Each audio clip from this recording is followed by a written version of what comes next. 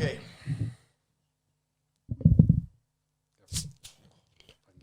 Cheers, boys.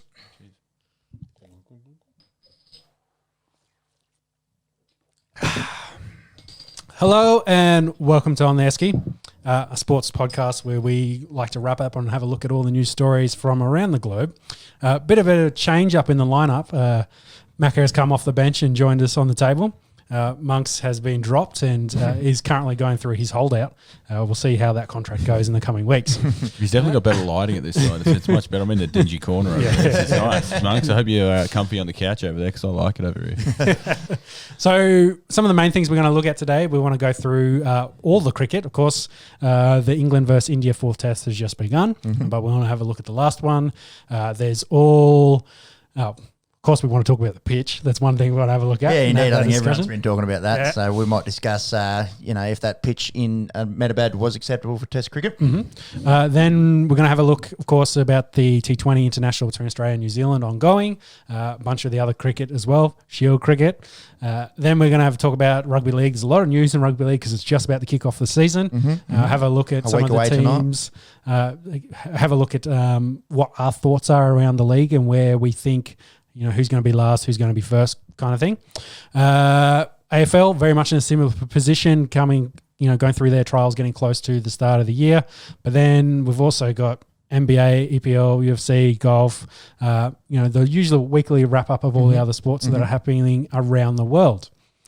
So how you boys been doing this week? Yeah, not bad at all. Just come back from a honeymoon, just been playing golf pretty much down there. So, shout out to Sarah watching Pepsi play golf for a week. Yeah, real MVP. Yeah, it's a great choice of wife for that, Pep. Very difficult to watch me play golf as well for anyone who has played with me.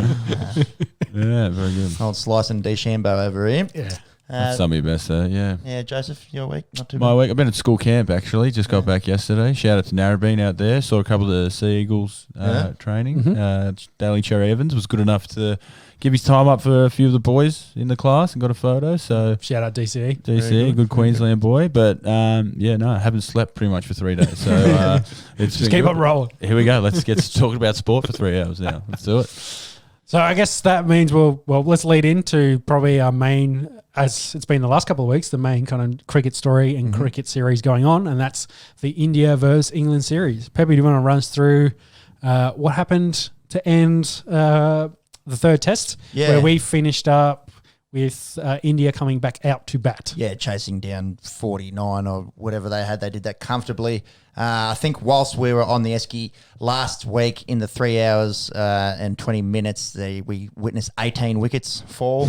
It's pretty remarkable scenes, really. It's one of the weirdest test matches I think I've ever seen. So obviously England made 112. India came out 145. Looks like not too bad a test. England comes out on day 2 where we were sitting down and just got absolutely demolished for 81. Akshar Patel ripping through them and Ravi Ashwin doing the rest. And then Rohit Sharma and Shubman Gill made light work of the final runs there. India win by 10 wickets. Test match over in 2 days. That is the 6th shortest test match ever in terms of balls bowled, and the shortest since 1935. That's if wild. you don't mind. Wild. But so before World War II, let that sink in. Akshar Patel had himself a game in his second test, finished with 11 for 70 in the match, and Ravi Ashwin had 7 for 74. The biggest talking point, I suppose, was the pitch. We will get into that in just a second. I'd like to just throw out a few numbers, if you will. So there was 842 deliveries in the test match. England faced 476. That works out to be 24 balls a wicket when England batted. So you talk about guys with elite strike rates, and it's 58 or something is an elite test strike rate, mid-50s. So 24 is what the bowlers were striking at in this one. The shortest test ever with a result. To put it into perspective, way back in 1932, Australia and South Africa would have been one of South Africa's first tests. I remember it well. 656 balls. So nearly 4 innings, though. Yeah, nearly 200 balls shorter than this one. Very poignant as well. The quicks didn't really get a look in this game. Jasprit Bumrah had 6 overs between 2 innings, and Ishant Sharma 5 overs, and they went with the 3 spinners. Good on them. Washington Sundar bowled 4 balls. Wait. Did he still get a wicket? No, I think he did actually. I'll have a look. I'm pretty sure he got the last one. He's on that strike rate, 4 balls. There's probably a reason why he bowled 4 balls. It probably was a wicket. I'll have a look at that in just a sec. So I'm pretty sure he got the last tail. Yeah, I think you're right. Yeah, I think he did get the last pole there, justifying his spot probably in the team. Exactly, and on the last wicket, 100%. I think the question that we're asking, and cricket tragics all around the world are asking, is: was the state of the pitch in Ahmedabad acceptable for Test cricket? This time last week when the Test match was wrapping up, and apologies for not being here for those listeners. I know you love my docile tones coming across your airways, but I was following the game, and my initial thoughts were, what a fucking disgrace. How can this be Test cricket? Oh my God, over and done with in 2 days. India cheating their heads off. They put it on a deck that can't last 2 days. You couldn't give me 2 lousy days, Mo. And it was just a deplorable, like, what a joke. And as I've sort of calmed down and thought about it over the last week, I've gone full 180. I don't want to say I love it, because I think 2 days is way too extreme. 2 days is too extreme. But we have talked about it here on the podcast, about how we love Test cricket and the subtleties to it. Yeah. And how home ground means something. It's one of the few sports where, what you play on, every other sport in the world, you play on the same deck. Yeah. But you go to change countries, the dynamics change, the size of the field. Look at what the Aussies and New Zealand are playing on. They're playing a rugby field. Yep. You can top edge a ball and hit it out of the ground. Primary school ovals. Exactly right. And look, again, 2 days for a Test match probably isn't up to scratch, but is that up to England? You just got to play spin better. You can't, because India also got rolled for 140. That's right. Joe Root's taking poles everywhere. Yes, but Joe Root's doing 5 for 80, 5 for 8 off 9 overs. No, I don't think he even bowled that. Yeah, that's bananas numbers. And opening with spinners, like your tragics of the sport say, no, your opening bowlers have to charge in for 8 overs and the opening batsman takes the shine off. But it's like, no, why would you bowl? The spinners are turning it at 2 meters. So absolutely I'm going to give them a new ball, a pronounced seam. So I don't want to say I love it, but I kind of like if the Aussies were there, you can imagine the outroar that we would around and we'd be so guilty. They're cheating. The fact it's happening in England, look, I'm not angry to see them wallowing, but I think going into it as well, they probably should have picked a better side for this. Like we did mention if Joe Root's spinning it, let's have 2 specialist spinners in here. You've got Don Best there carrying the drinks. Yeah, exactly. But again, I think we love Test cricket here. We like talking about Test cricket. All anyone's done is talked about the cricket. They've talked about, is this good? You follow any pommy pundit, Michael Vaughan is, cannot stand the fact that, this is awful, this is unplayable, you can't play Test cricket on this. But, as an edge goes through gully for Dan Lawrence and ball races away for 4. But even like watching some of these wickets, the opener, Siraj has taken 2 wickets, but the ball hasn't bounced, at all, and he's been bowled in an LB. So, look, it's part of playing in India for mine. I'm in a similar camp to you, Mac. When I was watching this happen, unfold live last time we were sitting down here, I was just thinking, this is a monstrosity, like this is a joke. And then sort of reevaluating, I probably wouldn't go as far as saying I've done a whole 180, but I can appreciate this is the reason why Test cricket is the pinnacle of cricket. You can't compare a Test pitch in India to Australia and to the West Indies and to England and to New Zealand. They're different all over the place. And for everyone that's come out and say, the Indians doctor pitches to suit their conditions, and this is hard for me to say. Everyone does. Everyone does. You go to England and New Zealand, and you can't tell the difference between the green on the deck and the green in the infield. And you come here in South Africa, and the ball's flying and pinning off flying past people's throats, and you got to try and take your green and gold glasses off and go, well, I suppose everyone does do it, and it was easier seeing it happen to England than seeing it happen to Australia. You can 100%. Be a little bit more analytical and a little bit neutral because you don't have it playing at you personally. So there was a few guys in the other camp. So Yuvraj Singh come out, tweeted saying like it wasn't fit for Test cricket. So that's interesting coming from a former Indian player, guy who would have played with Ravi Ashwins and a few guys in this side. He said if Kumble and Harbhajan bowled on decks like this, they would have taken 1,000 wickets each. Hard to argue with you there, Yuvraj. And then guys like Mark Waugh and Darren Goff were coming out and they were using the Joe Root example. You know, they're saying when Joe Root's taken 5 for 8, the pitch is very questionable. Yeah, but hey, remember when Michael Clark took 6 for 9 and everyone loved how good that was? Oh, Yeah. awesome, Yeah. but that was great for cricket. Yeah. So, again, is every match in India going to last 2 days and no one's going to hit above 150? No. So, again, I think the 2 days, the extremity of it, like the pendulum swung way too much to the other side. But again, if there was a loud crowd in India as well, that's part of it. You've got a cop screaming Yeah, exactly. for 8 hours That's why or it's whatever called it is. Test cricket. You are sweating. You Yeah. are getting the ball, doing everything. That's why, like, you remember like the Michael Clark knocks in India. You remember Gilly when he captained that Test win in India, or probably our last one. Like that's the stuff you remember. Like you remember that gritty victory. So. Again, it is way too extreme. And when you've got guys like Yuvraj Singh coming out, you know, he's India through and through. He's only just retired from T20 cricket. So, again, look, Sharma hit 100 2 tests ago when no one could hit the ball. So, people, look, you just got to be good enough. Yeah, and Sharma, they made it look very easy chasing down that 49 runs after England just No got loss, of course. destroyed. Yeah. And I think Kevin Peterson was sort of in that camp defending the deck. You know, he's saying it wasn't so much the deck; it was hard to bat on, but poor batting was responsible, not the deck. He said it wasn't the spin that was doing so much. It was guys not playing the right line, and both teams had to bat on it. And I think that goes to our next point, which a lot of the followers that had put in our comments was that the pink ball was a little bit different, where it was grabbing, it was skidding on a bit more. So it was because a lot of the wickets were actually straight. Yeah, exactly. They were playing the spin. Yeah. Then they were expecting the spin. It didn't turn, and it's played straight on, and it's hit the pads or gone straight through the gate. Shout out to Steve O'Keefe when he got Coley leaving and everyone was playing for spin, and Sock hasn't spin a ball once in his career. I think he took a 12 for in a match. So he knew how to do it. Shout out to Kerry O'Keefe. He played for spin. He played for spin.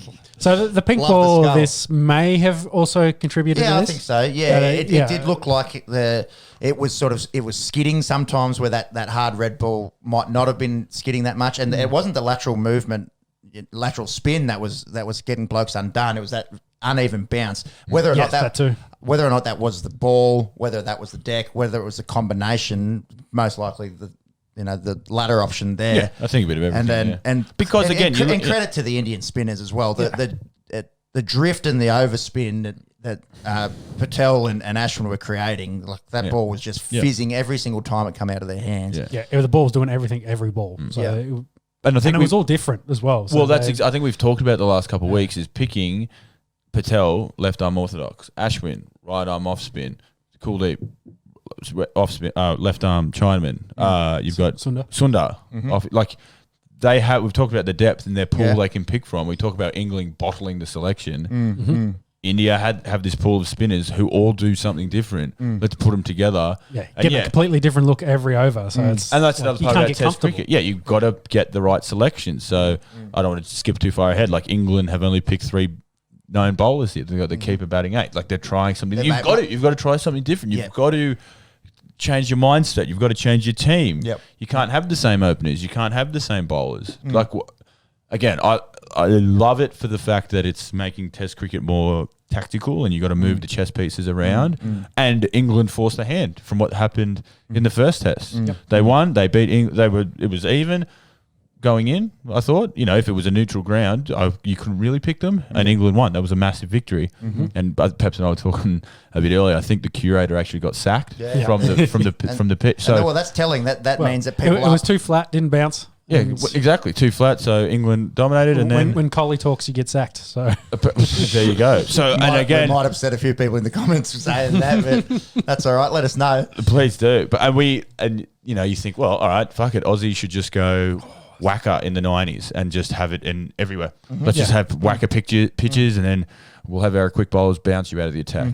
But then it comes, if we had a Test match end in 2 days, the revenue lost from days 3 and 4, day 5 is what it is.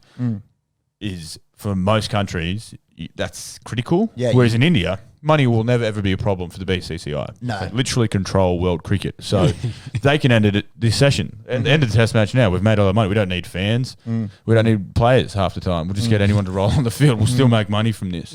So you can't say to New Zealand, make it a green top and bowl a team out in a day because And the New Zealand Cricket Organisation, well, we want more of a match because we want more people through the Well, gate. exactly. We They want want more a competitive. cricket. yeah, and that is what happened last time India was in New Zealand back in 2019-2020 summer. They played 2 tests and India got steamrolled. I think there was about 5 days played between the 2 tests. And exact same thing, green decks, like Bolt and Southey just tearing 100%. shreds through them. And I don't remember there being that uproar around the time when when it happened in New Zealand. Exactly. How good is it to see New Zealand battling?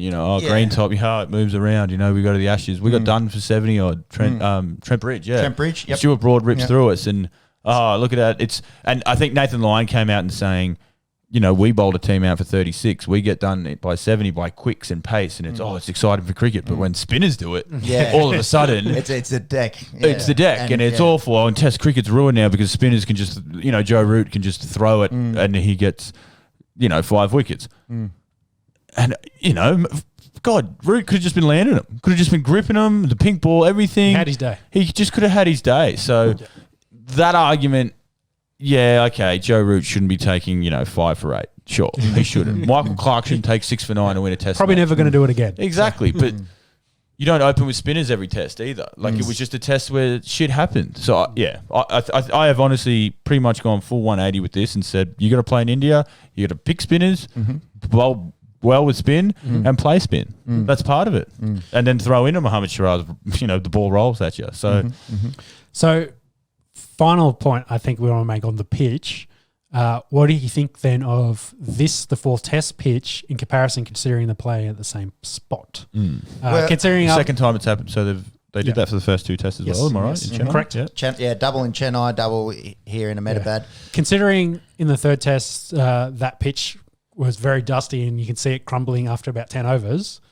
What do you think of this one in comparison? Just looking at it, it looks a lot nicer. It seems to be playing a lot nicer. Probably why the fast bowlers are still bowling in this test. Yeah, well, they've already bowled more overs now. It's in this Siraj one, the last into his 2. 14th. It's the very start of the 3rd session on day 1, and the Quicks have already bowled more than they did in those 2 days. Well, in the last 2 tests?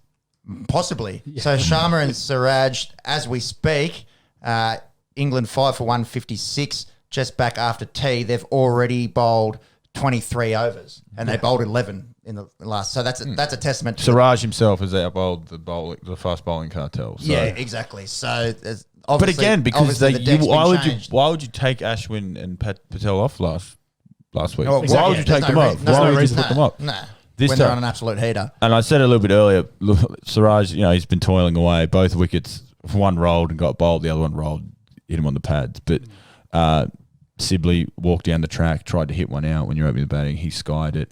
I think Patel, we were looking at it, Peps and I were on the golf course a bit earlier, and he was into his 2nd over and already had 2 for. So, and we thought, here we go again. Yeah, here we go exactly again. what we thought. We were thinking earlier. And England currently 5 for 156 at the end of the 59th. Stokes has come in and credit to steadied Stokes. them. Got a half century, and Lawrence and Pope doing their best fighting out there at the moment. It looks like they've put on 39 here, so both into their 20s. And again, like I said earlier, Folkes batting at 8. Folkes probably the most well-known keeper for England, so they've said we're going to sacrifice a bowling spot and maybe runs, despite Folkes actually showing a bit this series, because there's no point having 4 well-known bowlers having a second quick who might have they missed the mark this hit. We're into 59 overs now, so maybe it had to be last test. But again, this is Test cricket we're talking about here. It's about batting your keeper at 8. It's about picking 2 spinners or Ben. We've got Ben. They have Ben Stokes. You have this really good all rounder.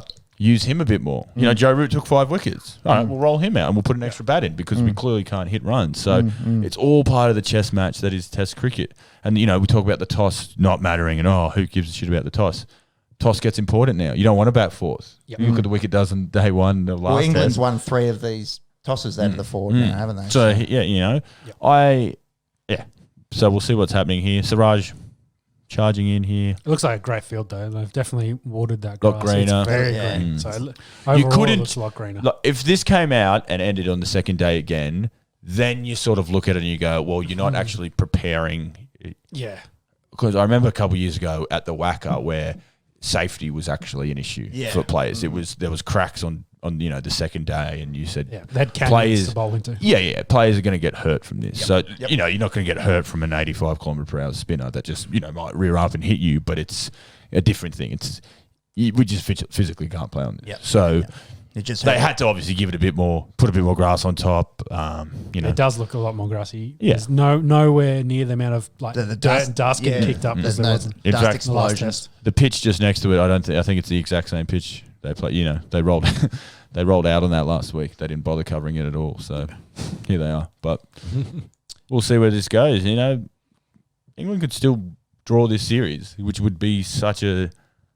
To win the first one, the roller coaster that this series has been was, oh my God, England won in India. This could be anything. Convincingly. To India just absolutely rolling them for two tests.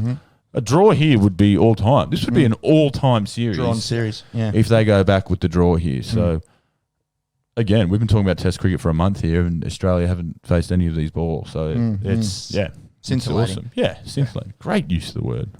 Speaking of Australia, there are implications let's here, talk about obviously, still in terms of the ICC World Test Championship. So England are out. That loss in the third test confirmed that. Yep. So it's now a race between India and Australia to face off against New Zealand at Lords in June. So India do have the upper hand because they go through with a win or draw. So Australia only goes through with an England win. And no result, I think. So if it rained for the next 4 days. No good. No good? So it's That's a draw anyway. Yeah. That's a draw. Okay. Yeah, so we've literally got to put on our pom hats Come on, England, and get try stuck in. and cheer on. I was saying it Mac when we were driving over and Stokes was at the crease. He just got his 50th. I thought, I'm not the biggest Ben Stokes fan as a bloke. Excellent cricketer. I never thought, oh, geez, I'm cheering Stokes, for yeah. Ben Stokes to score Always a get a ton. But yeah, again, we've said it last week. We've said it in the last few weeks. Good on the ICC for adding this to spice up, Test cricket. And here we are watching England and India with extreme intent. Whereas, possibly back in the day, you might have just watched the highlights or exactly read right. in the paper the result. I think Mr. it Speed will be good. himself. I hope they put a bit more into it because I remember when they announced it and I initially thought, oh, what a great idea. It needs to be an event like the Super Bowl. Like it needs to be it's something. so Make hard it because it's interesting. over. Such And a you long can't- period. Oh, it's over 2 years. Yeah, you can't do it any other way, which is the issue. No. So, but What are so, gonna you have, can't a pump an Test event up Test for World 2 Cup years. that lasts for 6 months. Yeah, even like the Soccer World Cup, it's built up for 4 years. But you're 6 months out and you go, oh shit, yeah, World Cup's on this year, or the Olympics, like cool. So, and it's a brand new thing. They got to work out ways to actually make, and again that fucking pandemic that we're in. If that wasn't on and there was a full house at Lords and you had if it is New Zealand and India and Lords with a packed house, that would be awesome. That would be so cool. And again, it probably favours New Zealand because swinging conditions probably go there. So could India shock the world and go over? I remember way back when it's a nut. It is, actually. Patel's Day. The World 11 when Australia just would beat everyone, so they made that World 11. They came down here and they played the 6-day test. Yeah, That I was, remember, yeah. like again, was Test like cricket. Jacques You get the Kallis, best players. Brian Lara, Rahul Dravid in the same Rahul team. Dravid, Tendulkar, I think. Yeah. And they played a few They tests. gave like it test one- status as well. Like the were stats official- count. Yeah, They were official test matches. awesome. Just yeah. So everyone who played in that game is like, for India. Brackets World 11. World 11, you yeah. played it. You went tests for the World 11. Yeah, you came out to Melbourne for a couple of weeks and you got a couple of stats. But Yeah, good. They should bring that back. I don't know. Maybe you'd have to play India in India. yeah, on that deck. Yeah. Good luck. Cricket All Stars. Good luck, World 11. I'll bring Steve Waugh back. Thank you. So I suppose that's probably all we want to say regarding India and England. Obviously, Yeah, we'll keep you updated throughout the the podcast and what's happening the in third the match. session, day one, as we are live at the moment. Yeah, Lawrence and Pope looking like they're getting in at this stage. Though Patel Jeez, is that's got the spinning curse on if I've ever heard. Yeah, This could be wicked, Patel this is ball. spinning Yeah. it everywhere though. Yeah. He's had a great start, Patel. Like you got to say, this series you can't be, asked to be blessed with more. Well, He's got the spotlight on him. He's got 20 plus wickets in 3 tests. Yeah. Well, yeah, and so he's made his name, and people have said, I think War might have said if Jadeja played on this deck, he would have taken all 20 wickets, but he's come on. It's a spinning deck. You're a spinner. Take the wickets. So you'll like this, boys. So not including the 2 for 48 that he currently has. So from his 2 test matches, start of his test career, 18 wickets, average 9.44. Yeah, and pretty handy start. He'll go every pub. He'll go every pub he can go to ever and say, "Look at my test career average bowling." Like it's an outlier. Well, there's one more thing there. I did say that we were going to finish up on India and England. When Jadeja's back, you'd imagine he goes straight back in for Sundar, and then what are they? Yeah, where are they playing? This is where it comes up to. Where are they? If they don't want to go with 3 spinners, I don't know where India goes next. Because Washington, maybe he might be keeping Jadeja out of the side. Yeah, exactly. Well, hey, yeah, because Washington of the 3 is even Ashwin they can bat. That's the scary thing when you're batting to 9 and also turning it the length of the stadium. Yeah, you're now getting to superpower, and Indian fans will say they're there now, but it's scary to think what they could do because they've done it. Look at their last 2 test series. They beat Australia without all their names. They've come here and they've done it. They've done it both ways. They got bowled out for 36, won the series.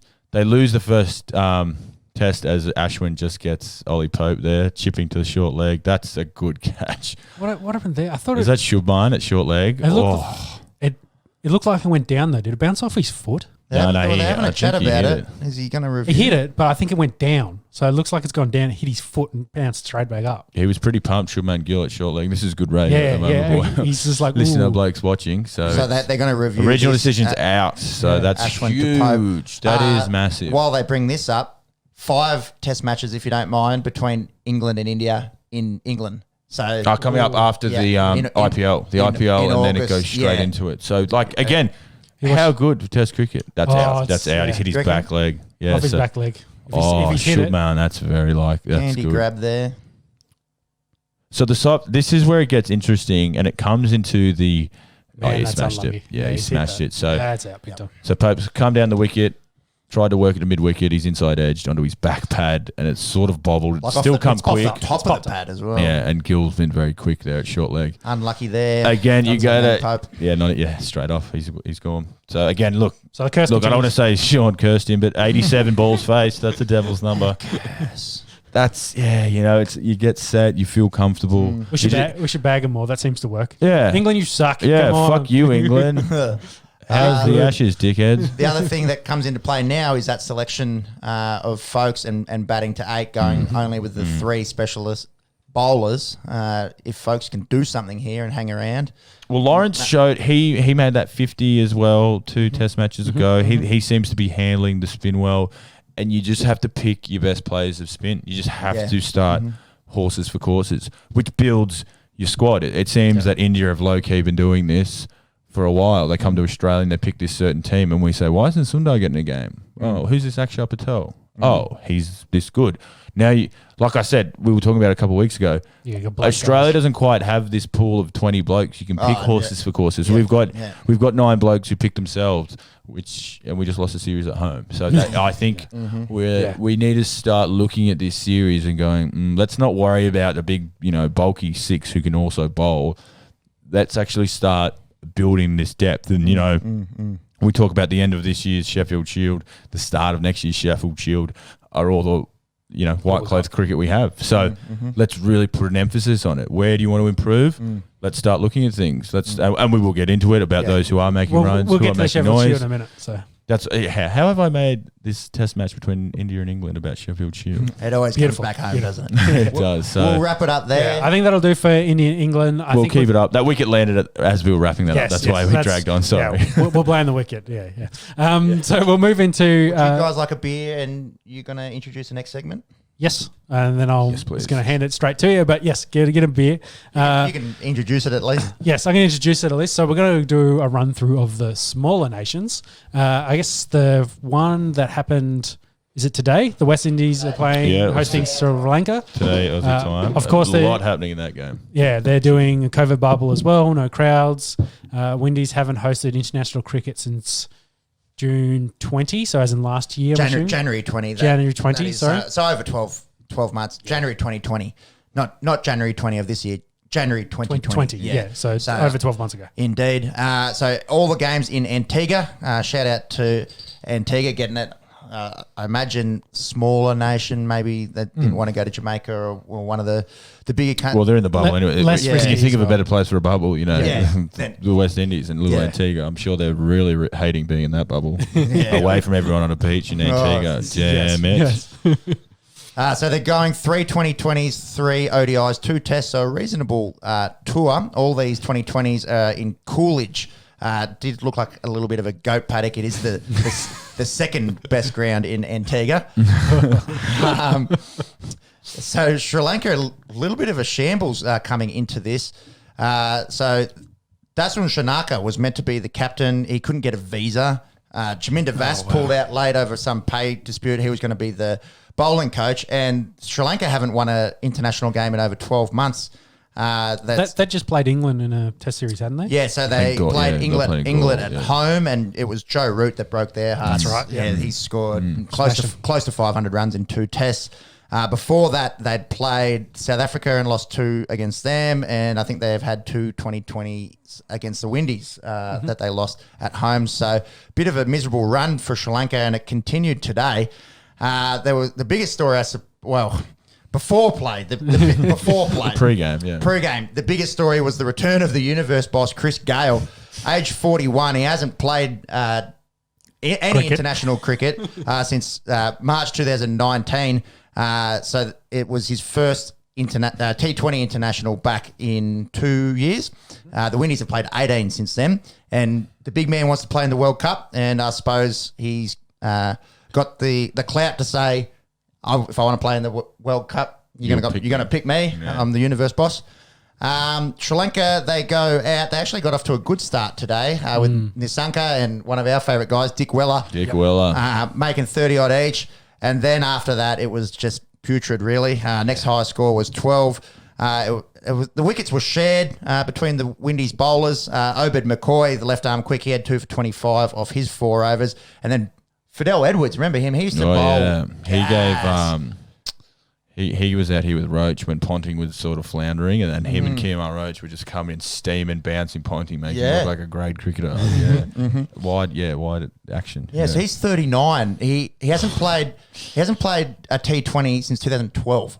So they've got two blokes. So 9 years, and he just decides, 39. 39. Averaging 40. Yeah, exactly. Gale and Edwards, 80 years between them. Haven't played cricket at all, and they walk in. I mean, we had some fun about West Indies cricket, and it's back because the big fella, took some wickets. But if this is where they're at, it's probably more worrying than we think it is. Yes and no, though. I think in this format, they can put together a really nice side. Yeah. The politics is a mess. It's an absolute shit show. Yeah, and I don't think there's... How many are actually playing from the test side in this T20 side? Very few. Very few, so it is very different. They just finished with Bangladesh, and I couldn't tell you bowler or bat. I mean, I doubt they're going through a rotation policy like England are. No. So I think off the top of my head, I remember most of this. It may be 0. Landell Simmons, no. Evan Lewis, no. Gale, no. Nick Puran, no. Pollard, no. Jason Holder, no. There was another Holder, but not Jason. Fabian Allen, no. Dwayne Bravo, no. Kevin Sinclair, Obed McCoy, Fidel Edwards. 0 of those guys played in that test series. There you go. So that's look at this big pool of depth. That's not what they're saying. They're saying it's 2 completely different sports for us. Exactly, yeah. It is. It is. Like, when we've talked about it being that way, West Indies are treating it like that. Yes. It is wild. But run us through the game, Tone. Yeah, so Sri Lanka, pretty dismal, 9 for 131. The deck seemed like it was doing a little bit at the goat track here at Coolidge. Shout out to Jennifer Coolidge, Stifler's mum, that came to mind. Hell of a woman. Yeah. Hell of a woman. Stifler's mum. So the West Indies, they go out, they're only chasing 131, and a bloke called Akila Dhananjaya. Akila, I hardly know her. Sorry, I'm sorry, listeners. Sorry, no, I'm trying to breathe. It's not bad out of you. He comes out. He gets the opener, Evan Lewis, who had been on a bit of a rampage. He was 28 off 10.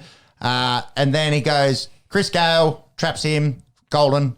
Nicholas Puran, caught Dick Weller, hat-trick. Cheering, they carried on. Unbelievable scenes. Hat-trick in international cricket. You've just gotten one of the best teams. Absolute highest for him. He's super hyped. No one will ever forget this day. That's right. I'm a legend. I've just gotten one of the best 2020 batsmen of all time. Nicholas Puran goes all right as well, and that other fella was steaming. Evan Lewis, he was steaming. And then goes back to the boundary. Must feel pretty good about himself. Has a bit of superpower. Goes. That's right. I'm that. Hey, international hat trick. He's singing about that Bahama Mama. He's going to be sipping on the beach back at the resort. You can hear the Congo drums, play the Congo drums. And then Kieran Pollard comes out and goes bang, bang, bang, bang, bang, bang, 6 sixes.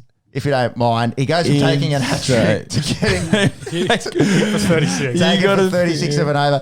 You can't write you can't make this shit up. At what point in the over does he go? I'm done here. Like I just have to get up there and hope he hits a 4. I reckon you start third, fourth ball. I reckon you start thinking fourth about ball. It. You just go. You start thinking about. I could get taken for 36 here. Yeah. First, because you've got the hat trick in the back of your mind. The first ball goes for 6. You go, okay, he's taking me on. He's taking me on. Okay. He's trying to hit me out of this. I'm on here for a 5. I reckon I'm going to win myself. We're defending 130. I'm going to make a name for myself. I'm going to throw it up a bit. Yep. Oh, it's okay. That one's gone as well. This guy's international cricket. This guy's international cricket. I might just dart this one in a bit quicker and then. Okay, 3 goes, and that's when you start going. Okay, skip over. Back, and then 4 goes, and then you start thinking, fuck. I'm going to have my name in the record books twice today.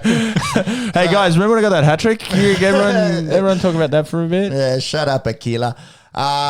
Feel for a bloke, or way to ruin his day. Shout out to Herschel Gibbs against the Netherlands doing that. I remember possibly in the World Cup as well. 6 sixes. I do. Yeah, I do remember that. Shout out to our Dutch listeners. Very few blokes that have done it at an international Viv level. I think Viv Richards. they say Pollard Viv was Richards did it. 3rd or the 6th person to do it in international cricket. It was a very low number. It's We're single working digits. on our multiples of 3. There you go. 3, 6, 9, 12, one of them. And to get like Kieran Pollard, we talk about the West Indies flair. They coming in, the Bravos, the Gale. He faced 6 sixes there. He finished up 38 from 11 rocks, was it? He got out. He got LBW. So he had 38 off 11. So it was either dot or 6. So outside of Aquila bowling, they had him. Died down. He faced 5 balls, made 2, and got out on one of them. So exactly. He took a liking to Aquila.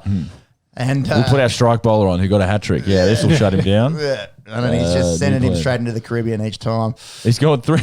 You look at the stats. You go 3 for 60. Oh, that's a bit of a day out for you. What's going on there? He got a hat trick. He got a hat trick. Oh, okay. He went for 36 off 1 over. Oh, shit. Aquila, shout out to you, my friend. Shout out to you. Way to make cricket interesting. Well, that's cricketing history. I dare say that ever happens ever again in international no cricket. way. Not for a very, very long time. We certainly wouldn't have been talking about it for much longer than that. He would have read the scores and moved on, but Aquila made it very interesting for us. So shout out to you, my friend. Do you want to cover Afghanistan versus Zimbabwe? Very quickly, obviously, Battle of the Minnows. All I've got here, Zimbabwe win by 10 wickets. It was quite a low-scoring affair, other than 105 from Zimbabwe and skipper Sean Williams. Good to see Afghanistan, getting their, cutting their teeth at Test cricket. They're getting wet behind the ears a little bit. Yeah, and they're really developing strongly in the short format. T20s. They're playing a lot of T20s. Organising Test matches for them seems to be a little bit more difficult. They had that one planned to play us at Perth at the start of our summer back in November. That got canned due to COVID. Yeah. That's the one Macca said they might bring up before the Ashes. Well, I just thought it'd be something to do. It makes sense. Yeah. They're ready there. They're ready to go. They're not going to be doing anything. No. We could... Yeah, I mean, money comes into it, COVID comes into things. Australia can hit 600 before they go to the Ashes. But feel confident about themselves. We want to bully. We want to get Well, we've been playing. You want Pekowski to get some confidence, things back like that. from shoulder surgery, that's how you get your confidence back. Be a way to do it. Little tune-up game. Tune-up game. Tune-up game. Some slack Division 2 team. And Amir Hamza had 6 for 75, left arm ortho. Hamza. He was opening the bowling. We're talking about spinners opening. Was that his real name? Hamza, yeah. Shout out to Daniel Beaumont. Shout out Hamza. His little dog Willow is affectionately known. Who the fuck's Willow? As Hamza by the boys. Don't know the origin of that one. Anyways, that wraps up the smaller nations cricketing review for this week. Test cricket, the weekend Test cricket. Isn't it good? Like every week we could talk about different Test cricket going on. Like it's. We'll get to a stage when we're not talking about it, and we'll want to. So, indeed, shout out to cricket. Let's talk about some Australia versus New Zealand in the T20 that's going on. So the third T20 happened last night. Hang on, this is my shit-eating grin. Yes. I'm so happy. That's my shit-eating grin. Australia winning again. God, yes. God, it feels good. So the third T20 was played yesterday. Oh, and we're just talking about the English selectors. Oh, that was out. Oh, they didn't celebrate that well. And he's gone for 1 off 12, falls victim to Ravi Ashwin. I forgot to mention before, Ravi Ashwin picking up his 400th. He's actually the second fastest ever to get to 400. 77 test matches. 77 test matches. 78, of course, in this one. Behind a guy called Murali. I don't know if you heard of him. Straight. Genuine edge. Rahane at first slip. He played for spin. But Rahane didn't even celebrate that. I thought it landed short. But that's, God, you just got to play that better, Ben Folkes. Like, you can play Dex as much as you want. You just have to, God, he's faced 11 balls and you've got Ravi Ashwin spitting it at you on the pitch. Yeah. But he gets the one that didn't turn. Stays on, gets the edge, and the way he seems to be the one that's doing the damage at the moment. Yes. So, but back to the T20. Sorry. So yesterday, day before today, was 1 plus 2 minus 1 is 1. No more quick math. Days of the week here on the I Esky. was trying to think which day it was, actually. I've not been working for a little while. So the last 3 of the T20 internationals between Australia and New Zealand to be played in Wellington due to New Zealand lockdowns. That's all I'm going to say about Corona. Yes. The dimensions at Sky Stadium, aka the Cake Tin, slightly bigger than the 2 previous ovals down there in Hobbiton. More a full-size cricket pitch. No, it's not complete, but it's closer. Yeah, closer. It's maybe like a touch smaller than the SCG. Yes. I think the square boundaries are still quite short. The straight boundaries were like 72 metres. That's pretty standard. Yeah. But yeah, it sort of resembles. It looks like a full proper cricket ground versus what they were playing on. Yeah, that's right. The park cricket. Not the under 13s Div 2 cricket field that the last 2 games were held on. Cricket Australia during the week, they confirm my boy Aaron Finchie will be captain at the T20 World Cup in India later this year, October, November. So he ain't going nowhere. He ain't going nowhere. And Sean was getting an absolute rocket up him last week, as were a lot of people. He actually had 25 innings leading up to this one, all formats, so across playing for Australia and the Big Bash where he hadn't reached 50. So that is a monkey's on that back, that head noise. Yeah. Made a cheeky 69 from it. Nice. I just want to say, the reason we bagged him so much is because we're following the Esky curse. The Esky curse. Like, you bag them, they come good, and they play well. Yep. So it's happened a few times. You're welcome. Yes. So again, Aaron Finch, you're one. Welcome. You, Rohit Sharma. Who else did we get? Rishabh Pant hasn't dropped the ball. Cricket, Pant, West Indies. There's been a few. Former Lion on the NFL teams, I think. I think the Baltimore Ravens might have been. That was me, actually, not you. Watch out for the Ravens this postseason. Yeah, the old on the Esky curse. Yes. All I want to say now is, geez, that Pepsi, his golf game is horrendous. Seriously, he needs to be dropped out of the golf chat, and he sucks. God, if it's anything like his chat, then I don't blame him. Anyways, on the Esky curse aside, Big Riley Meredith makes his international debut. He's $1 million man. With the Punjab Kings in the upcoming IPL. Isn't that wild? Like, you got $1 million. Sorry to cut you completely off there. He played really well in the Big Bash, though. He's been really solid in the Big Bash for the last couple of years. So that was he's young. He'd never played for Australia, and they chuck $1 million. Yeah, you bowl 150 clicks, you should get paid, but it's pretty cool. $1 million is probably. It's not probably. It's a lot of money. But in the context of the IPL, Of the and the IPL. Oxygen, it's like that's a good salary. That's middle tier. It's not the 2.9 or whatever it is Maxwell got. Yeah, chump change. Yeah, exactly. yeah. Yeah, exactly. For a bloke who's not getting picked for Tassie in Shield cricket, I know we're talking different, but I just think it's a cool It's little wild. thing. So, It's wild. Yeah. So Warnie's been on his horse for pumping him up. 18 months, I think. I think last Big Bash I was listening about. He's got to be playing for Australia in all formats. It was He's young. He's 24. 24, I believe. Yep. Daniel Sam's unfortunate to miss out. He did have that stunning 41 of 15 Him balls. and Stoinis had that partnership. That massive partnership which got Australia so close in the second game.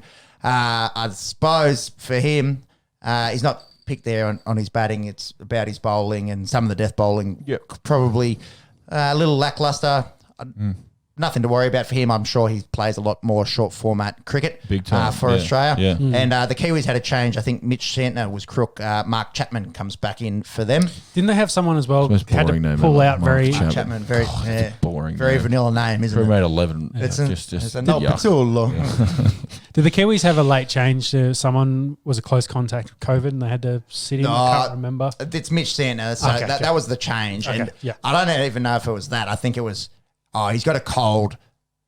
There's no fiddling with that. You just New Zealand is very strict on this. Very strict. One or Shout two out to cases. Jacinda. Jacinda Ardern. But look, shout we out. had the crowd. We had the crowd in the first T20 and how good, and then there was a little and suspect, and just- now no one could go out. So, but again, hey, they're doing it. They're dominating it. So you can't. Whatever. We won't. Sorry, we're not. It's- Sports. it's Sports. sports. Let's talk Not about the game. politics, Pep. sports. Take us straight into the game.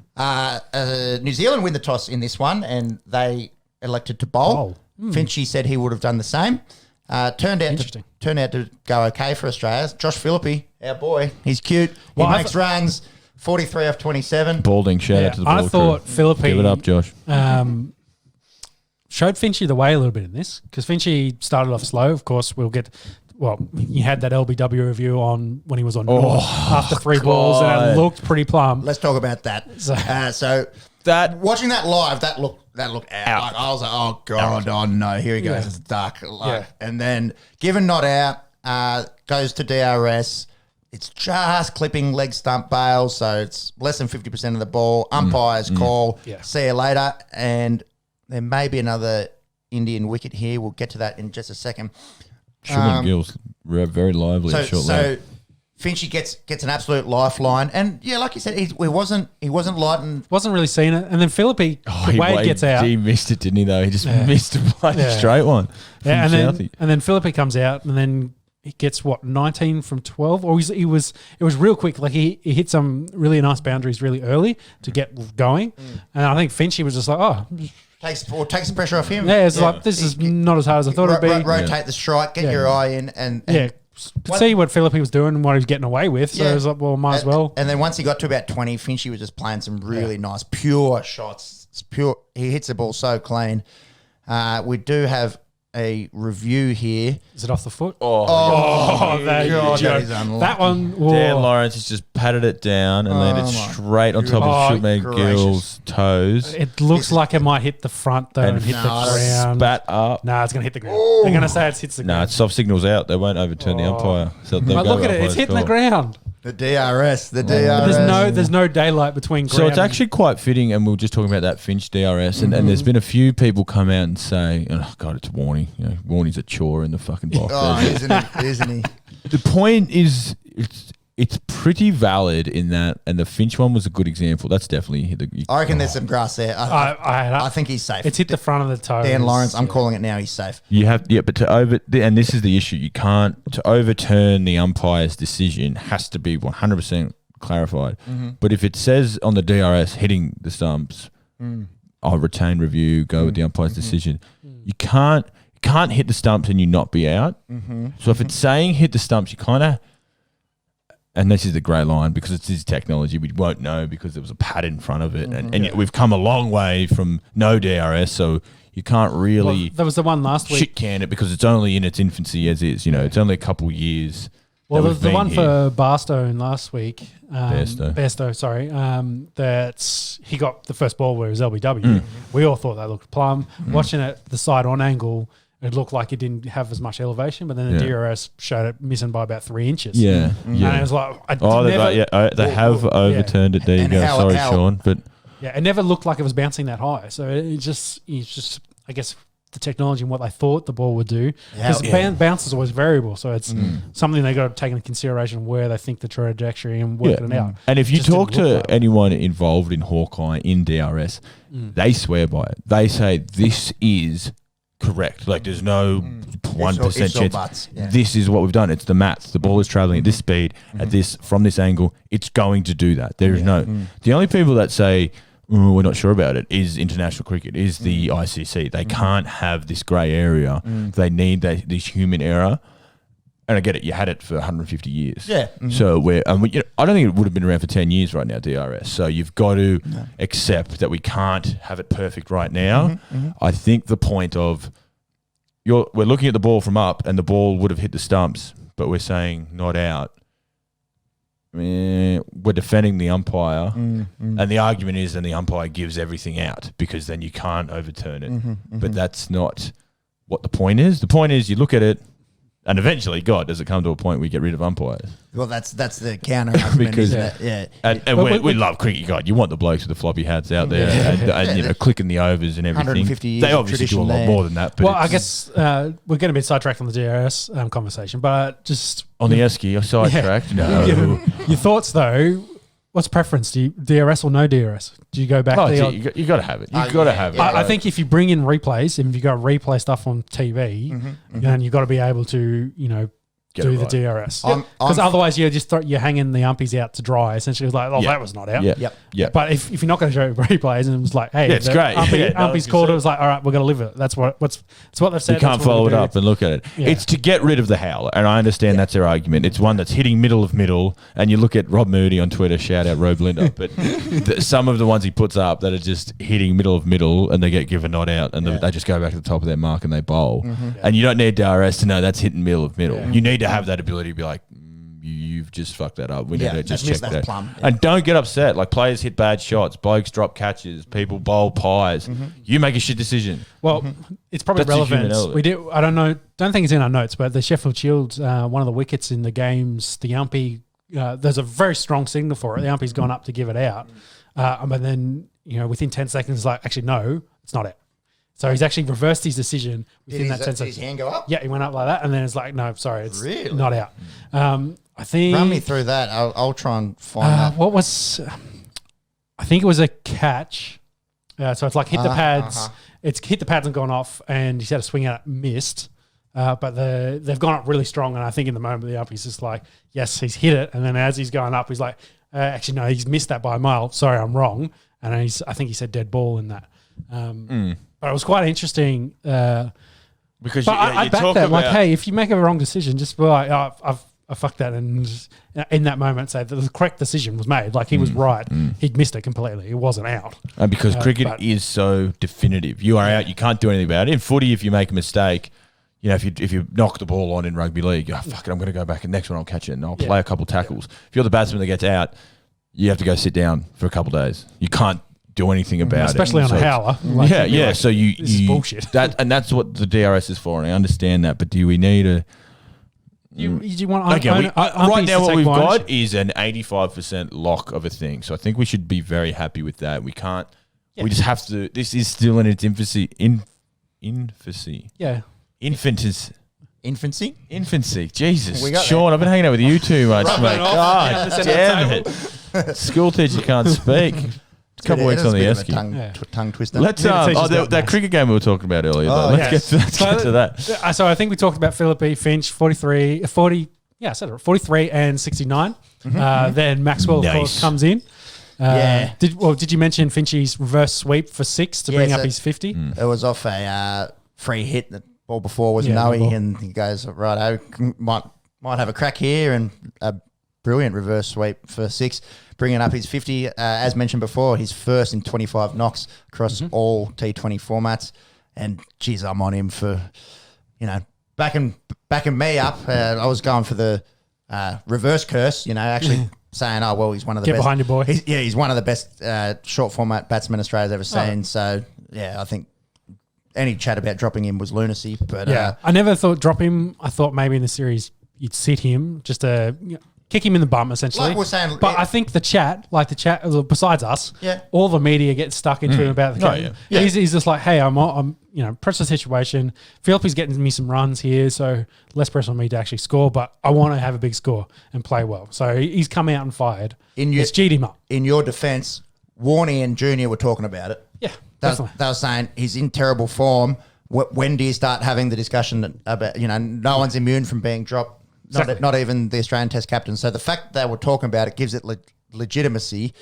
Again, everyone loves a story. Everyone's got short memories. Yes. So I think it was more just chatter than anything. But good to see him make some runs. And there's 2 T20s now that'll, if Australia can win both of them, they can win the series. Would love to see him go out and make more runs. A bloke that isn't short of any form really at the moment, Glenn Maxwell. He had a quick 70 of 31, including 5 sixes, I believe, and he was just walking around his stumps with no regard for where they were. They set a great platform for him. From outside off. Well, he came out there and there was already a few runs on the board, so he could just go bananas really with Stoinis. And Mitch Marsh back in the sheds. Did you see that where he broke the chair? I didn't see that. I saw that in the notes. And So it's off Jimmy Neesham, poor fella, after his game 2 heroics. He goes for 60 in this, and then he ended up having a golden actually as well in this. Not his best day at the office. Anti-Aquila. He gets he gets pulled for 6, and it goes straight through one of the empty seats at Wellington. It was cool to see him. Massive hole, massive hole in it. And he ended up, they pulled the seat out, he signed it, it's getting auctioned off for charity. So, it's pretty cool. Someone benefits from the broken seat. Good thing no one was sitting there because and a lot of them were fizzing.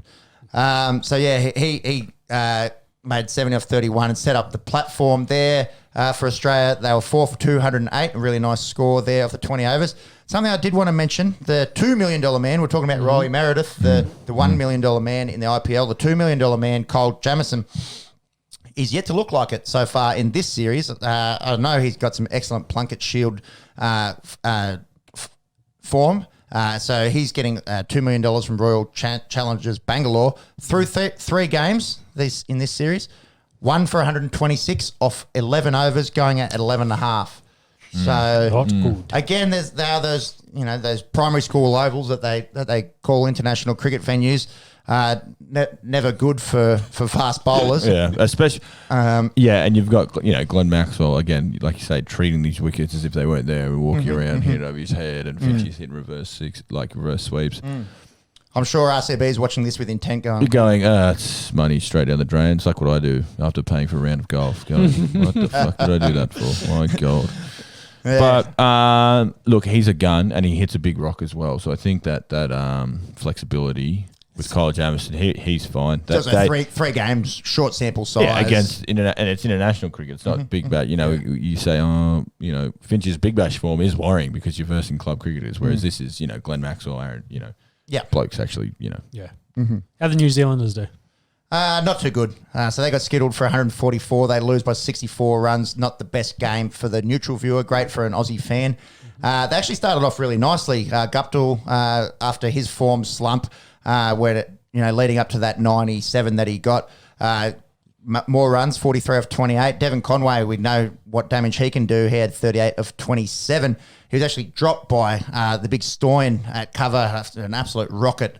It was a pretty regulation kind of catch, except for the fact that this was travelling like the speed of light. Didn't cost him too much. I think Conway might have been on 31 or something when that happened. Enter even Ashton Agar. So his second over, I think he had 3 for 1 off it.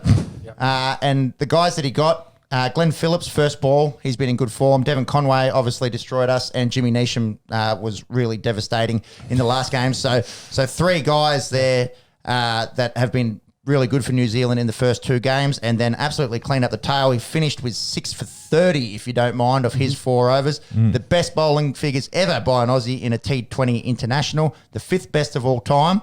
No one's ever got a 7 for, so someone can go outright, I suppose, if you will. You can do well to get 7 wickets. Yeah, well, if blokes can get 5 blokes who got 6, you never know. You never know.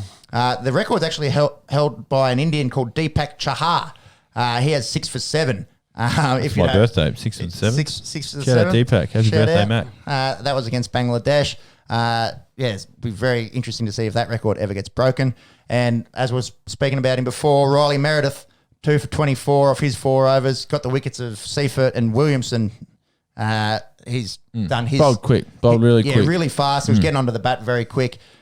He bowled over 150 at one point as well. Yeah, that Seifert wicket was, because it was quite funny, we talked about it a bit earlier, you know, Meredith was steaming up and it's Warnie's boy, I want him in the team, and he should be in the test team, put him in the test team.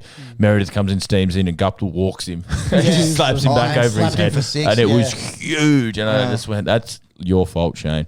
I think he went for about 11 off his first. Yeah. And then the next one, he sort of sped up Seifert, and that was that Stoinis actually took this catch. It was in the air for 15 minutes. And it was really solid underneath it. And then Meredith sort of got into the game, showed a bit of that variation as well, used, slower balls into the deck. So he's definitely got a bit. 24, so 100%. We talk about building the pool now of international cricketers. You have to leave. Oh, it's out. I was going to mention Lawrence charging Akshar Patel, and he's missed it by an absolute country mile. So I was just going to mention for England and Australia's chances. I think we finished up Australia and New Zealand because I wanted to mention this, because as we were just talking about that last bit of Australia versus New Zealand, Lawrence was actually he'd picked it up. He'd been holding the strike and actually was going after the spinners, trying to hit him out of the side. And he hits. I don't think he got a 6. It was just short, but he hit it like 3 4s. Obviously trying to smack Patel over the fence as well, but it's turned just enough, missed it, and punt. Very good with the hands. Oh, yeah, he's well known for his wicket keeping. Yeah. Gets the bails off real quick. Thanks to the on the Esky curse. Lawrence straight back in the shed. Dan Lawrence, you're batting with the tail. You've got to score runs. Exactly. I think he's proven himself this series. A couple knocks. Yep. I mean, obviously very hard batting. Yep. So credit to him. He'll be someone to watch in that top 3 where they're sort of crying out for someone to put their foot down and say, I mean, Burns, Lawrence, Sibley, Bairstow, who is England's best top 3? Again, in India, you have to pick Dan Lawrence. Who else is there? So good on him. Credit to Dan Lawrence for sticking in there. England currently 188 for 8. Yeah, 8 for 188. Yeah. Hopefully they get 200 with the last 2. Upside down. Get over 200 would be nice. It's not great, but it's... And Jack Leach and Jimmy Anderson, I don't think have the best test records with the bat. Jimmy Anderson's very, very low average. I can see Shubman Gill shadow batting already. They're getting ready to go out there. Leach, shout out to him. He averages 14.6. He had that partnership with Stokes. We need all 14 in this one. He's got a test 90.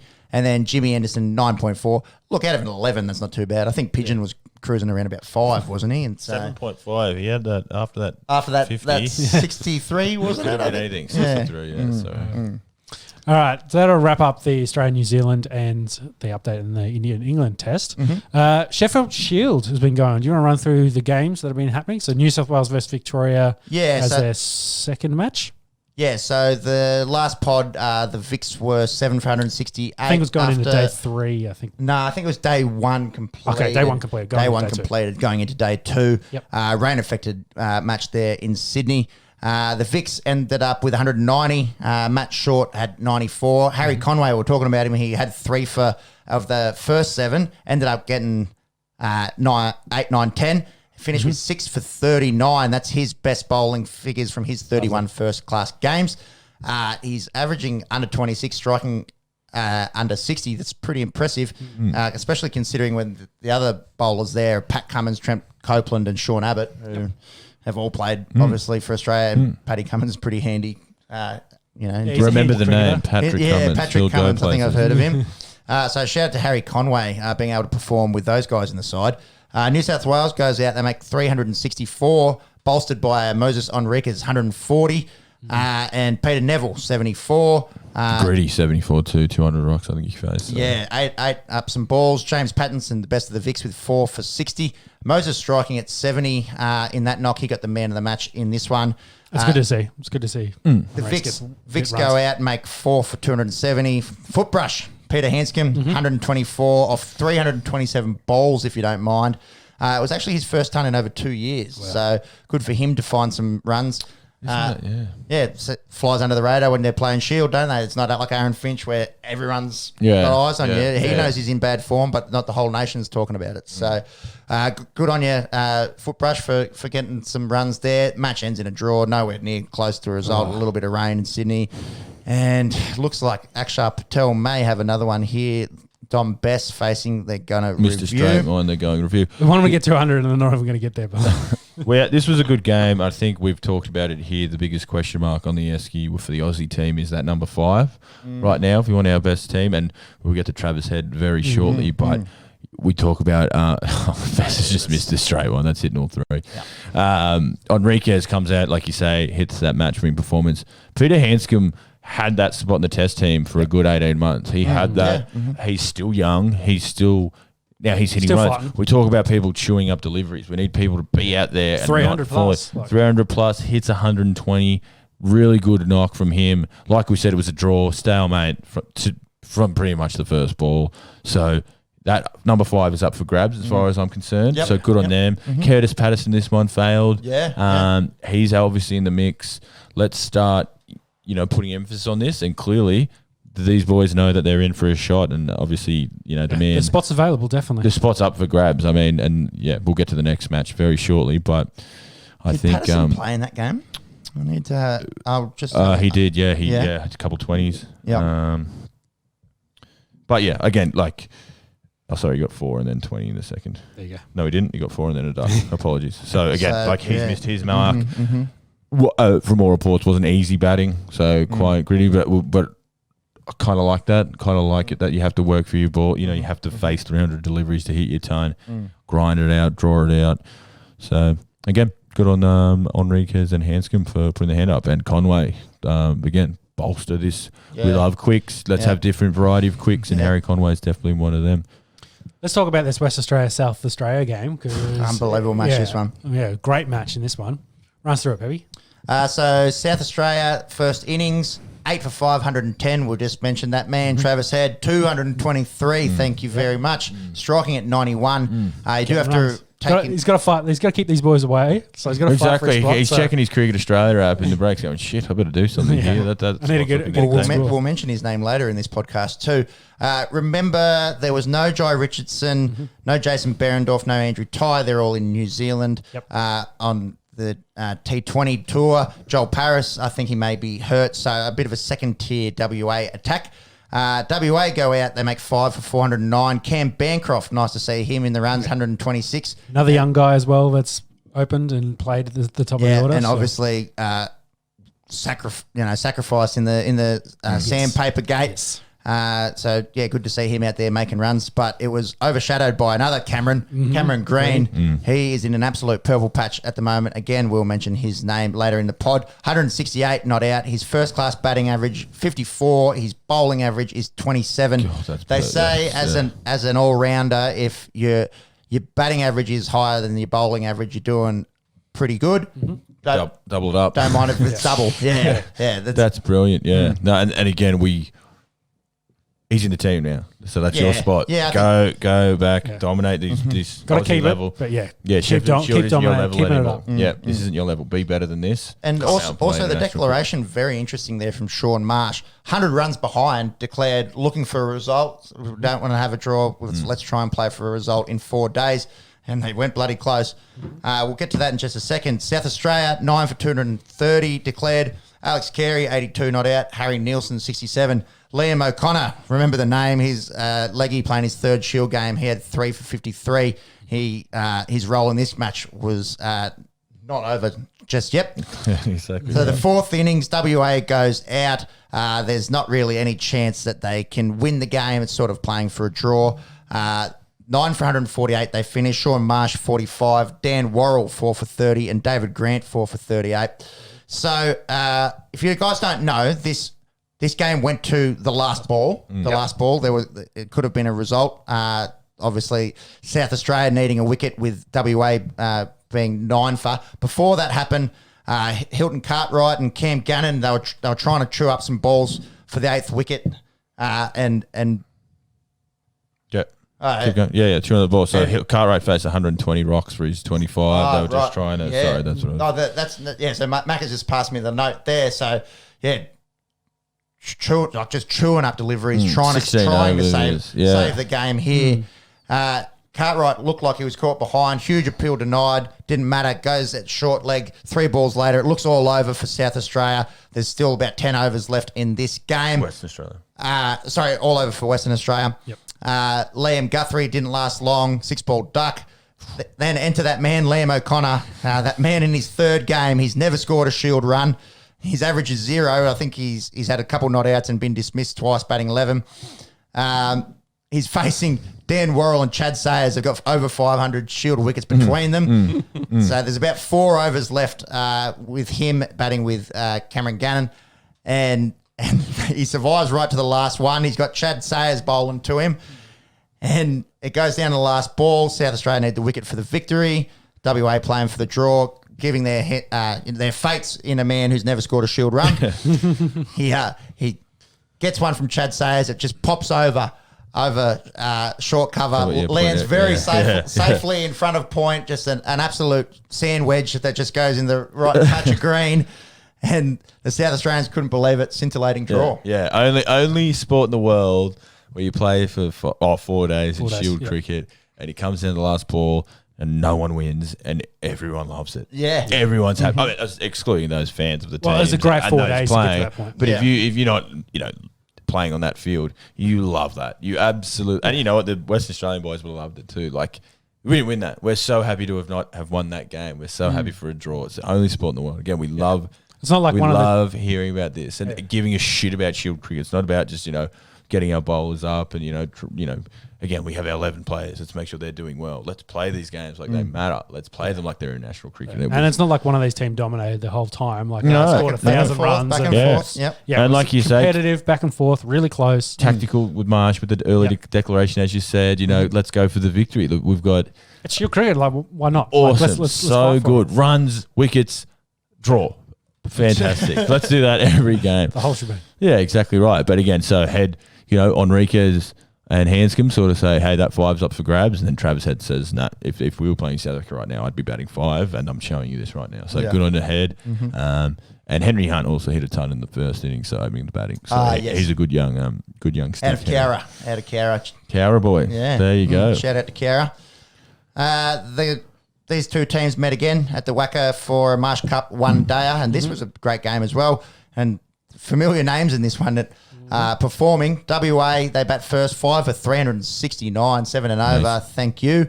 Largely in part to Sean Marsh with 113 off 110, and that man, Cameron Green, 144 off 101. He is an absolute form of his life, and he's only 23, isn't he? Yep.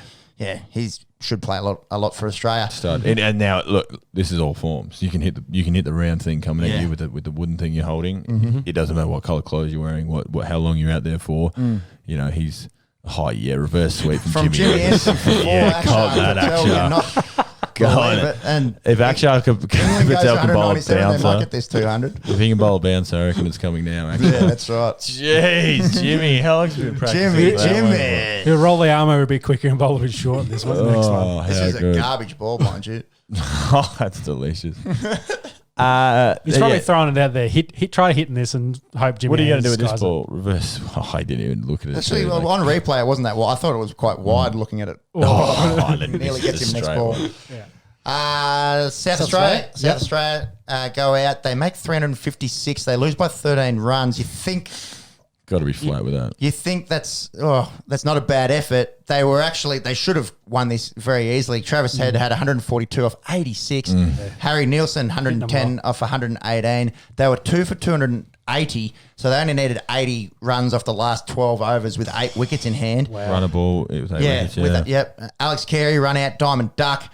The middle order just collapsed. There was 4 run outs and they bottle it and lose by 13. Another entertaining game there between WA and South Australia. And today in the Shield, I think it was in the Marsh Cup, the one-day cup for those people who aren't up to date with the new sponsors. Shout out if you want to come down and get a fledgling podcast. Well, South Australia went out first and they only made 200. Alex Carey got out for 99. The poor bugger batting 4. So he made half the runs right there. And New South Wales made light work of it. David Warner got an 87, 74 Good to rocks, see, Devils good to number. see. Came out during the week that he says he's now 100% healthy. Yep. Said he probably rushed himself back into the test squad to play those 2 tests. It looked like it. It looked like it. Yeah. So he's. I think he said his lateral movement's the thing he's got to work on now, but everything else is good. He's running fine. So Love to see that. yeah, Love to see that. need him healthy. He said it's more mental. He said, Yes. and I'm not going to compare myself to Dave Warner, not going to compare myself to it. I've had osteitis pubis before, and it's such a niggling injury Yeah. that, and doctors will tell you, you've got it, so you either have to play with it or the only thing you can do is rest. You can play with it, it won't be hip. So it's a mental thing. And Warner's come out and said, with the groin, it's mental. I'm just going to have to be. He's used to throwing himself around and flying around and sprinting and lunging for shots and hitting the shit out of the ball. He'll still be able to do it. There'll be pain there. So can he just get over that mentally? So that's a good sign there. And when people say groin injury, the first thing that comes to mind is your muscles. Yeah. Possibly. Maybe He probably heard it shagging him too much. maybe the second thing that might come to mind, possibly the soft tissue, the muscles in the groin. Osteitis pubis is. Yeah, it's actually the cartilage in between your pubic bone. It's very common. Hip, very common in AFL footballers and kicking motion. So it actually takes a bit longer to get back from say just in the groin muscle. region. Yeah. And he has said it's a mental thing. I need to get back to just living with pain, which sounds awful. Like, okay, I'm just going to be in pain now while I play international cricket, but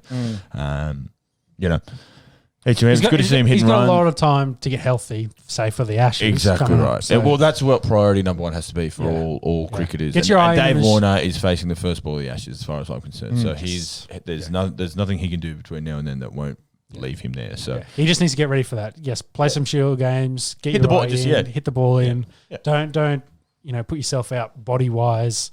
Don't do silly things in the field. Get healthy, and then go into the Ashes very strong. 100%. Yeah, Beautiful. So I think that'll wrap up cricket this week Yeah. on the Esky. England have just made 200, so they're at 203 from 9, with 9 taken. So Barmy Army. I'm on the bandwagon. I got to do it for the game. Come on, England. Sorry for our Indian fans, but one-eyed Australian here. I think we'll then go domestic. Yes. And have a look at the NRL competition, which is just about to kick off. Do you want to run through these trial games real quick, and then we'll get into some of the stories? Sure thing. Because the trial games happened last weekend, around the weekend. I'll kick it off.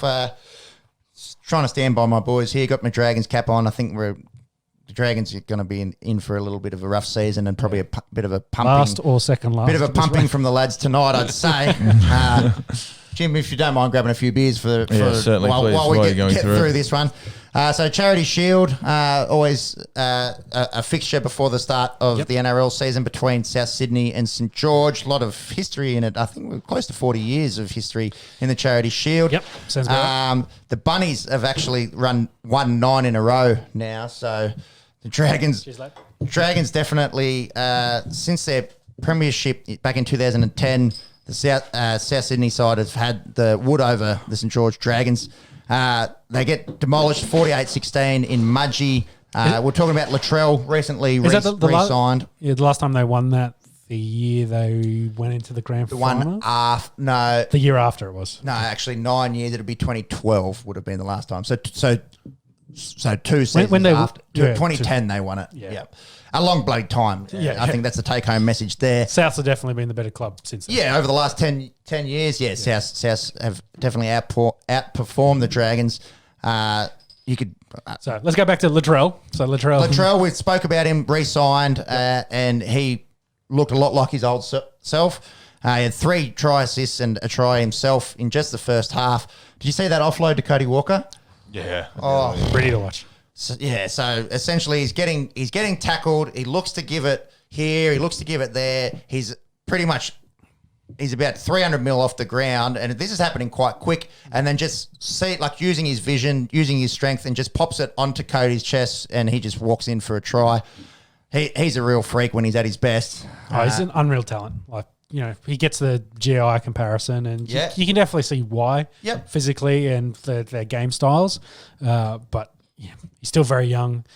What we say? He's only 23. He's played 111 first grade games. He's 23. Mental. Yeah. Yeah. So, if he plays another 10 years, who knows what he can do. Yeah, exactly. And when you burst on the scene when you're 18, people do forget how young you are. You start thinking, in your head, he's been around a bit. He must be 26 or 27. He's 23. Yep. So, yeah, that new big juicy contract has got him fired up and looking good for South Sydney. South look red hot too. Coming into the season. Yeah, I think they might be second favourite. Third. I think it's Panthers, Roosters, Souths. Yeah, from our friends. Roosters, Panthers, Souths. Either way, those three. Yeah. Up the top there. And I think Raiders maybe 4. Yes, from our good friends at Sportsbet, still standing by that phone, waiting for that call for a little bit of sponsorship. Gamble responsibly. At Hammy Goodman, if you're listening. Roosters, Raiders, Seaford Oval, the old home of the Canberra Raiders, out in lovely Queanbeyan. Corey Horsburgh, he got reported twice for shoulder charges. Did you see these? Yeah, I think one of them reported twice for the same thing as the most rugby league thing you can do. Big Horsburgh. Big Horsburgh. Mate, reported you can't shoulder charge. Mate. This defense, they were pretty soft. Pretty soft, yeah. I definitely, one of them I saw, I was like, well, that's pretty soft. You get away with that most weeks, but they're tackling it. They're trying to bring one looked bring like he tripped, falling into the guy. He looked like he'd had 10 schooners and then he just forgot to throw his arm around and he barely made contact. Anyways, there's still no news on the suspension, I think. He may miss round 1. He's in other trouble, for drink driving. Yeah, I don't think he's going to be in rugby league, does it? Yeah. I don't think he's going to be in the top squad round 1 anyway, because I think Ricky wants him to earn his spot back because of that. So the league's the team's kind of pushing that, hey, you got to work your way back in before that happens. And there's England done. So Ashwin picks up Jack Leach. Shall they review? If they've got to review, they might as well. 205 they're at. That's not a bad score, you'd think. It's solid, but I'm worried for England that the Indians might come out and bat for the next 2 days. Looking at this pitch, and they've got three official bowlers. Horsburgh cleared, sorry. Horsburgh cleared? There you go. They were soft, so he's got there's nothing in them. Yeah. What else? Probably the biggest story out of this actually came from the curtain raiser. Yep. So we've spoken about Joseph Suwali before on the Esky. The teen freak, everyone's talking about him. Yeah, he's 17. Looking at this bloke, geez. Huge. I don't look like that at 30, so that's 17. You never filled out. So. Oh, my goodness. Physical specimen. So he actually can't play round 1 for the Roosters. Whether or not he'd be in that starting 17, that's a pretty strong side to break into. The NRL's got I'd say they'd have him on the bench somewhere and they'd put him in the side somehow. Yeah, might squeeze him in. It definitely looks like it with talent. Scored a double or hat-trick in this? A double. A double, I think he got before leaving late with cramps. I think he's fine. So there was a new rule that came in 6 years ago which prevented 17-year-olds playing. You've got to be 18 to be playing first grade. They brought a whole bunch of rules in. I think you can't sign with an agent till you're 17. So that's why we talked about him for the last couple of months, because he was going through that process. Then you can't start in a professional squad until you're 18, which, goes back to, we all remember Benji coming in when he was 17, still playing. While he was at high school, exactly. Yeah. But you can see with Benji, different body shape than Joseph, but it fucked his shoulders. He missed the first 2 years. Yeah, Benji was very, very slight when he came into the league, whereas Joseph seems like a bit of a man-child. Yes. So different situation. So he's come out and very much said, hey, I'm ready to go. Look at me, I'm good to go. Can I get an exemption from this rule and play for the Roosters? And they knocked it back. Yeah. If you're being considered to play professional rugby league at 17, you are good. You are the next big thing. For sure. If no one knew it before, remember that. And the concern for him, of course, is though if he has to play in the lower grade, that ACLs or one of those. Yeah, you're wasting. Playing. You're wasting a year, and if you do an injury like that, it's not as career ending as it used to be. But for him, who's a finesse kind of player than just a guy that runs over blokes, you need those good knees. You don't want to be losing your knees at 18. So. Exactly right. But you can't turn. Yeah, you don't want to base this stuff on injury. 1st of August. You don't want to. So essentially, it's Nina's birthday. Shout out Nina. Nina. Yeah, beautiful Goats. Nina. Shout out to her, 1st of August, her and Joseph Suwali. They'll be remembered through the halls of time. 196 centimetres, 100 kilos at the age of 17. Who Nonna? God, That's a big nonna. Big woman. You need to eat your pasta down there, boys. I'm speaking for my own. The height, definitely not on. The weight might be bit, yeah. Close. Poor Nonna. You're throwing her under the bus. Shout out to Nonna if you Yeah, I listen love to you, this Nonna. drill. I love you. Yeah. So, yeah, that's an interesting kind of rule there.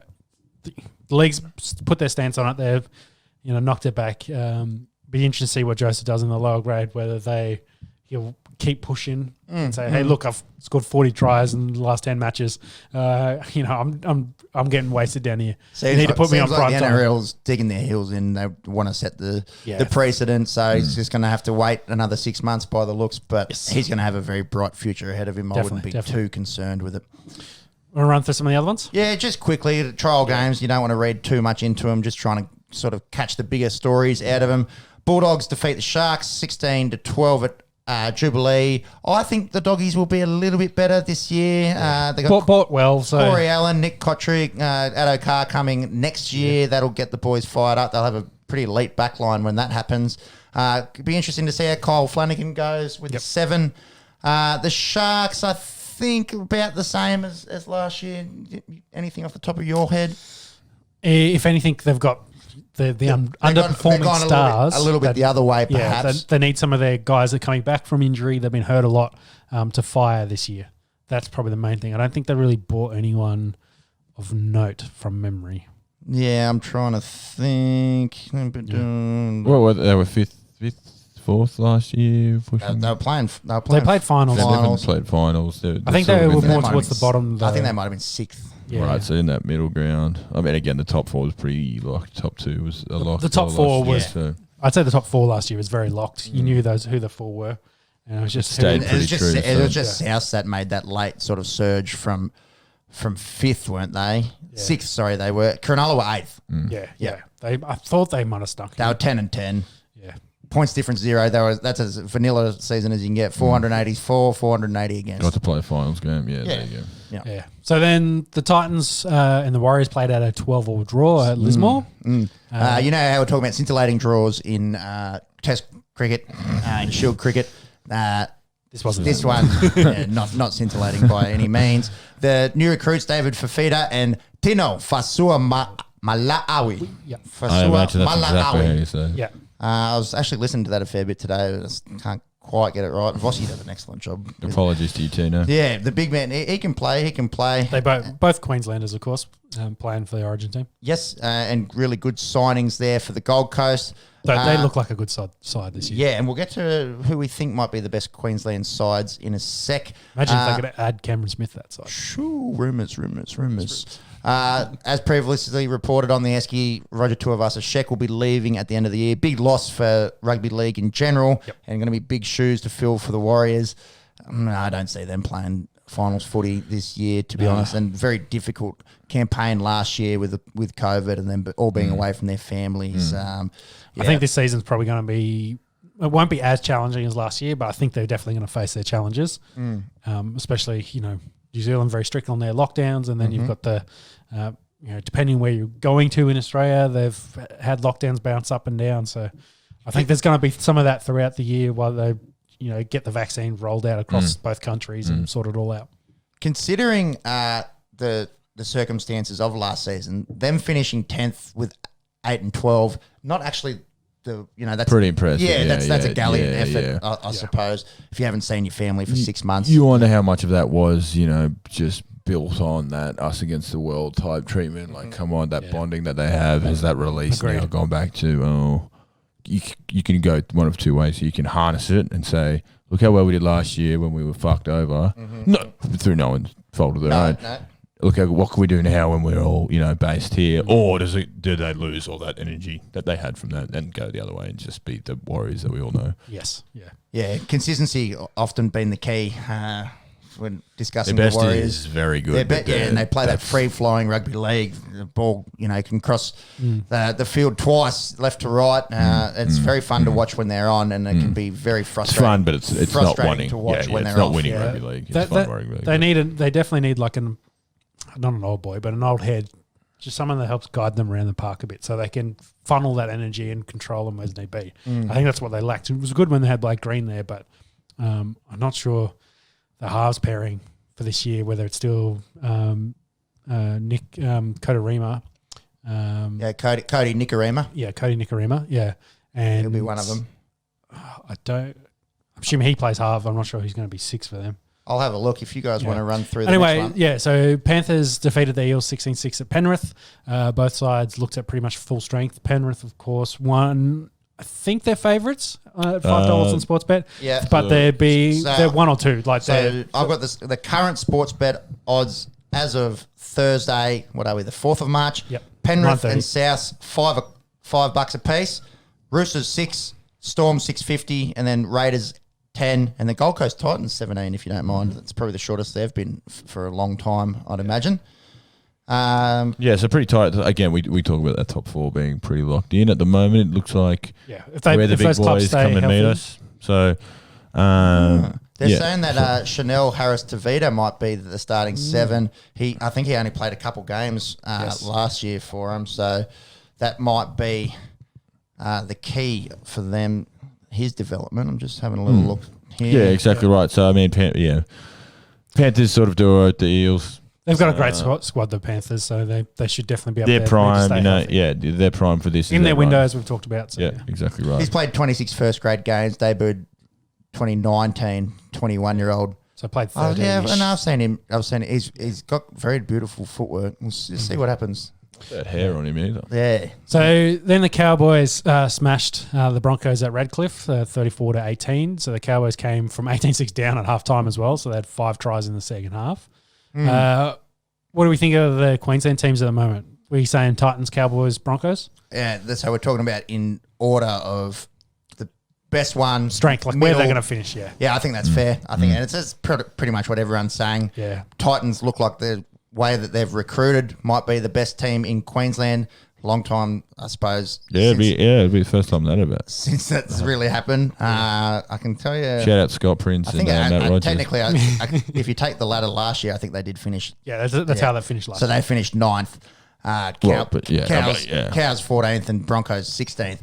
So it has technically happened, but for them actually being a legitimate finals. Can they make the finals? Can they play finals footy? Late in September. They're the team I think time will tell. Sneaks in at 8. Like it makes sense for them. Like they'll be around that spot and they'll have maybe a run or they'll have a patch where just get enough that they sneak in at 8. Which would be good again. Newest team out of the comp. You want to build the competition. You want to grow it. So let's start actually having a viable team on the Gold Coast in any code, really. Yeah, they've got to get some guys that they can back and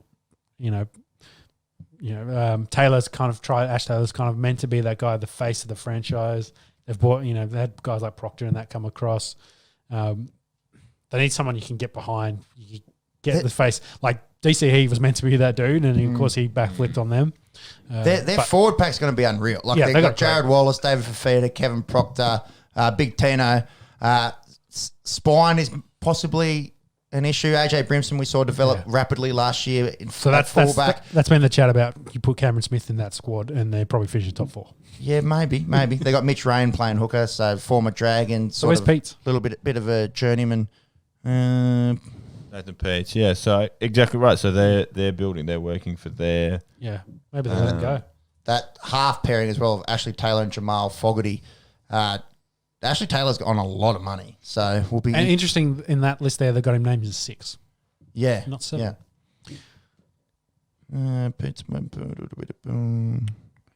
don't know if he's injured at the moment, or they just. He was released. Released. He hasn't signed with anyone else. So yeah, there you go. Mitch Rain takes the reins. Yeah. No. Yeah. So next game was Storm, of course, defeat the Knights 30-10 in Albury. Storm cruised here with 18 up at half time. A lot of their star players played, the Pat Fox, Munster, Jerome Hughes, etc. Both Bromwiches. Almost a full squad. They went in with a full side, Unfortunately, though, for them, Harry Grant does his MCL in this, and so he'll miss a couple of weeks, probably a month. Hopefully, a knee injury, of course, is not great. So if there's anything you want to do, it is a low grade medial. Yes, yeah. But for a guy that's got to run around a lot, leg injuries. No, you never want to see to them. avoid. But yeah, and the start we know how good they are everywhere, and you lose Cam Smith, you lose one of, if not the best player of all time. But you're okay with him going because you got Harry Grant, the cheese. You're happy with Harry Grant coming in and playing 9? Like, that's what eases the pain of Cam Smith going. But he's going to take time to settle as the 9. So to miss the first month, then you say, he might need another 3-4 weeks after that. Then all of a sudden you're creeping into mid-season where the Storms start to click, where normally they are just a well-oiled machine from round 1 and they'll cruise through. This is now Munster's side too, so we've got to see how that kind of works. Just purely from a number 9 perspective, I'm sort of saying it's been so important for so long, and Harry Grant comes in, you say, we're fine, we've got Harry. Oh, hang on. We don't have him for the first month. Maybe he takes a couple of weeks to get healthy. Then another couple of weeks to gel with Munster, with Hughes. So you're not going to say Storm are going to fall off a cliff because he's out for the first month, but it's another layer to the they've got the Cameron myth. And other guys in there that can come and fill in that position. 100%. He went to New Zealand, bro. That's right. He's at the Warriors, so they don't have. That's what I'm trying to look at. No, I think he's next year. That's next year, I thought. Yeah. So he signed with them, but I don't think that's till next year. Yeah, he's definitely still unless they've released him early from his contract. That's what I thought. No. Apologies. He goes at the end. Keepers picked that one up, so we finally got one. And Jimmy Anderson might have his first wicket. That was down leg. Jimmy. I'm sorry. Shubman, tear that up. That India is out there. Jimmy Anderson's got the new rock. 3 balls in. Shubman Gill has been possibly trapped LBW here. He's going to review. That looked down leg for mine. Jimmy has been swinging it, so the first 2 did Shout out did to the move, 38-year-old 600 and poles. this one would come back towards the wicket because they've been going away because he'd be bowling outside. But yeah, God, he's just your prototypical swing bowler, isn't he? Like we were saying, what he can do with his wrist, like it is. That was one of the gayest sentences I've ever said. No, that doesn't look too high. Has he hit it? I don't think he's hit it. I don't reckon he's He looked down leg live for mine. Height could be an issue here. This is height on in the knee India being roll. an issue is always interesting. So No bat. Get a sponsor on that bat, which you should, man. While you're out of Someone gets behind a ball. Yeah, maybe we can give Shubman a call, chuck a few on the Esky stickers on that bat. Yeah. So while they review this, the last game was Tigers versus Manly, and Tigers absolutely demolished them at Leichhardt. Had a big crowd, 5,000 people there. That's pretty good for Leichhardt. That's good. Well, for a preseason game, that's. Umpire's call. He's gone. Shubman. Go, you pommies. That umpire's call. It's massive. So Shubman goes on a third good ball. Good call, duck, umpire. Yep. There you go. Taking the top of 0 the leg for bail. 1. One for none. 1 for none. Yeah. Well, I've got to cover this. I know we're talking about rugby league, but for our cricket fans out there on the Esky, England, India, the way you guys do it, it's back to front. Wickets first. It's back to front. It's back to God, front. it doesn't make Wickets any first. sense. Yeah. Anyways. It's like the US with a date format. We'll keep going. Yeah. Metric system. Anyone? Pre-season rugby league. So the young guns fired a little bit in this. So Dane Laurie. No relation to Laurie Daly, obviously. It's his surname. Yes. How'd you make that fucking connection? Well, you love to do that. Charlie Cameron mentioned last week. So he had 2 tries playing fullback. It looks like he will get the gig as their number 1. Yep. Signed from Penrith. He only played 3 games last year. They've also got James Roberts, Jimmy the Jet, from the Broncos. Was he at the Broncos last year? No, he's at Souths. South last year. I think it was Souths for a year or 2. Yeah, and former Broncos player. Tigers were the spoon favourites before this game. It is now the St. George Dragons. That led me into wanting to ask you guys, who do we think our favourites for the spoon are? Sean, take it away. Dragons. Any logic or reasoning behind this? Because they've got a crap squad. They've got some names in the team, but as I've been saying for the last 2 months, they're paying overs for most of those blokes. Yes. So yes, they need to do well. Yes, they need to replace their captain. Ben Hunt's probably going to play 9 in that regard, but I think Anthony Griffin wants to rebuild him as a 7. See how that goes. Norman, of course, is now got his suspension and all that other shit to deal with. It's only a week. Yeah, it's only a week, but you know the media attention, exactly, etc. where he is mentally. They lose Frizzell as well, so Frizzell and McInnes is massive. Yeah. Their forward pack in that trial game they had looked weak. A few of the I watched every game. every year, and there's a few blokes out there playing the trial game I'd never heard of. Yeah. So, So will be interesting. that is my reasoning. That's pretty solid at the end. It's just fire a name. Yeah, that and Anthony Griffin's a very strict kind of coach. Yes. I'm not sure those boys will gel with him too well. Like some of them, of course, play in Brisbane, so they know that style. Yeah, well, a few former Broncos in Jack Bird and Andrew McCulloch. They're true. They got McCulloch there, so he probably played 9 to start with. But it's not to say that they why'd they leave Brisbane as well. This is another. I imagine reason Cash there. probably had something to do with it. Cash definitely, but Cash and hey, I'm going away from Anthony Griffin is another aspect. But yeah, that's my thinking. My rebuttal, and obviously no personal vendettas come into this, either me being a Dragons fan, you being a Broncos fan. I think the Broncos get the spoon. They got it for the first time in their illustrious history last year, and I think looking at them, they're worse than they were last year on paper. Yeah. Obviously, and there's been all the talk about Brodie Croft and Tom Deaton this week. Deaton was the 7, then he was out. Deaton was the 7, then he was out for Croft. And then they've changed that in like the last 2 days. So Deaton is back in the squad. So I don't know what's going on there. Yeah, so you lose David Fifita, you lose Andrew McCulloch. They're both pretty handy players. The spine looks like it's going to be Jermaine Asako, probably going to play fullback. Yeah. Solid, good goal kicker, but he's not. He's not Latrell Mitchell. Let's put it that way. No, not many people are. Anthony Milford, Brodie Croft / Dearden. They need some veteran. Let's put it this way. Turpin what they miss is veteran talent. Yeah, and I don't know. I just look at that list and I just go, whew. Well, you put Cameron Smith in that squad. Yeah, maybe. Katoni Staggs, obviously, he'll be out for most of the year recovering from that ACL. I don't think it's because he did it really early. Or no, it was mid of the year. Okay, let me have a look. He's not going to miss the whole season, and I don't think he'll miss half. It's kind of in that middle ground. Well, he's going to miss a bit. He's round 13 or 14. Yeah. So middle of the season, and he's probably their best player.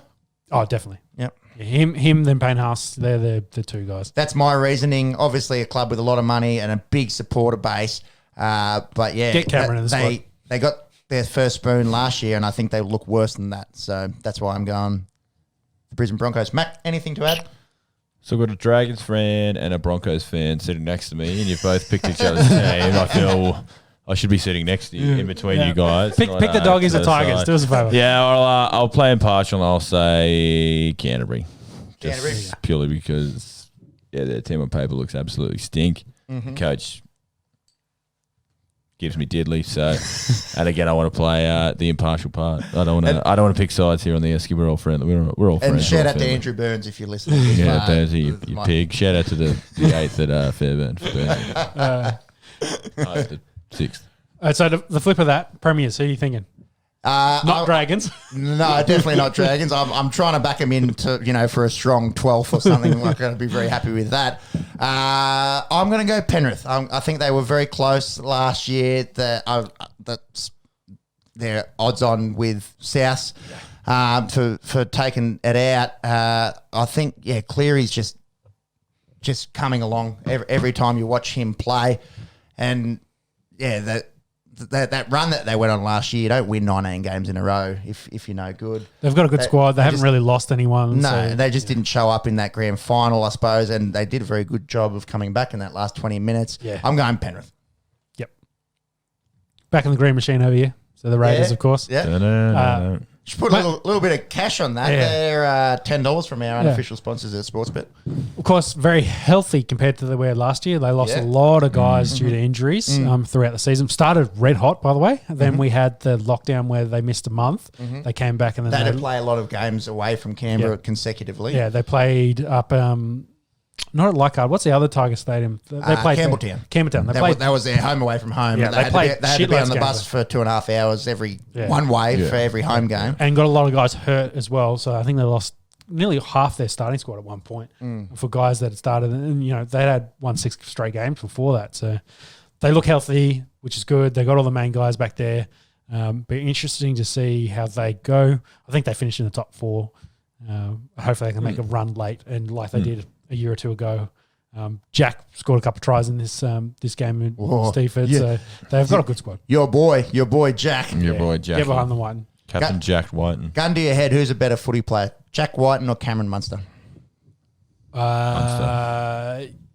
Yeah, Munster. it depends on what you want. Like, even running the ball. Like Munster's stepping ability and probably his control on the pitch is better. So you like if you're going to build a squad around you're going to pick a guy to build a squad around, you'd pick Munster because he's going to be your leader. Jack Whiten, if you want the most devastating ball runner, close to the line, can score tries. He's not as good a kicker as Munster. No. Doesn't have as good a footwork as Munster does. But the other aspect of like scoring tries close to the line, he's better in that regard. Indeed. So it depends on what you want.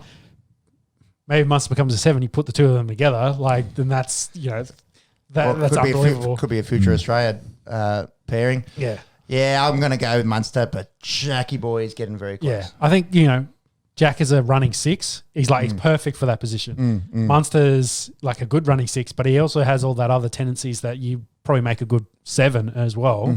That he can fit into that mold really well, and that's why Hughes and before Hughes, the other halfback after Cooper, of course, but in between those two guys, it was Munster and Cameron running that squad around, and Munster taking more of the lead as that first receiver from Cameron. So he's facilitating that role. He's a 6, but he's facilitating that role of a 7. So he's got that capability. Whereas I think Jack, you need to put him with a 7 to show him around. So should be your 5/8 matchup in Origin for the next 10 years. Yeah. Really, Well, honestly, the way they're going, it obviously should be. We missed out a few in the last series. I think Jack should be. If he plays as well as he did last year, this year he should be 6 with Nathan.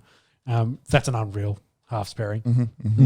Yeah, looking at that squad, injury ravaged last year with Josh Hodgson out, and a lot of half their forward pack was missing. Yeah, Bailey Simonson as well was at injured times. last Bailey year. Simonson missed pretty much the whole year. They do lose Kotrick and Bateman. Do you think that hurts them? Bateman, I think so, because he was really good in the second row for them. They've got a lot of good young talent second rowers though. So a few of those blokes, unfortunately, but their DUIs recently. But I think they'll be all right because they've got Papali there. If Papali can set the platform, the other blokes work off that, should be good. Probably the best prop in the game. Yes. Papa. Yeah. So Kotrick, maybe. I think he was a bit lost, of course, on the wing for the Raiders. Be interested to see if he plays more centre for Canterbury because he's devastating as a ball runner with the ball in his hand. Bailey Simonson is Kotrick's playing wing for the Raiders. Bailey Simonson's a good fill-in at wing for that. I think the Raiders, if they played him more as a centre, you may have got more out of him. So I think for the Raiders squad, for this year compared to last year, they'll cover that that output. So I like it. Boom, boom, chush. I'm going to go as the impartial Storm fan, not biased at all anyway. I'm going to say the Melbourne Storm are going to win the premiership. I genuinely think they've got a great squad.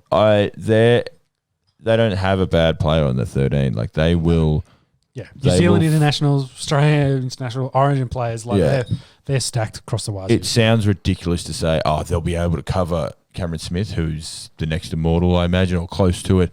But I think Harry Grant in the conversation is one of the greatest players of all time. 100%. I think with Harry Grant, you can do a bit more with the ball. I think when they have the ball in hand, I think Harry Grant actually offers a bit more running it, and he's got a bit more flair, a bit more talent-wise, like purely ability of that position, you'd say Harry Grant's got a bit more than what Cameron Smith absolutely, 100%. Mental game and experience. And organising a team, different. like having a coach on the team, 100%. Exactly. Which, when you've got stars and young studs everywhere, you'd probably, do you need another young stud or do you want that old head in there? So obviously it's going to take some time for them to develop. Like I said, the injury makes it hard to do it early on. You'd rather him be there early, and that's why they were all playing the trial games, I imagine, to start to gel and start to work together. But I think Bellamy getting his hands over Harry Grant is just going to be like we talk about Brady and Belichick and that breakup. Got to remember he's been around the club, of course, before he went to the Tigers on his loan, so he's 100%. Been around the boys.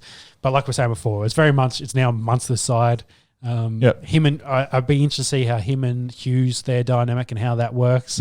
But Hughes doesn't seem to be one who needs the ball. He needs to be catching the ball from the 9 every time. He'll put it, kicking game is... He will defer to Munster. 100%. He's happy to play that role. Munster's been there, won grand finals, played for Queensland a bunch of times. Yep. Will be in the Australian side if they ever play internationals ever again. So I think we're too far off. And then you got Pappenhausen, you got Addo-Carr again for the year, which they weren't expecting on having. So that's he's nearly like a recruit to what, because with rugby league your teams are set the year before pretty much. So oh my god, we get Addo-Carr for another year. So and the forward pack's devastating, led by big Jesse Bromwich and the Bromwich like, brothers, so, of course. So throw them both in there. So I will say that Bellamy cooks up an absolute perfect Storm there. I'll say Storm beat Penrith Storm. 26 to back to back. Back to back. Back to back's hard. 14, 26 to 14 in the granny. If there's any team that can do it, it's Craig's the last year Storm. of possibly as well. In So terms of contracts. in terms of Who- contract, we'll who talk knows? talk a bit about that in a minute. Again, that top four That's light seems to years be. away. Yeah. It seems to be another year of that top four. Maybe a couple teams can go, that top six, but you can't envision one of the Roosters, Panthers, or Storm not being in the grand final. No, I think book it between at least one of the three of them. Maybe the Raiders go on a crazy run. We've talked about it before. Like those two, Roosters and Storm, have been in at least one of the last 10 finals. I think they missed 2 in the last 10 years. The last time we looked. Yeah, and you can say it's bad for the sport, but you can also say come and knock us off, us off this pedestal. Get good. Yeah. So I think we'll run through some NRL stories, some of the other stuff outside of the trial games. NRL news. Some news. So Adam O'Brien, he's the current Knights coach. He turned down a deal with the Storm because Storm, of course, chasing a coach at the moment because they're unsure about what Craig wants to do. And there's a bit more news on a little bit of a legal fight with the Storm and the Broncos because all the top teams, the 3 kind of premier teams were all fighting, all in different states, interesting enough, all kind of fighting over those top guys and wanting them. So he's staying at Newcastle for the next 3 years. He's got a contract. He's really happy with Newcastle where they're at. He loves the city, wants to put his family down there, that's his roots, and they're going to try and grow that Knights team, which bought well recently, got guys coming through the system, finished 7th last year, should probably finish around there, if not a bit higher. Need to stay healthy, of course. Need to not hit on media or staffers. So we'll see how that all goes up there. Of course, lost to Souths in the elimination last year. So that'll be interesting to see, but he's committed to the Knights going forward. You got, one of the faces of the competition going forward. So here's one for you on those the dominance of the Storm and the Roosters. Yep. There is obviously the question mark on 2 of the Storm ones regarding salary cap. So since 2006, these are your grand finals. Broncos, Storm, Manly, Storm, Eels, Storm. So that's 4 in a row, obviously some question marks. Yep. Then Dragons, Roosters. Yep. Then you've got one that doesn't feature either of them, Manly and New Zealand. Yep. Then Storm, Bulldogs, Roosters, Manly, Rabbits, Bulldogs, Cowboys, Broncos. The All Queensland final. Sharks, Storm, Storm, Cowboys, Roosters, Storm, both of them. Yeah. Roosters, Raiders, Storm, Penrith. So in 16 years, the Melbourne Storm. Can you say Storm for us once more, please? Storm. Stormy Daniels. So in the last 16 years, there's 12 grand finals which feature the Melbourne Storm or the Sydney Roosters, including one where they played each other. Powerhouse. So powerhouse scores. 12 out of 6, 3/4 of them feature the Storm or the Roosters. Yeah, and with the amount of money behind Brisbane, that's where Brisbane wants to be, but of course they haven't been there. No, but they were for years. They were for years. Whatever it is. There was something called the 90s and the Glory Days, I believe. That's not a bad segue into... Yes, the Glory Days. So it came out that John Cartwright, who's currently a assistant coach with Kevin Walters, and Chris Jones, who heads up the Old Boys Club. Chris Johns. Heads up the Old Boys Club for the Broncos. Yeah, I've just read that wrong. So of course he played for the Dragons. Yeah, 84, 96, he played for Dragons and Broncos. He won premierships with Kevin Walters, 92 and 93. Both the boys at the pub, probably sinking a couple of beers. There was apparently the Christmas break, so a Christmas party, if you will. If you will. So John Cartwright, unlike Australians to drink a few beers at a Christmas party. Yes. So Cartwright, of course, a former Penrith Panther. He was also the Gold Coast coach for 8 years. But it sounds like they're talking about their history. Johns said to Cartwright, like, well, at the Panthers, you have one comp. Don't compare the Broncos with the Panthers. And Cartwright's taken, offense to this. Don't got the shits, of course, and don't start bagging my old club. Alleged they had a bit of a scuffle with the old hand on the throat. I heard allegedly. But it's all settled down. Like, it's just more turmoil in Brisbane, I guess, is what we're getting at. It's gone from the players now it's into the coaching staff and the old boys. Because one of the things they brought Kevin Walters back for was like, hey, let's get the old boys more involved back in the club. Seabold have very much pushed them away to get this. It's a very young team. We talked about how young they are. They got really no veteran leadership there. Like Milford's probably one of the longest serving Broncos at the moment. So being in that conversation for possible captain. Getting those old boys in the club, getting around them, kind of like Queensland does origin wise, get them understanding the reason behind Brisbane and Premier Club, the history, etc. So I think interesting. A little bit of a storm in a teacup is always an interesting one when a story comes out 10 weeks after it happens. So obviously there's no slow news. Slow news day, and they've saved that one in the back pocket and brought it out. So interesting. Old rugby league heads have a few beers and get in a little bit of a scuffle at pub.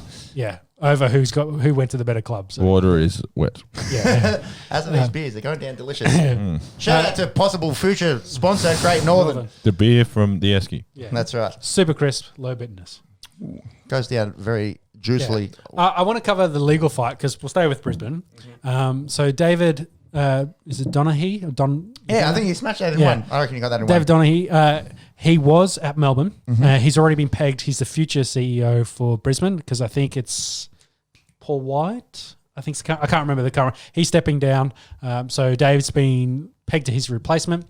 But the issue is the Storm don't want him to join, of course, because they're worried he's going to join them immediately. And then, they've been looking at Craig to bring Craig up to be coaching director or some shit like that. Put him in the front office, help Kevy out with future decisions. So Storm are trying to implement there's a 6-month do not compete clause because they're worried like, hey, he's got insider knowledge. He knows our analytics. He knows how our deals and what we're looking to do. So they want to push that do not compete clause. Not to talk about legal stuff too much, but do not compete clauses are very hard to enforce because you got to show very good clause for why you don't want to influence that. Why you want to enforce that. So Storm are fighting with Brisbane over this. Dave's very much defended himself and said, well, I made this announcement in October and I was very much demoted at that point. Like a few of the other guys took over more of his roles and he was doing fuck all. So they're saying, well, hey, if you even want to enforce this, start it from October, which means he could join Brisbane in April. So it really doesn't make any difference. I don't think 6 months is really going to change much anyway. Like if they want to get Craig and he wants... that we got that relationship there with Craig. 6 months is probably not going to make too much of a difference anyway. But I think it's just Storm trying to give the middle finger to Brisbane. Right. Those three preliminary clubs fighting over guys.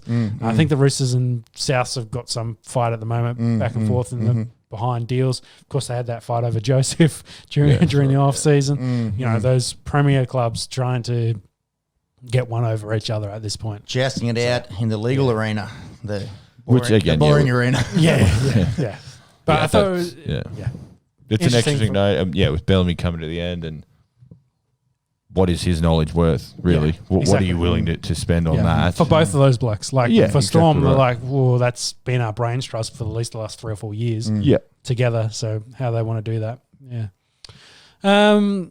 I just want to cover a few other notes. So Origin, they've announced an Origin game back at Adelaide Oval in 2023. Great for the growth of the game. Great for the growth of the game. Keep spreading it around. We know how important those neutral kind of field games are now in Origin. It's the one you kind of got to sneak that win. That's right, so you can then back up at home. Very hard to win away. And how good is the revamped Adelaide Oval? 55,000 in there. Great for a state of Origin. Atmosphere. I don't know if it'd be the best viewing, You'd be fair way back, but it depends on how they want to do it. Whether they put in some extra stands closer, or that sort of like Yeah, maybe. I think that they play a bit of the soccer there as well, and they're able to do it. But again, the rugby league, all their money isn't bumps on seats; it's the viewing at home. If they can make the viewing experience at home better, league, that's where league has made their money over the past sort of 30 years. So viewing's always good on your big screen here, Sean. Don't like the running commentary a lot of the time, but outside of that, That's not too bad. Yeah. I get it right occasionally. Yeah, occasionally, a little one-eyed, aren't we all? You'd get the names wrong every other time, though. That's That bloke wearing that number. Well, that's it. Darren Lockyer.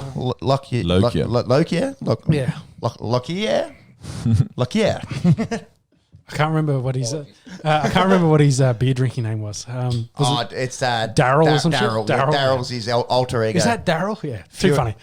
Few alter egos in the piss. Let's be honest. Let's get back to some stories. So Jerome Hughes, he turns down a massive deal for him, 2.5 mil with the Warriors over 3 years. He stays with the Storm on a 2-year extension on his current deal. So he gets 2 mil, just over 2 mil roughly on that. So essentially he's kissed $500,000 goodbye over 3 years to stay with a team, which is going to be really good. Yes. Yeah. Got a big miss for the Warriors, of course, because they need. And he is a Kiwi as well, isn't he? Yes. International. Mm-hmm. So that would have taken a lot for him. That shows you about what they do at the Storm. They get you in, the culture, they build it. Yeah. It's successful. You're surrounded by, successful people. Business. You're not living in an NRL bubble. A lot of pluses. So, just scroll up a little bit. So I want to talk about some of the rule changes. So the games, again, they're trying to make the game faster. So they've changed the offside rule. Instead of being a penalty, it is now 6 again. Bringing more faster, more fatigue into the game. If the ball gets kicked out, there's no longer a scrum for that. It's now just to play the ball. The idea, of course, making it quicker, and we know it, and it's been brought out, of course, through the trial games that, hey, like Joseph, for example, you got cramps, like there's a lot more running, a lot more pace. They reckon that this may force some of the guys, bring that weight down. So maybe those big guys, they're 110, need to be more 100, so they can play more minutes, so they can save their interchanges. What are your boys' thoughts on making the game faster? I thought it was better last year with the 6 again call.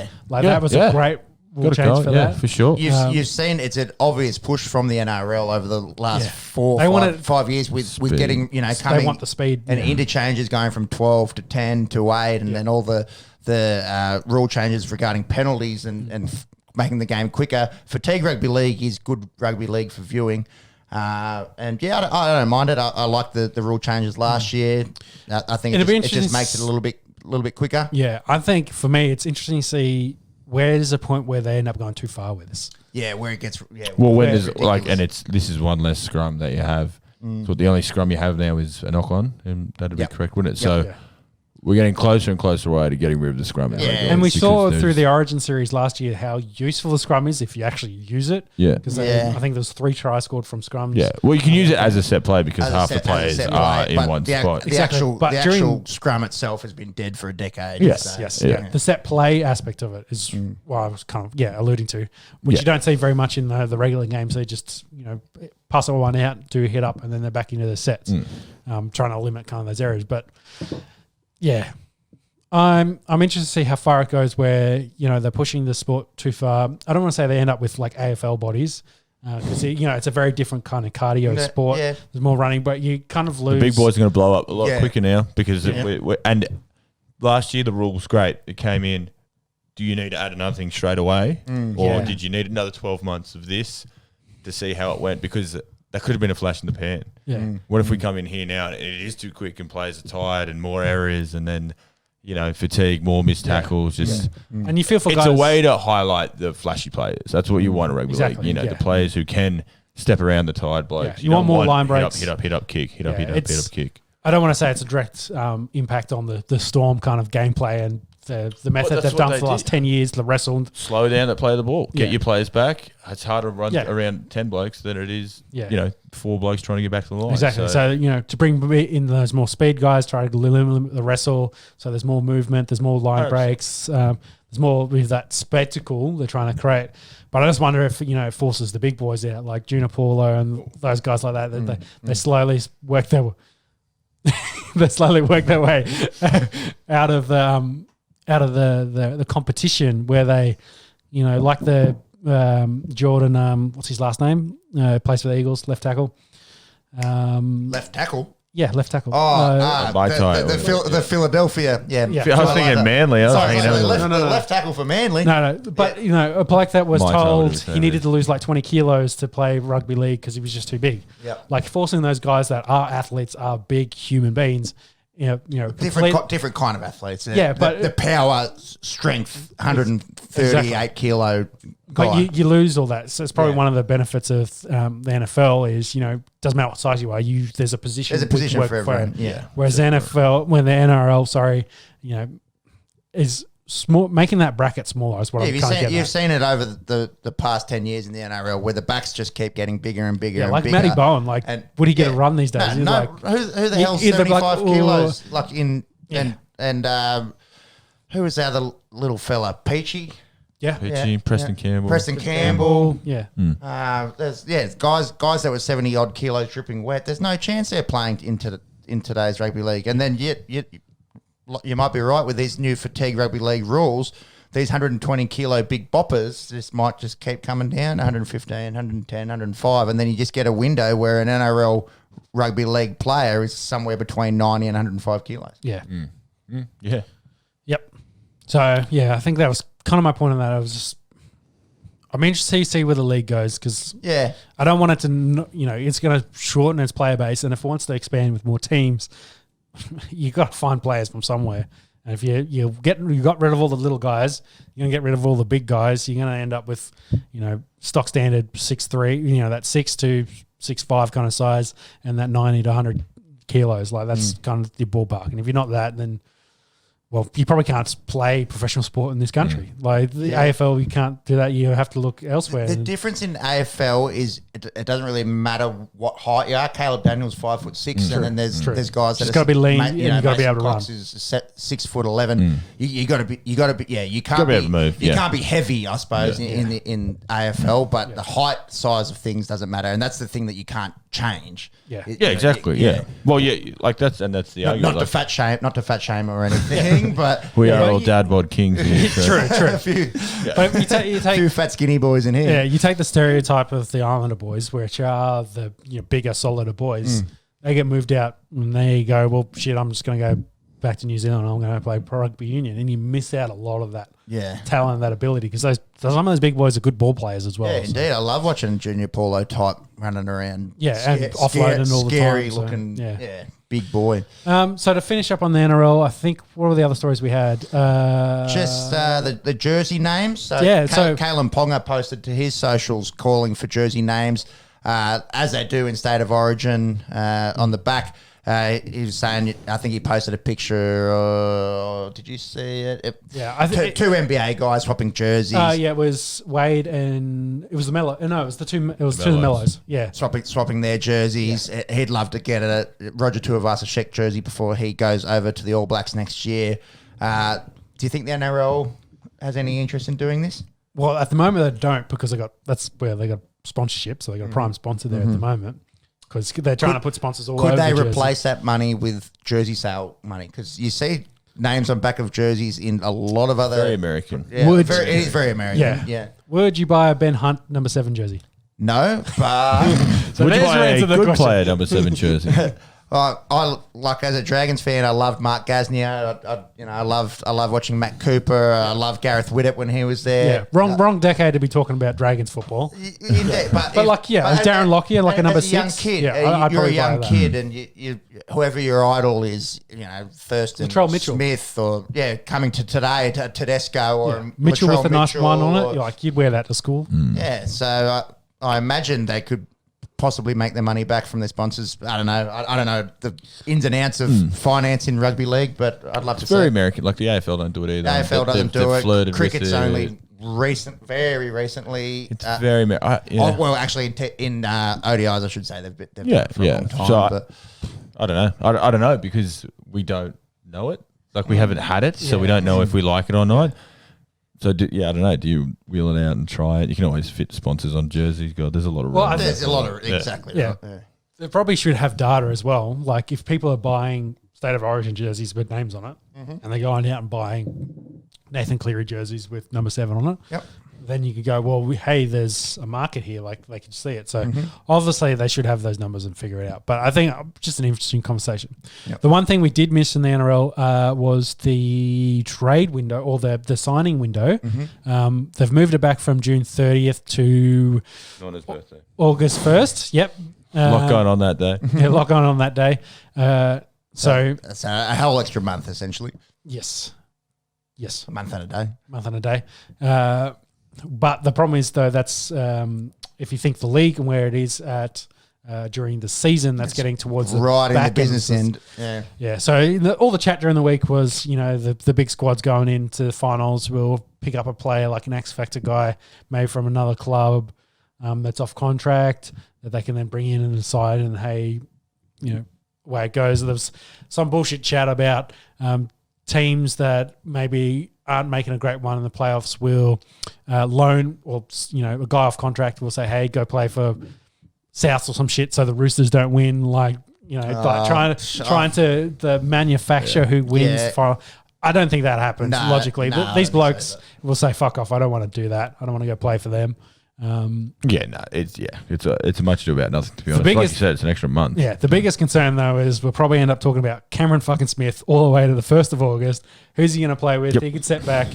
If the Titans are in that 8, you might show up to training one day and say, yeah, give me $100K to play the last 10 matches. And everyone would. Everyone would. Yeah. We've been talking about him flat sticks since the grand final, and we didn't know what was going to happen. So another 5-6 months won't hurt, I suppose. No, the bad thing about it is he hasn't had a proper farewell from the Storm. Yeah, it's actually quite sad that he hasn't had this. They're probably got a montage waiting to tweet out. They've got this beautiful footage to your video package, but technically hasn't retired. So you got to, but and it probably won't be till he's 40 something, like 45. Like, oh, he's coaching after Bellamy. Okay, yeah, he's definitely not coming back. We've now got because he did the kind of the walk around the pitch of the last game down in Melbourne. They did the kind of stuff around the grand final. Like it all felt like it was he's finishing up, he's retiring. But he shows up at Gold Coast training. He's in around watching trial games. Brisbane are super keen and trying to wine and dine him with millionaires. So who knows? Like he could show back up. But anyway, I think that we'll finish our NRL chat. I just wanted to raise with the England bowlers, Stokes actually opened the bowling with Anderson, which of course they're the only two specialists and they're the two quicks. Of course, Anderson gets that early wicket. I think they had Leach already bowl a couple overs as well. Leach came on in the 5th, so it's Leach and Anderson now at each end. Pujara and Sharma digging in. Only a couple overs till stumps, so Go Poms. Go Poms. Absolutely. Yeah. But the league kicks off next week. It's here. We've been talking about it's coming. We're here. We're ready to go. This time next week we'll be filming, watching the game. No doubt. I reckon we'll have it up here and. We won't. Storm Bunnies. You're away. Weekend. We'll have some weekend. He's in Noosa, but we might do a Saturday or something like that. Special for you listeners on the Esky. Could do a Super Saturday. First game, of course, though. Don't sue us, please. Yeah, first game, of course, a big cracker. Storms. Storm versus the Bunnies. She's back. Storms. She's on the mind for Peps. It wonders. Let's say it wonders. Let's talk about some AFL, and I think we'll finish with Bruce. Let's talk about the other stories first, and then come back to it. Okay. So crowds. That's crowd's a big one. Yeah. So they've said nature is healing. 50% crowds for the AFL. That still means massive numbers at the G. They've set up to 50K. I don't think that's actually half of the G. You can fit 100. I think it's 100. You can fit 100? Yeah. Of course, a comparison, Marvel Stadium can only fit 28K, so half of their... 56. Yeah. So... Still 28,000. Not bad. Yeah, that'll be the first week of rugby league crowd, so that's great. Yeah, which goes to another... The best rugby league crowd probably in round one. Yes. Teams, of course, though, have already gotten on this. So I think the Bombers the first one. They've got their first game at Marvel. Said, hey, can we move it to the G? Just because, they need bums and seats. They want the clubs are like, we need to make some money. Yep. We're getting 20,000 extra people in if we play it at the G. The league, of course, have knocked them back and said, no, we're not doing that because, of course, they would play 2 games on that night, so it'd be a back-to-back, so it's a double header at that ground. Yeah. So they don't want to tear the G up, of course. And the logistics of getting 50,000 people out and then Yeah, getting then 50,000 people out, 50,000 it's just too hard. Yeah. The idea of it is great, and they did, Magic Round in the league, and you had all those games on numbers-wise, it makes sense, but you're going to get, they're going to get 28, as many tickets as they can sell to the footy. They're going to get that. That Richmond Carlton game will have 50,000 or 50,000 sold around. whatever they let in will be in there. Exactly. And it'll be loud and it'll just be awesome. And everyone in Melbourne's gone through such a hard time with this pandemic, as we all have. But, it'll just be awesome to have people back at the footy. And it's coming so quickly. It's always a couple of weeks behind the league. So it's league season now, and then the footy comes up just behind it. So brilliant to have fans back. It'll be really good to and for the people of Melbourne, we know what footy is to their culture. So and we've seen it with nearly every sport now that no crowds versus some crowds. It's so different. Oh, it's wild.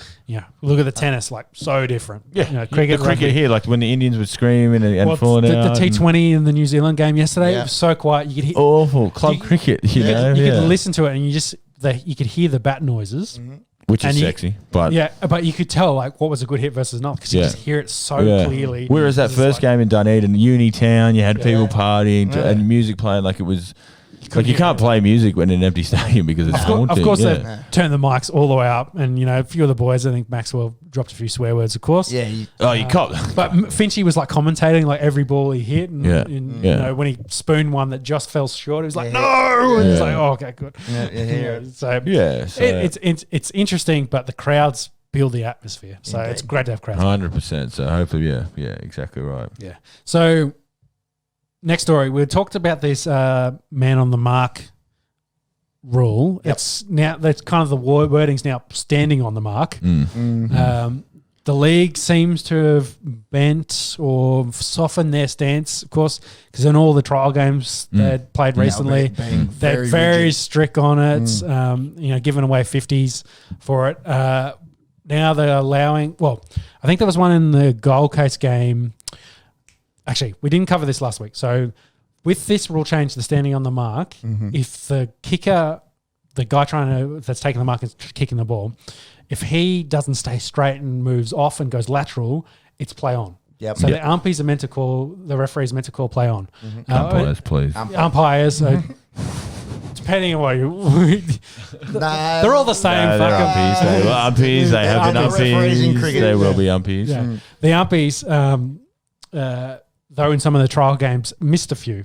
So you had guys standing on the mark, I'm standing on the mark, and blokes running past me over here. And I was like, what the fuck am I meant to do? Yeah. Because, arms up in the air, it was like, you haven't called play on, and this bloke's moved 3 yards away. And so we were talking about guys like Charlie Cameron, when he does take a mark, and he's just like, see you later. If you're standing there, I'm going to go 3 feet this way, and if you can't move, I'm away. Yeah. So they need to be picking up on it. So they've come out and said, hey, we'll be a little bit lenient. If a guy starts walking this way, you can follow them within a certain range. But it's all grey, it's all murky, and you're just putting extra emphasis on the umpires to be able to officiate with this rule. Yeah. So and we were talking about earlier with the cricket and the human error, and we need to accept it, and this needs to be part of the game. Cricket's okay. Ball, hit pad. Okay, I can look at that one thing. Yeah. Now, if an umpire has to look at the guy with the footy, is he off the mark? I need to make sure he moved laterally. Did he come forward? But that's happening there. It's happening so quick. What do you think about the chat as well? They're talking about giving linesmen the extra... boundary umpires. Boundary umpires, yeah. It's going to be a long year. Talking to an AFL boy. We're going to we'll meet in the middle somewhere, Sean, I promise. Here, just going, settle out, settle down. The blokes wearing the fluoro colours. Yes. Yeah, those blokes in fluoro, the 9 of them, giving those guys, the extra guys on the boundary, being able to call free kicks. Becoming linesmen, like you're saying, in the NFL, where you are... You can call penalties. You can be involved in the officiating. So, in this, I'm using... But it's great. No, it's great. The terminology, but the free kicks in this, I do. Do you think the start of the season is going to be, a 50, a free kick, a thon? Well, it always is. There's always the rule that the AFL brings in. And that's good that they're doing the trials. It's good that we're seeing this on Twitter and going, how in God's name can you give that a 50? Because then the AFL go, no, okay, that's too far. Now we come back a bit. And but the worst thing is it's down to the umpires. And it's all interpretation based. Yep. That's what it comes down to. And they're already doing 50 bloody other things. So. Exactly right. So they need to find the sweet spot because it's coming back to the league. They need to speed the game up. We want scoring. We want the ball moving. If the ball is moving, the crowd is happy. We are happy. Money. Exactly. Speed is the key. That competition between the two of them as well. 100%. Who's the fastest sport in the country? Yeah, but that's exactly right. Because we want to score points. We want to be a spectacle. Speed equals points. Points equals fans. Fans equals money. So that's the how it gets broken down. It's the 50-meter penalty is too harsh for something like that. The Sandful, the SA local league, they still have 50s. If you take a mark and a bloke walks up to you and coat hangs you, that's 50. But for running near the man on the mark or for little things like that, they give a 25-meter penalty. I did not know that. Yeah. So that's a great shout. And it's a great shout. So then it's not as fierce. If you're doing a set shot of goal, you probably saw the footage where the guy moved a little bit off. It was a shot from 45 on an angle to being a shot from the goal square. So that is wrong. That's not what should happen. But, if it's on the wing and the guys, they're trying to slow him down, okay, you're not having a shot at goal, but you're advancing the play still. You're giving an advantage to the team with the ball. So I think a 50 for that, that's a third of the field essentially. Exactly right. So it turns. It's a big change to the field possession and the field position. It's too harsh a penalty. It's too harsh. Something like that where you, oh shit, I've moved 2 inches this way and on and off, 50. But that's why they put them in the trial games, and what trial games are now, and teams organise it with other teams, and the NFL do it as well. Yes. The Bulldogs will play Sydney in a trial game. We'll come together. We'll have a bit of an intra-club, but with each other, and they'll say, umpires come and do it. It's our trial. It's the umpires' trial as well. They need to get, it's a brand new rule. I got to get used to my teammates. The umpires have to get used to a new rule that's being introduced. So you can't, we love making fun of officials and then getting stuck into them like, you fucked up. Especially when they fall job. over. It's a very hard job. That's beautiful. Dom Best bowling noes. Yeah, big one too. Bowling with sunnies on as well. Good on you, Dom. He's just copying the next big thing, AXA. So exactly. He's going to swap over left-handed soon. So, so that's probably the biggest thing in footy, minus the great man stepping down. Yeah, well, that's great segue. So, Bruce McAvoy. Fuck, I suck with names. Retires. I won't hear that. Bruce. Oh. Retires from AFL commentating, so officially stands down at 67. So not retired from he's retired from footy. From footy, yeah. So from commentating, yes. Yeah, so he's still going to do racing. Yes. And he's stated that's his number. He started with racing. That's his. That and the Olympics this year. Yes. Yeah. So they're the two things he's going to focus on. Of course, if it does go ahead. Sounds like it is, but we'll keep going. So Bruce, he was diagnosed with leukemia in 2015. He came public, I think, with that in 2017. Yep. He stated that he started to feel a bit fatigued. He wants to reduce his workload.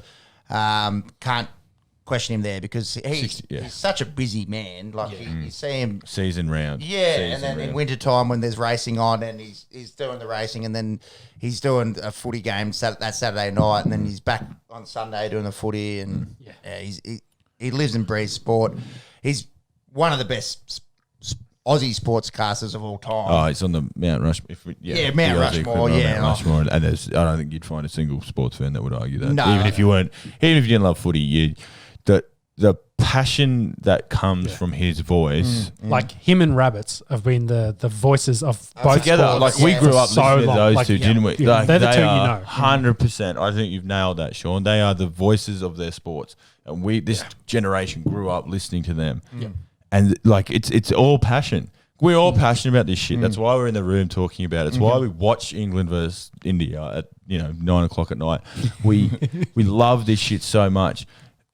And he knows it. He knows people are listening to him. He's got the responsibility of everyone listening to him, everyone watching at home, and you can feel him caring that much, and he puts into it, and the study he would put into, like for this 70-year-old man to put in all this work, all this study, the intricacies, as well as, you know, not drawing breath for a 2-minute passage of play, and we'll run through some of these best, but you know, you'll never forget these moments, and he just and never fucking up like pronouncing names, like exactly right. He's doing it in the moment. His pronunciation excellent, but his encyclopedic knowledge of the history of sports. He's been on the Howie game. Shout out to Howie. And I'm glad you brought that up. That interview is unbelievable because Howie's asking him who won the long jump in the 1984 Olympics.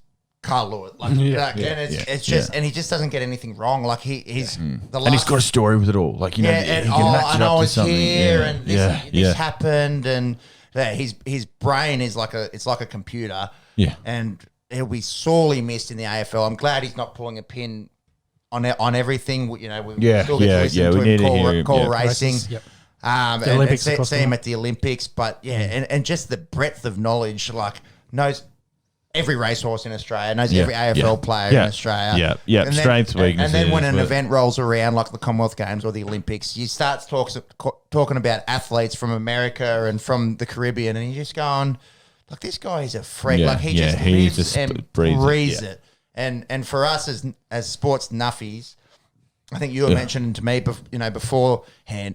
An idol, like you look up to a man you've never met, but who's been we're getting corny here, but he was in my living room for 20 years, every weekend for 20, like growing up. That's a voice you hear growing up, and it's so it's terrible. It's sad to hear him go, but it's great now because you hear Bruce and you think of funny things and quirky things, but what you remember is like him being there, him being at those moments. He was a part of it as much as we all were, and he just captures it perfectly, doesn't he? And you hear his passion, and then he'll just round it out perfectly. Yep. Whether it's the end of a race or the end of a behind that was kicked, and then he'll kick it off, and then he does it all over again, and has for 40 years. And the talent of the man, unbelievable. Yeah.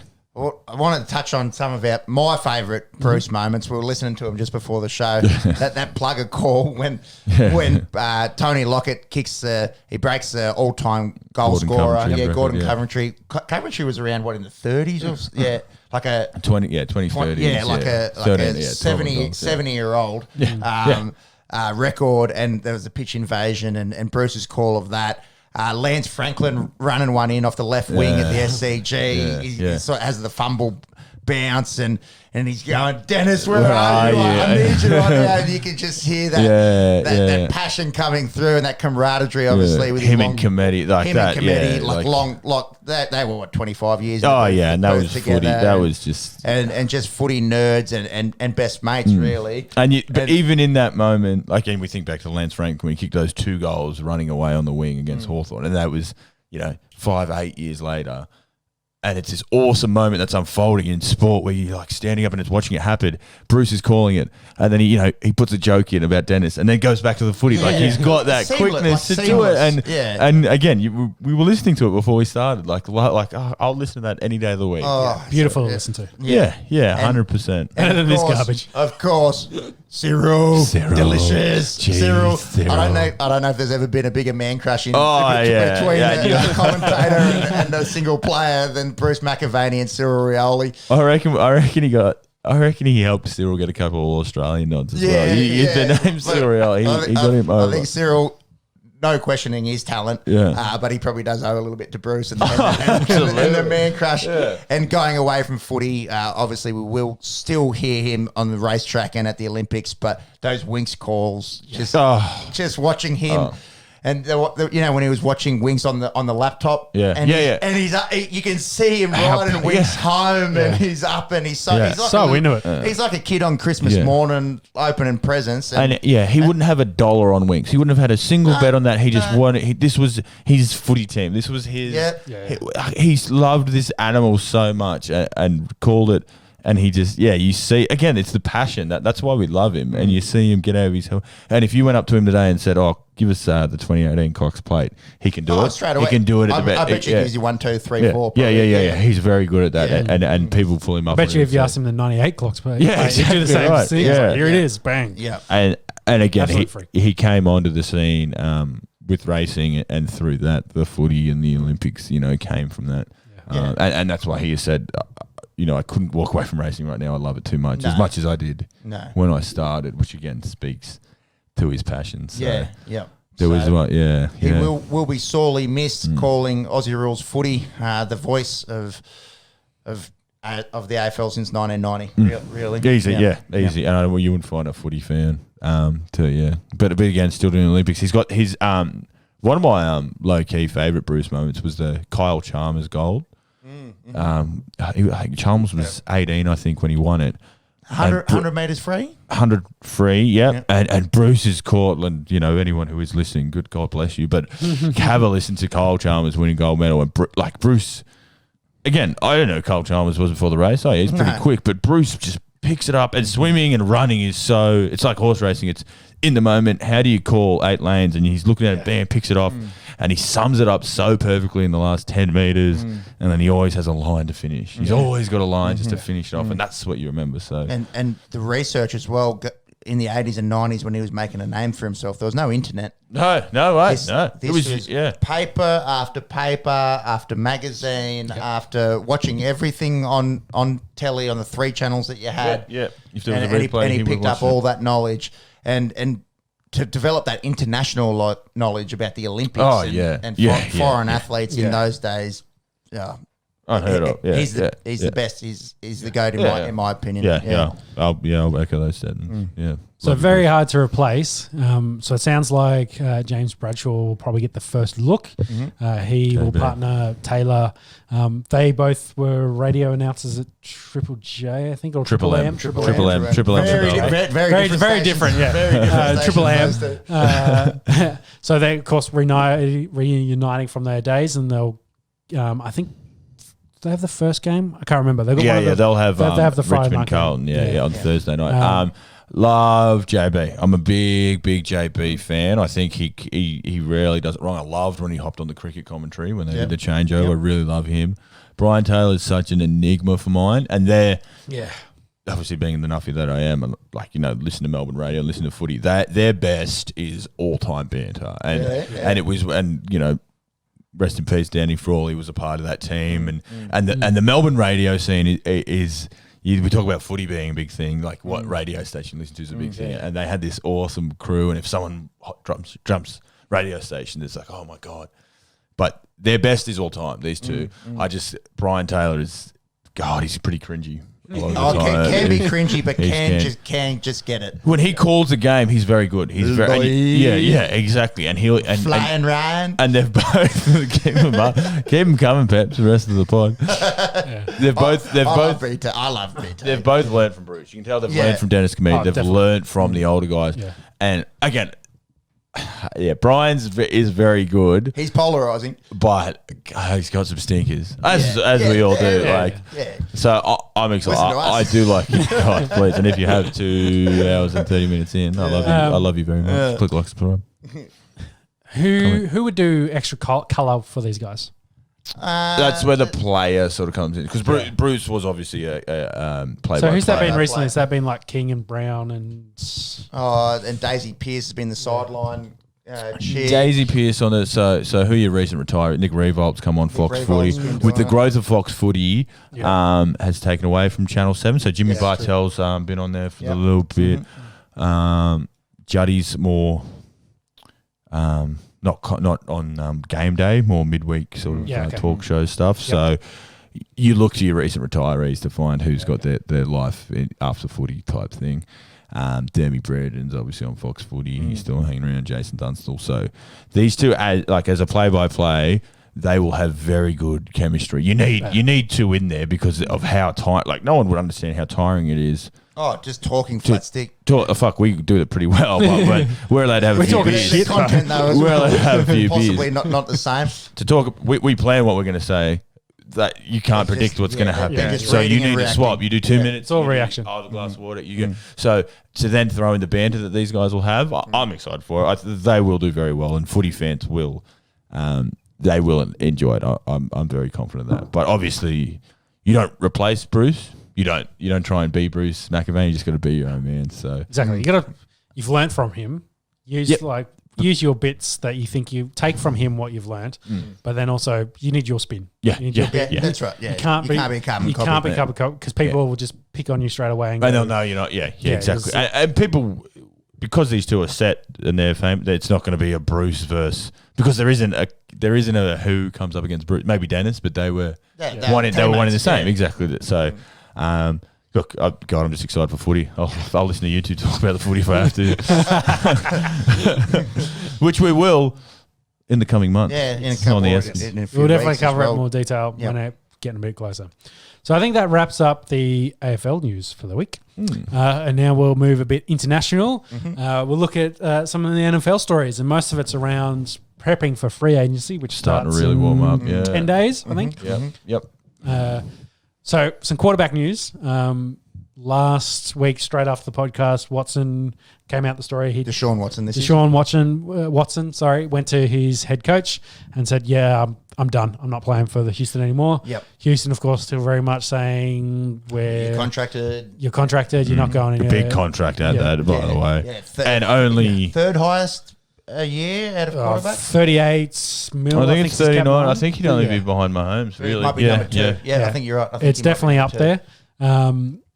Following on from that, then there was all that chat about Wilson last week, and then it came out during the week. He said, if in the unlikelihood that I am traded, these are the four teams I'm only allowing them to. So who did he list off the top of your head? Saints, Chicago, Dallas, and Raiders. Which was an interesting one, but I think the Las Vegas market probably appeals to him. Well, he's got the whole... Wilson's a bit of a strange cat. He's a little bit different. He's obviously dating Ciara, international star, if you would. Yep. But he wants. You can tell he wants to build his own brand. He's got bigger ideas for himself after football, which is still 10 years away. Yeah. He wants to be outspoken. He wants to be a bit of a mogul type. One, he wants to win, but two, yes, he wants. You look at the four markets he's named: Chicago, big city; Dallas, biggest sporting club in the world. Minus the Western Bulldogs. Shout out Footscray. Shout out to the Yams. Apologies, Yams play the first semi on big Sunday. Can't believe it's taken this long. Let's semi, go to the Yams. Dallas Saints, obviously New Orleans, successful club. The music scene down there is good for everything. Replace Drew, probably take that team to the Super Bowl. And then stepping in some big shoes. And then Vegas. That's where gambling is. That's where it's a building market. It's up and coming. The NFL's allowed in there now. So that's for Russell. It was a weird one. It was, I'm not trading. I don't want to get traded, but. Here's four people I want to get traded to. If you're going to discuss trades, Well, he's got the same no trade clause in his contract, so as Watson does. So he can pick. There's I've read these are the four we can talk about. It's a thirst trap. That's what it was. There's only 10 players or so, probably less, that have a no trade clause in the NFL, and they're probably all big name. They're all quarterbacks and they're all big name players. So it's quite interesting to see. It's like do you miss look, we're together forever, baby. I'm not going to cheat on you. However, here's four girls that those four girls you follow on Instagram. If they talk about me, it's like a real weird thirst trap. Exactly right. I'm in this committed relationship, but if these four guys want to slide in my DMs, I'll reply. Please, I'll definitely, Russ, you dirty man, throw it away. Danger Russ. So we'll try and follow that, see what happens. I think that's much a bit because New Orleans cannot fit him in the cap. No chance he's going there. Dallas have Dak. That just has to happen. And Chicago pretty tight against the cap, and Vegas also. Chicago need a quarterback though, so out of those four, I see Chicago happening the most.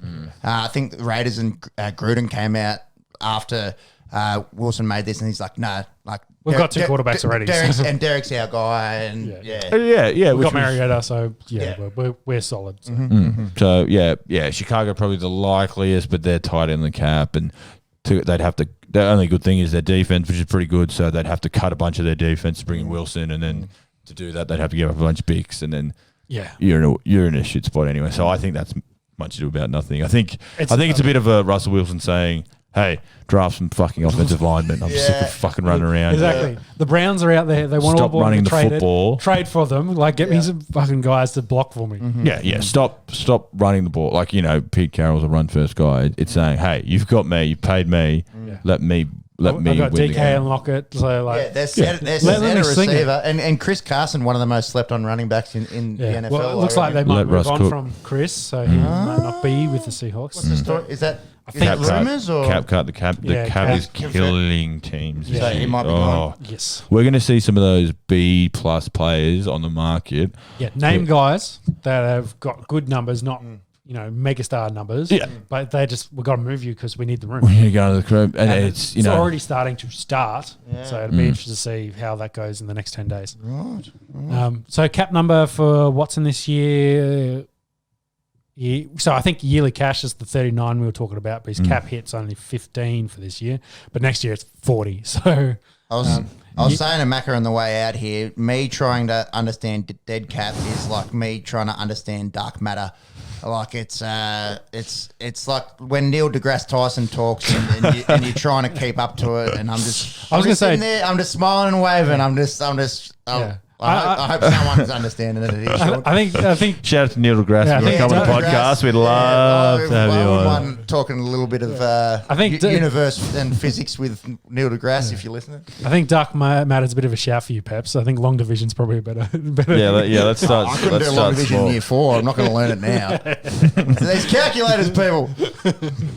So this is the number you're looking at. So if they released him today, if they got rid of him, they'd still have to deal with this. So it's after 3 years. Read that out, please. Sorry, yes, I'm just having a conversation with myself. So the dead cap would be 67 million if they cut him. His cap kit, you reckon? Cap hit is 16 mil now. Next year it goes up. So if they get rid of him this year via trade, then they'll save themselves about $30 million. However, you get rid of a top 5 quarterback. So this is, and then, after 4 years, this is when you can cut him and you only lose $5 million. It's a lot of money to lose. But it's a lot of money that... Okay, that makes sense. Okay. I was trying to figure out why his base salary is so low, but you got almost 30 mil up front as a signing bonus. So that makes sense. 30 mil is a signing bonus. So his average salary is $39 million. So... Houston are set. They're like, sweet, you're our quarterback for the future.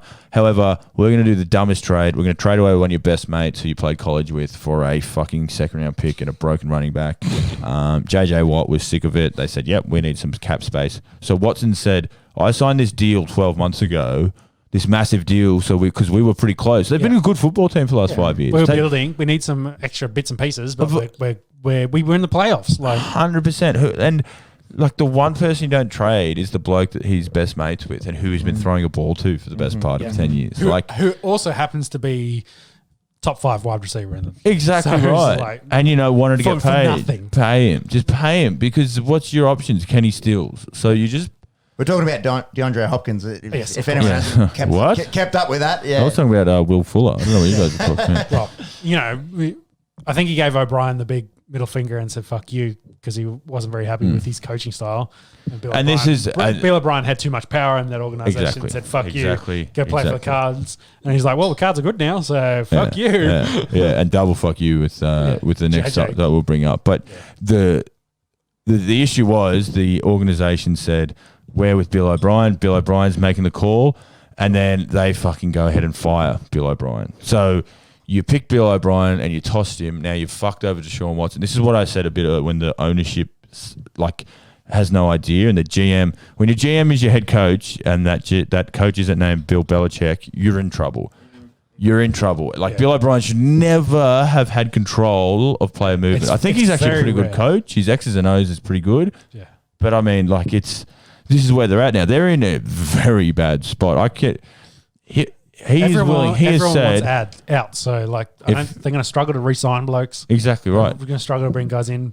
If Watson sits out training camp, it costs him $3 million, and he said, "I'm fine to pay that. I'm not playing." He said he's not playing. I think over his salary this year, I think he can earn 30 mil through his salary this year.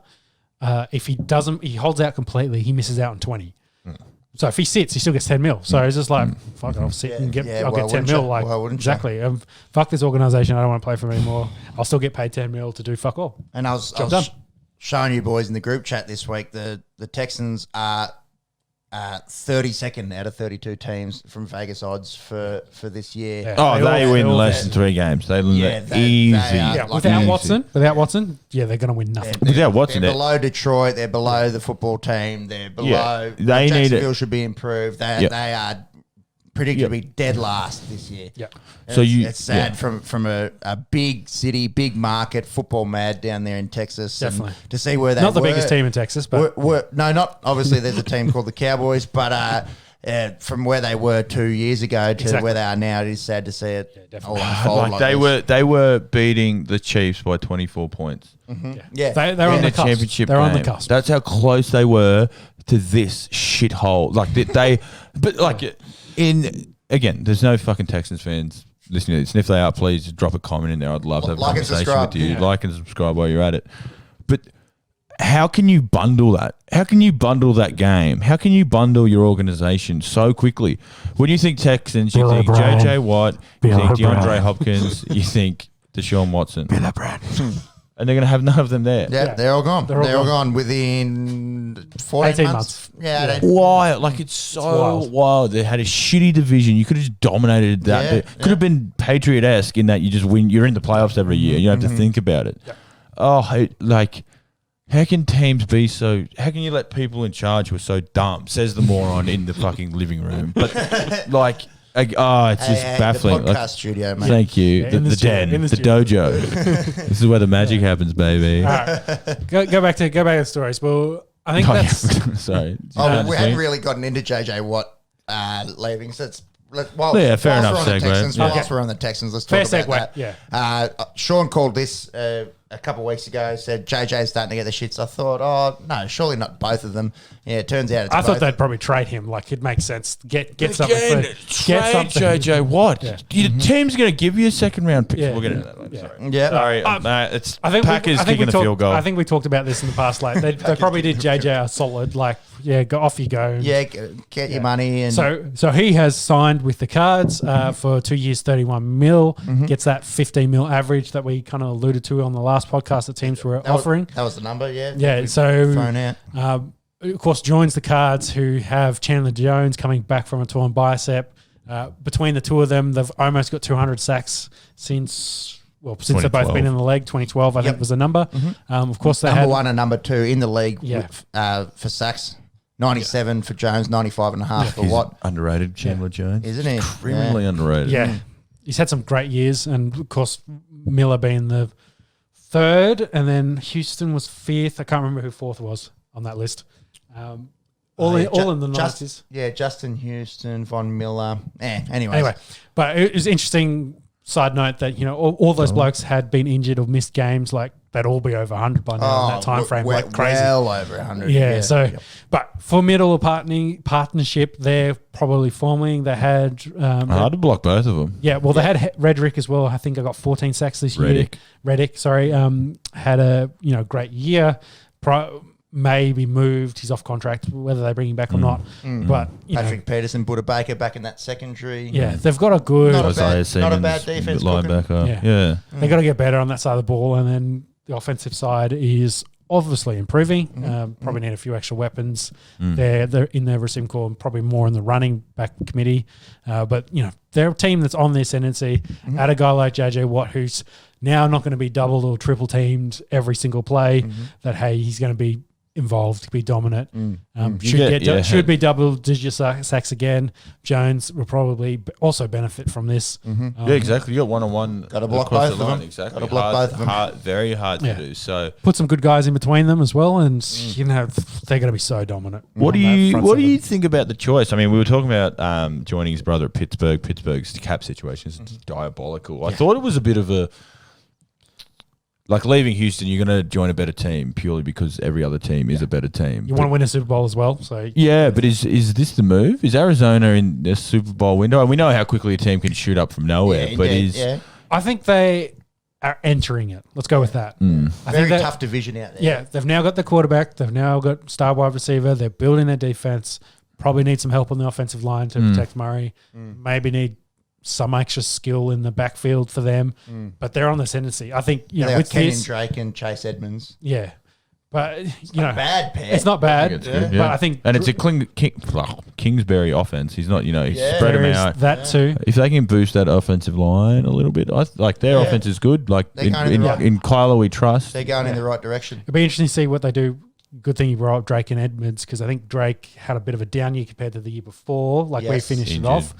But struggled with injuries. But Edmonds kind of came on as well. I had Edmonds in fantasy. He got me a couple dubs. So how they kind of build that two-headed beast. Whether those are the two guys they want to go ahead with. Plus, you got a guy who could run for 1,000 yards that can also throw the ball. The second best running quarterback in the league, obviously. That's one point that I'm not going to argue there. Thank you, sir. I wonder if a bloke like Fitzgerald comes around for another run at it. He's just like, whoa. What's the go with him? Is there any news?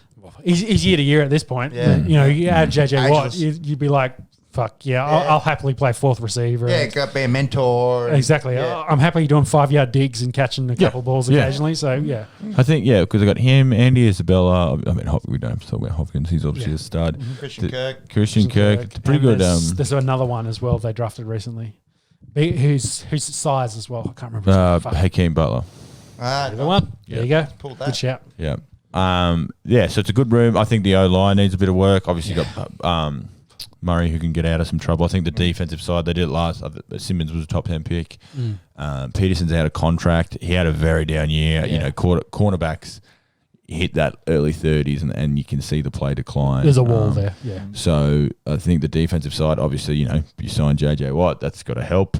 You got that pass rush, it's going to help your defensive backs. Obviously, it all works as one. You got to remember last year as well, they were missing Jones. So, True. But what pass rush helps coverage, helps the secondary. So add the two of them back, add that and Watt back into this team. That could be 2 extra wins on this. They're playing playoffs. Which takes you to, but again, 2 extra wins to Arizona to get them to 10.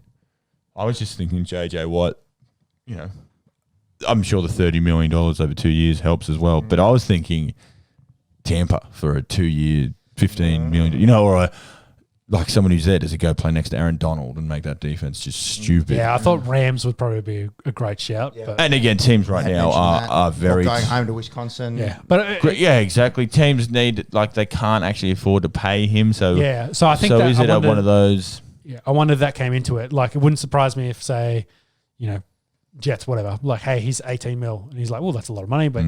Why would I want to play for the Jets? Yeah, and the Rams came along and was like, he's 10 mil. Hey, we can fit you in. Let me middle it, We'll run for Super Bowl. And he's just like, that's not bad. And the Cards maybe fit that nice medium where it's good money and it's a good team on ascendancy that probably will play playoffs and that we can maybe make a run. So it might be it fits that nice middle ground there. Well said, Sean, because... He doesn't strike me as a real money hungry kind of guy. Not after all the money. He's made well over. And we talked about how good his foul answers are, so we don't need to go over that again. Indeed. Make us all depressed. Yeah, I think you're right. He just wants to win, but he also, it is. You want to get paid well. Exactly. You want to be because a guy like that, you're banging every play. So exactly. Your body. He does an ACL. He wants some guarantees that that's not going to impact me. Some remuneration, if you will. Exactly. All right, so, we probably do need to get a move on. We're nearly 3 hours deep. So to wrap up some of the moves, so how do you say his first name? Jarrell Casey was released by Denver. Kyle Rudolph was released by the Vikings. Both getting on a little bit, those two blokes. Yes. You'd imagine they wind up somewhere. I'd say short-term deals. We talk about those B-plus kind of stars, starting to move. So they've both played Pro Bowl before. Yes. Saints released both their tight ends, Josh Hill and Jared Cook. Maybe there's Kyle Rudolph can end up there. Yeah. Depending on what they want to pay him, because of course they've got the cap room issue. Yeah. Maybe Taysom goes back to it doesn't help when you're paying your backup quarterback $14 million a year. Backup tight end $14 million. Punt returner. So it'll be interesting. Saints go. Terrell Williams was cut during the week from the Raiders and has already been picked up by the Lions. Because they've got a couple receivers. They've got Galladay Golladay, sorry. Closer. Yeah. So instead of Gollaway, it's Golladay. I was listening last week. Just again, I had to pull the car out. I was doing that. Holiday. Yeah. So whatever happens with him, Marvin Jones also at the Lions. Yeah. Hopefully he ends up at the Ravens. Yeah. Love Marvin Jones. So, their whole wide receiver core, like their core wide receiver core is on the move. Yeah. Their top two guys, possibly. Trent Brown from the Raiders is on the trade market. Raiders have released Gabe Jackson, who... good guard, Yeah, good guard. Was middle tier this year, so had a bit of a down year, but still average. He was right in the middle.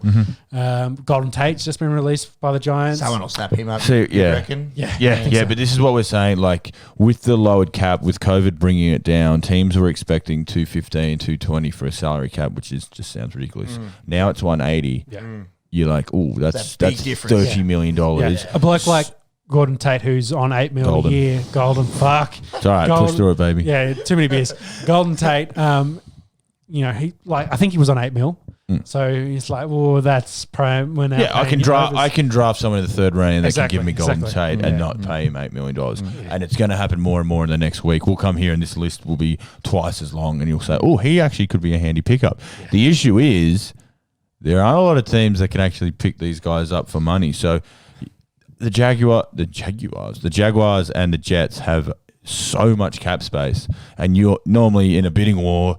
The Jags would have to pay a bit overs, but now with this year, they're actually not going to have to do that because the team, I want to play for New Orleans. Well, we can pay you $11. The Jags say we'll give you what you're worth, which is $9 million, and you'll take that. So teams actually who have space this year, I'm not going to say the Jags will win the Super Bowl, but they have the money to actually start building a team. If you get Trevor Lawrence and then you pair him with a whole bunch of good receiver talent and bring in a guy like Tate, they could, Tate, I think in the last decade, he's got the most yards after catch. Yeah. So, he's a bloke. Small piece, you'd pay him $5 million easy, but someone like New Orleans actually cannot pay. Like they can't. Teams are going to be so strapped for only $180 million worth of salary cap. But I will guarantee the next week you'll check Twitter and there will be random people and people signing for vet minimums for 1 year, hoping that next year it just blows. I think there'll be shitloads of 1 year preview. Yeah. Big time. Someone like Clowney. I mean, we talk about Sue's been doing it for what seems like 10 years. People. That 1 year contract 100%. Going around. And teams like Green Bay and teams like Tampa are going to get really good players because they go, well, fuck, if I go anywhere, I may as well go to the better teams. I'm only going to make a couple mil. I'll go to them. I'll play with Tom Brady and have a win at a Super Bowl while I'm at it. Get paid the next year. So it's a weird time. Yeah. Super interesting though, leading into free agency. Yeah. It'll show who's a smart GM and who's the Bill O'Briens of the comp. So other stories, I think it was Drew Brees' actual trainer put on Instagram that he'd been back in, who was pushing sleds, like doing big weights. It's just like, well, if what's a 41-year-old doing this for if he's retired? So, alluding to the fact that maybe he's coming back. Of course, he's got that, he's brought his captain number down almost to the vet minimum. So, if he comes back, he's probably getting paid fuck all, but he's got some other stuff, I think, to sort that out. Yeah. So he's pretty set. He's on $1 million a year right now. So, God, if a team trades for him, they're not paying him much. But but whether I think it's much. We saw him on the field again. We're talking about Cam Smith looking around. He was with Brady, having a chat with him. They had the kids on the field. I think it's very much his arms cooked. You're 41. Everyone thinks, Brady and Breeze are 41 and 43. Quarterbacks going to live forever. Nah. No, they're not. These two are two. How many ribs did he break this year? Exactly. God, 8, 9. Yeah. Like honestly, I think it's more like he's setting his habits. He's just like, I've had an off season. Exactly. I've been an athlete for 25 years. Yeah, I don't want to now put on 50 pounds like overnight. Like, I'm going to go down and hang out with my boys and do a bit of training. Like, but it was just it's a bit to do about nothing. And a bit of gamesmanship from Breeze, I think a little bit of. I'm leaning you'd love a bit of people talking about you a bit, you know. Bit of cheese. Yeah. I'm leaning very much towards he's retired. Like I think that's the way. I think the Saints, there's no way he fits under that cap number at all. Well, and the Saints quarterback issue. Winston's a free agent. Yeah. They've got Hill on this stupid $10 million. Taysom Hill is not 16 a year. I could talk about this for a while. I've got 30 seconds to do it. Taysom Hill. You cannot win games with Taysom Hill as your quarterback for the 4 quarters. Yeah, he can do a trick play. Yeah, he can go in at tight end. He might block a punt. Yeah. As your quarterback, They will suck. They will be very bad. Yep. They need to sign Jameis Winston, which is disgusting. Saints could fall off a cliff here. They could really really could. Yeah, they really with could. their cap number and the players that they have to It's either that release. or give Kamara 100 touches a game. Like you're banking on Kamara Yeah. to win you football 100%, games, so. which is what, like, yeah. He could do it, but he's not going to win you 16 games a year kind of thing. So. Saints are a team that fall off the cliff this year, and the division's on the rise as well. So So let's finish up. There's two more things. So DeMarcus Ware versus the Miles Garrett box jump. Have you guys seen this? yeah, I saw DeMarcus. I saw So Ware's response. Miles did a box jump of 66 inches, and then DeMarcus came out and said his piece and was like, "Look, I can do 68." And jumped up, at 38. So he's 38-year-old it's pretty athlete. impressive. He's got like the DeMarcus Ware is- 24. He's got the 12 stack on the 24. He's got the 8 on the top. Yeah. It's. So DeMarcus Ware is still ripped. He could still be playing, I think. But again, that's that. I'm a professional athlete. I can't play football. I love training. I love. Yeah, I'm going to train. I'm going to jump over this. School. I do want to call DeMarcus out on this because Miles does a standing box jump of He took a 66. step. Yeah. That's Whereas Ware takes a run up to his. And as you're both probably aware, that a standing start, a standing start versus a running start is very different. Indeed. So, but also the bloke's 38. Yeah, true. So, oh my goodness, I'll be looking like that when I'm 38. I reckon. If I tried that, I would headbutt the thing. I wouldn't even get near it. Yeah, you'd You'd get halfway, miss it, and then end up falling on your ass. Yeah, absolutely. I'd get as many hits as Ware, but not for that leaner reason. than he was when he was playing. You can tell. But again, he's not wrestling a 350-pounder to get around him. So good on shout out to DeMarcus Ware. He was a fucking beast, wasn't he? Yeah. That was kind of my point on that. I was like, Ware, you took a little bit of a run up. Let's see you from a stand. Was it worth 2 inches to run up? That's Miles Jeez, there at the Garrett's a end. beast. He is a. He's an absolute beast. Did you see him playing basketball? Yeah. There's some video of him playing basketball. He's fucking huge. Yeah. Too Like, big he thinks to be holding basketball. Yeah, he thinks Zion's huge for a basketball player. Then, because he was wearing a singlet, you see his shoulders like he's He's massive. a stud. 139 sacks in the NFL, if you don't mind, from DeMarcus Ware. one of the greatest of all time. When him and Dumerville were at Denver before his days at Dallas. Yeah. Well, Von and DeMarcus, run to the Super Bowl 2015. Just like he taught Von, mature, like he matured him and taught him leadership like crazy. That was Garrett playing basketball. Garrett Miles playing basketball. But look, again, I think the next week it's going to start heating up with free agency, and then we've talked about the draft not being the combine not happening, the draft being a little bit skewed. Pro day numbers are coming out with like people are throwing away vertical jump numbers and 40 times, saying, "Fuck, I could hold a stopwatch and say I can run that fast." So, be interested to see what happens with that. Better keep on rolling. Yeah. So the final thing was the top 100, I guess, free agents. It's a list full of big names. Meh for mine, very meh. Yeah. Big names. When Leonard Williams is number 4, meh. Yeah, there's a few guys in there. Like, Few guys. yes, there's elite, but there's a lot of guys in there. Like we're saying, the B plus, the names that are available. That yes, will help a squad, but you're not. Like Dak's one, he's not going to be available.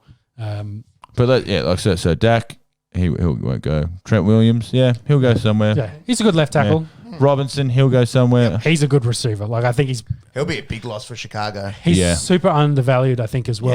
If he goes somewhere with a good quarterback, you watch his numbers spike. like He's had Green Blake Bay Bortles and Mitch Trubisky throwing to him. Poor bloke. And again, he takes up a lot of targets. I think he had 170 targets this year. Yeah. So if he goes, who the fuck is Chicago throwing to? Williams will get the tag. Yep. Watt has been signed. Justin Simmons will get tagged. Yeah. Godwin will get tagged. So now we're already Shaq Barrett will be gone. He'll go. Yep. But again, He'll get paid. he wants to get paid. No one's really there to pay him. You want to play for the Jets?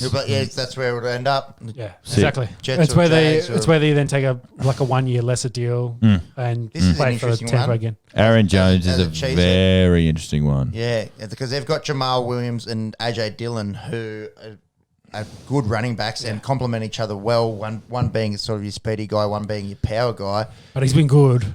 He's been better than good. He's been unreal. I've had him in fantasy both years, and he just gets bulk touchdowns. And 2 years before that, he was sort of like a like, you know, he's a Is it the- he's yeah. a starting running back in the NFL. You can't, you know. But I think the main thing for him is the franchise tag. So it's Yeah. for running backs is really low because no one's paying running backs anymore. Yeah. Which So- is so weird as well. Yeah. Like, it's the most. It's a young man's game. I think it's kind of but what's it's worked the out. most brutal position on your body, surely, out of all of them. But that's and why. Then, and then That's there's why. no like money for the guys. And that's and it. That's Well, that's the thing. That's Like, where the league's there's at no now. there's no APs anymore. It's all you get in, you do your 5 years, Yeah, and you're burnt then out. you get Like, out. Yeah. That's it's why not fair, is it? It's nothing. It's not fair, but it's again, this is where the business comes in, and there Sport needs is to a be another business. thing. Yeah, And it's sport is a business. if you look at, like, if you want to draft a running back top 5, it's buyer beware. Like, Doesn't if you happen. well, Doesn't look at really- like, Saquon or CMC was just outside of it. Zeke, look at Zeke. Fournette. Zeke's already on the way down. Fournette's changed teams. No one wants him. Say, Like, Saquon and Cook as good examples, both getting hurt, missing a year. Yeah. So Yeah. I'm like, and that's a year where they may only play 5 to 6 years for you. Yeah. It's a big loss. So, And- and, and it's just such a risk as Yeah. well, picking a guy that high too. and the thought around the league is with running backs, I can get a running back value. Undrafted guy. Undrafted guy. Look at James Robinson this year, had 1,100 yards, and they worked around. Like, you don't need to pay money for running back. I'm going to spend my money. If I have a good offensive line and good receivers, the guy, look at all the athletes in America who don't play in the NFL. So the guys that can make it, they'll be able to get open. They'll be able to hit a hole. So it sucks, but it's what it is. Is what it is. So I think we just wanted to final up that, you know, it's a pretty good list. Like, there's a lot of good names on there. A lot of linemen. Yeah, a lot of names probably going to be added to it in the next There's an couple interesting of one, weeks. Cam Newton. Cam, of course, off contract. Yeah. Where does Cam end up? What do you reckon? He said he's playing. He's playing. Yeah. He's still young. He's a Like, competitor. 32. He's a competitor. Yeah, so, yeah. Oh, does he go back What- to New England? Well, I New don't, I don't think they want him. But who does? Like, Yeah. like he's got to be a backup. Let's be honest. He's not one. He might Washington, go back up Lamar. way too slow to be in Baltimore. I think. That's speed, baby. Although he would fit in the He Heisman could go package. somewhere on a lowish contract, be a mentor. Oh, it has to be low. And, He's and a not- short yardage kind He of. played this year on a mill, so Well, we talked about it, New Orleans. Yeah. well, that's a shout. Sean Yeah, Payton will yeah. get the best out of him. Yep. Yeah. But I think he's his a best is Taysom good. Hill. You know what I mean? Yeah, Like, yeah. Oh, good in those short He's better than yardage. Taysom Hill. He can throw the ball better than Taysom. He's got a better arm, but the way you're going to use He doesn't the solve bloke- your quarterback issue. No, he's you don't not put. You solving don't. You don't go. any Oh issues for fuck him. yeah, He's we a got bridge. Cam. He's Yeah. a bridge at this point. Yeah. Yeah. And we didn't mention Alex Smith as well because it sounds like Washington are going to let him go too. I think So- they have. That's Yeah. rough, isn't it? so rough for him. But yeah, he's, comeback player of the cap- year. cap number, of course. Nearly lost his bloody leg. Yeah. but you look at Washington and what they're going to do quarterback wise, like they're. Well, we talk about if you don't They might have. draft. No, I think they might draft someone. Yeah, But the issue they're- is you they're need not to- top 10. So. Yeah, you're in that but gross we're talking middle about ground. the depth of this. They might be able to get a Mac Jones, or they might. He might be one to slide, but you talk Yeah, about so they could all go top quarterback 10 1, though. 2. So. Yeah. They're gonna have to move into the top 10, I Yeah. think. And you got Falcons, you got Panthers, like Yeah, there's that guys who need the next one who have something. market. There's 4 of the top 8 to 4 of the top 7. You draft day will be one of those ones where they're sitting there. I think they're 18, 19. They watch. They say, we know we can't get Fields. We know we can't get Lawrence. Let's see, does Trey Lance drop a couple spots and then on the draft day throw an extra first rounder in there or something to get, because you either have to draft someone, play Taylor Heineke, or sign Andy Dalton. Like, Yeah. and their or defense. get Cam. Like Yeah, we talk how good their defense is. They got Terry McLaurin, O-line's meh. Right, You got Gibson. Gibson So says, there's come on. pieces there. None of it matters if you haven't got. Do you sign Gardner Minshew, trade a third for him or something? Like, you either need to be like Jacksonville are cheering. They've got lots of money. They've got Trevor Lawrence. They're actually cheering as the shittest team in the comp. Yep. So it's a weird one. Yeah, it is So- a very That'll finish up the NFL chat for this week. We'll keep following that. We'll go into NBA. I need to take a piss or I'm going to actually wee myself here. No go, worries, you you go. go. We'll run take through the us week through that it. was. Yeah, go for it, Peps. So going back to we're broadcasting Thursday here in Australia. We'll go back to last Thursday. Knicks and Kings 261 pointathon, if you don't mind. And the Greek Freak puts up 38 on the Pels. Do you remember anything? Yeah, he only from- missed a couple. I think it was something like 14 from 17 from the field, really driving through. I mean, when you got 260 points, you're not expecting big man in the middle, protecting the rim. It's happening more and more. I think we're seeing a lot of higher scores. We talk about that's an all-star score. Yeah, isn't it? Yeah, So it's good for the game, bad for the game. Everyone gets their numbers, which makes NBA and God, I've talked about NBA numbers, what they mean. I know. If you got 6 blokes averaging 10 points, or in double digits, what does that mean when you're giving up 120 points? That's it. Into Friday, Jazz go down. Jazz can lose apparently, and Jimmy Buckets makes a big return. This was the first of 3 losses for them this week. Jimmy Buckets. He's back, baby. He's back, looking healthy. 33 for him. 33, 10 and 8 for Jimmy. He's not one that you think, all right, Jimmy's going to score, 30 points a game. He's not that kind of guy. But when it's needed, when you want to win, you want Jimmy Butler on your team. Yeah, he's a big game guy. Oh yeah, and it showed last year. They made finals. They went that awesome run. He grouped that team together. He was the glue to all these little pieces.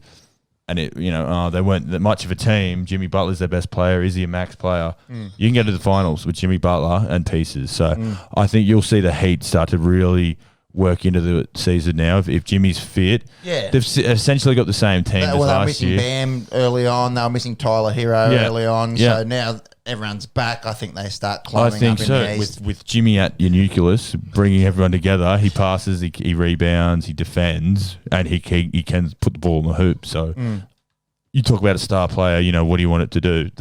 A bit of everything. So that's what Jimmy does. Look, a bloke called Joel Embiid, 42 on the Cavs. I wanted to pat the bloke on the back, but they lost. They lost.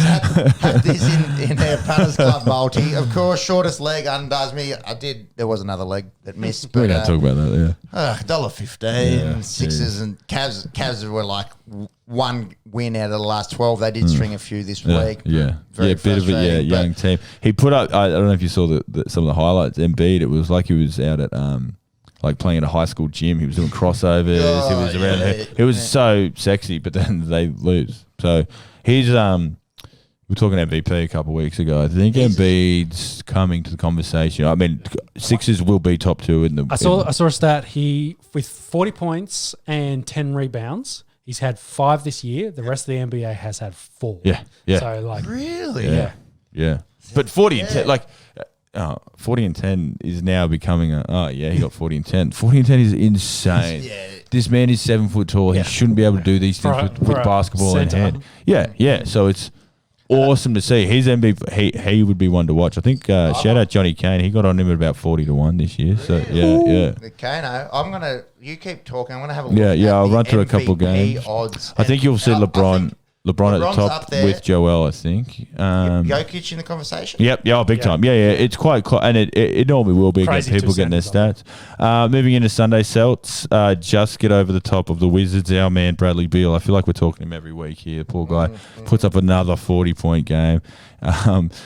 Funny stat with Bradley Beal scoring 40 points. The Wizards have lost their last 11 games when Beal has scored 40. Yep. To score 40 points in a game is insane. You'd think, oh God, he carried us. He scored a third of our points, but it's still losing. It's a one-man band out there, and Westbrook's. He's been up and down. He's been up and down. He's on the downward track in his career. We talked about that. The Rockets got rid of him for a reason, but poor Bradley Beal. You want to see him because he does it the right way. We talk about guys we like. We talk about the New Zealand cricket team. We talk about football players we love to watch. He does it the right way. He gives his all, and he's good at scoring the ball. That's what he does. I'm going to put the orange thing in that net. That is what I'm going to do. He's averaging 33, 5 and 5. He leads the NBA in points per game. On a losing side, he literally can't do any more than what he's doing. He can't do any more. He's not an elite defender, but that's not what he's there to do. You need to build around him. When you've been shit for this long, you're supposed to either draft well or trade your good draft picks for good players. You're supposed to surround this all-time talent with something, and you are literally seeing this man being burnt out. I mean, which is probably why he's out of the MVP conversation, is because he won't be near. He's paying 400. So. Yeah, he won't be near. Who is in that conversation though, Peps? It's a 3-horse race, it seems. Embiid $3.40, LeBron $3.60, Jokic $5. So Embiid is actually into favourite. There you go. That's awesome. Two centers going against one of the best basketballers ever. So very interesting. Luka at 4 is not bad though. Luca and Steph at 11s. From what I've seen, probably not there. But Luca is doing what LeBron. He just has to do what LeBron's doing better. Yeah. LeBron's got a better team. Well, fuck, should have a better team. Yeah, I mean, to have two centers in this conversation is pretty cool. Not your old school. You're our Shaq new age. The last to win it from center. Shaq would have been early 2000s. Duncan was more power forward. Yeah, power forward more. But these guys are 7-footers who handle the ball. They pass that will obviously rebound, but they can score and they are leading their teams. Embiid obviously more than Nicola, but shout out Nicola. Thickler. Embiid's leading a very good team who will be. Yeah, it's Shaq. Who will? So it hasn't happened. No, hasn't happened for 21 years. There we go. Memphis. We'll keep rolling through. Memphis absolutely pumped the Rockets by 49 points. Call it 50. That is at paddling. That's where the Rockets are at right now. They have said, "Yep, we are rebuilding." So they were there.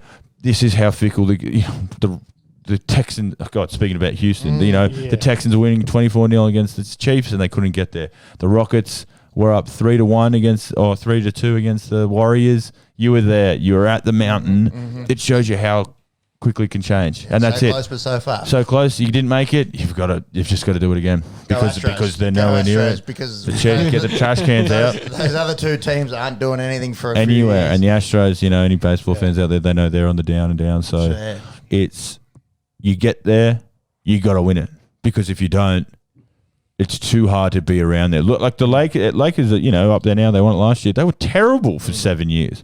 Terrible.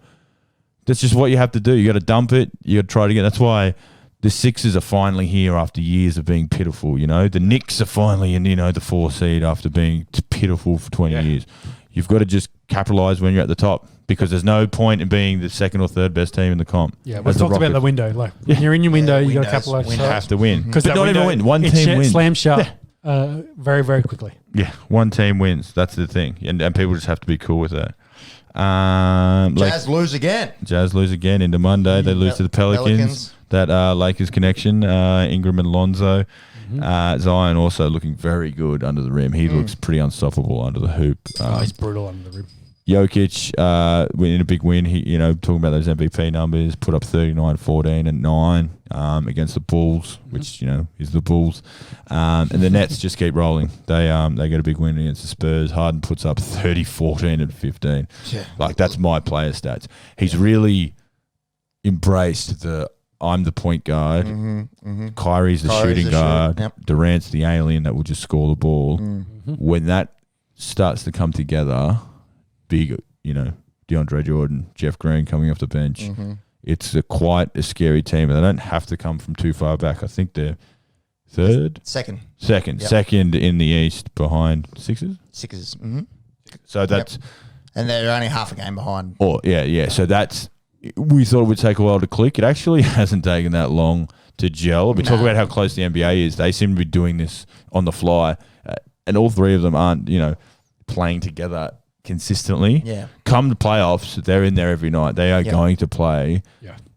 We still haven't seen a close game when who has that final shot. I wonder if Harden will say, I'm the point guard, I'm going to pass it up, or I'm going to ISO, throw up a shot, which, works a lot of the time anyway. So, it's a good trouble. It's a good problem to have. But yeah, rolling through. This one was quite interesting with the Suns game. So Booker got ejected. Yeah, Devin Booker got ejected on it was a really close game halfway through. Yeah, halfway through the third. It was. Did you hear what was said though? Because no one's. Well, I haven't seen what was said. It was a dead ball, and it was a back-to-back. So the Suns and the Lakers, obviously, you play a team for 96 minutes in 2 days. You're going to get over each other. KCP, Caldwell Pope, was draped over Booker for 2 days. And they got tangled up. Ball was out of bounds or a foul or something. I think a ref called a foul on Booker. Yeah, Booker had the ball in his hands. Yeah, and then something was said by Booker, and the Lakers players stopped, and they were like, whoa, you can't, and you can see LeBron say, well, you can't say that, and Booker gets tossed straight away. Right. and they've got people working. There's lip readers out there, and KCP says you can't say that, man. You can't say that. And not one single Suns player defended Booker. Like they all sort of turned away and said you can't. So I think it was directed at the ref. Possible gay slur. I think was the what seems to be the F word. I think it was the F word. Yeah, the second F word. Different reports than what I saw. What I saw was when Booker, because he had the ball and the ref's come across the goal, he's thrown it really hard down at the ground and it's bounced up and hit the ref and he's kind of grabbed it. Yeah. So that's the footage, and everyone. So that's the footage. So but there was something said, and because they said that you can see like KZB. Because the story I saw was like, hey, you got ejected for throwing the ball at the ref. That can happen. It was pretty weak, and I thought looking at the footage, it looked like LeBron was like kind of trying to defend Booker. It's like, hey, you can't eject him for that. Yeah, I think that was the initial the Lakers are getting around it, but not a single Suns player was like, whoa, you're going to toss him for that. So then people looked at it more, and they.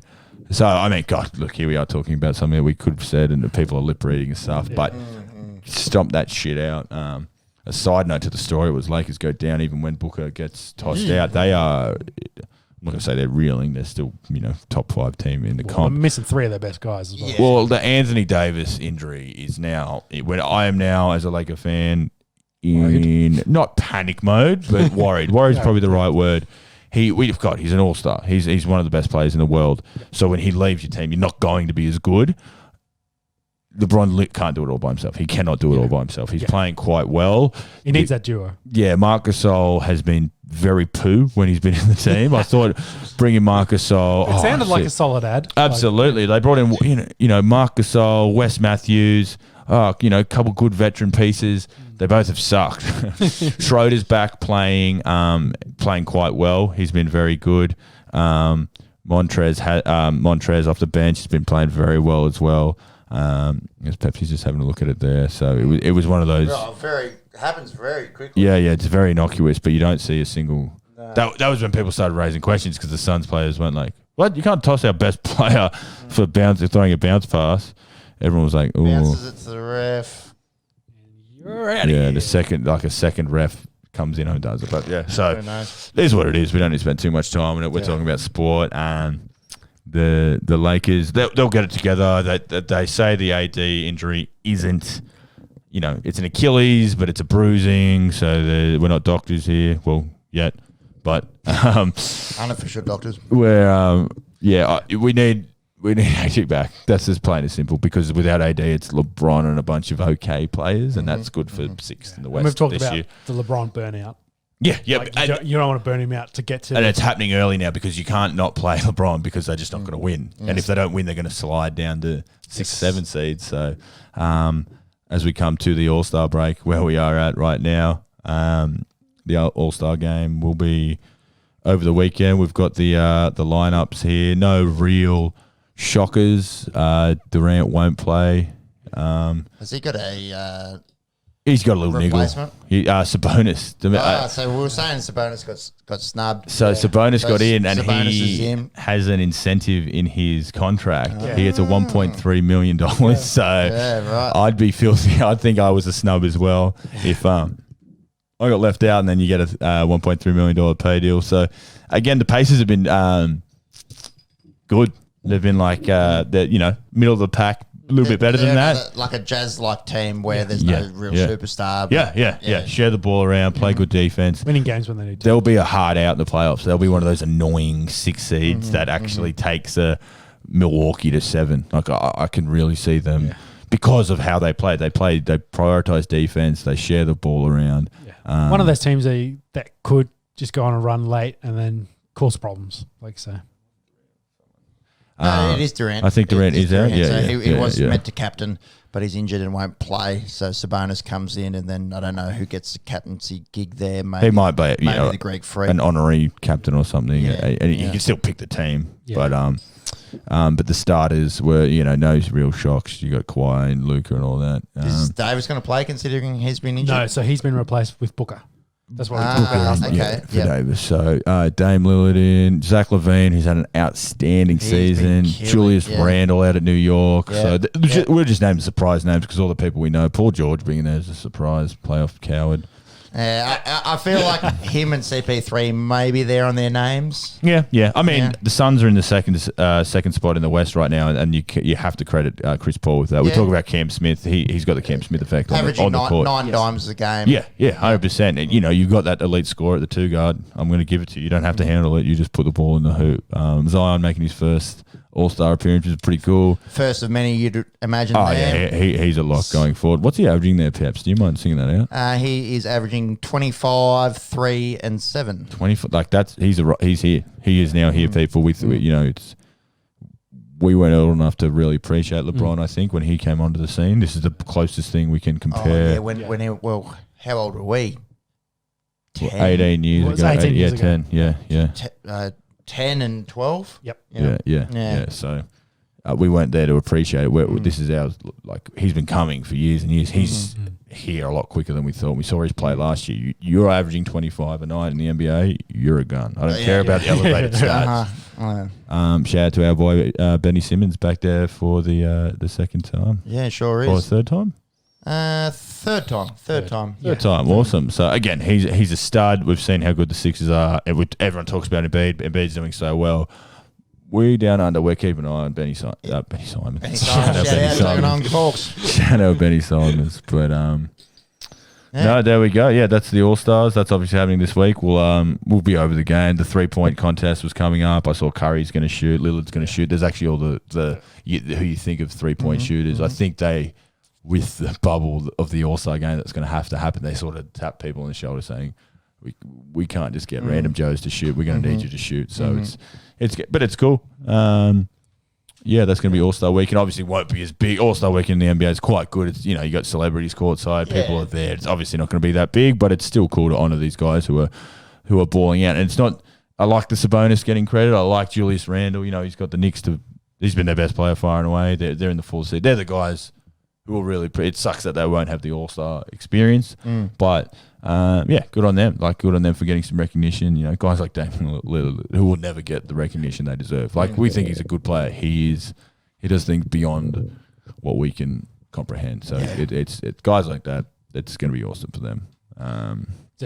So final few things, like we mentioned before, the Knicks in the 4th seed at the moment, or 4th spot. So I think they lost today, so they've gone to 18 and 18. They're 500. So they're hovering around that. They haven't been 500 this late in the season for something chronic, like 15 years. Donkeys, or 20. Something stupid. So again, we talk about basketball being big in New York, then basketball's big everywhere. So awesome. So awesome. That top 5. Yeah, so sing that top Celtics, 5. Pipped them today for the 4th seed, so they're sitting 5th. Yeah, that's good. New York basketball being good. We've talked about this, so.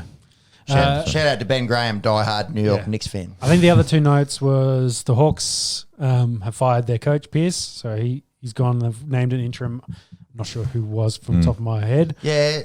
Do you think this is a little harsh? They're 16 and 20. They're sitting 11th. They're on a little mini slide. They were up there. They were expected to take a big jump. Trae Young hasn't been Trae Young this season. Not quite, but he hasn't been bad. He hasn't been bad. They brought in sort of like a Bogdanovic. They had a couple pieces, and in the East, Clint Capella. Yeah, in the East, 500 ball. Look at the Knicks. They're 500. They're a 5 seed. So just get that. I think they thought they're a 500 team.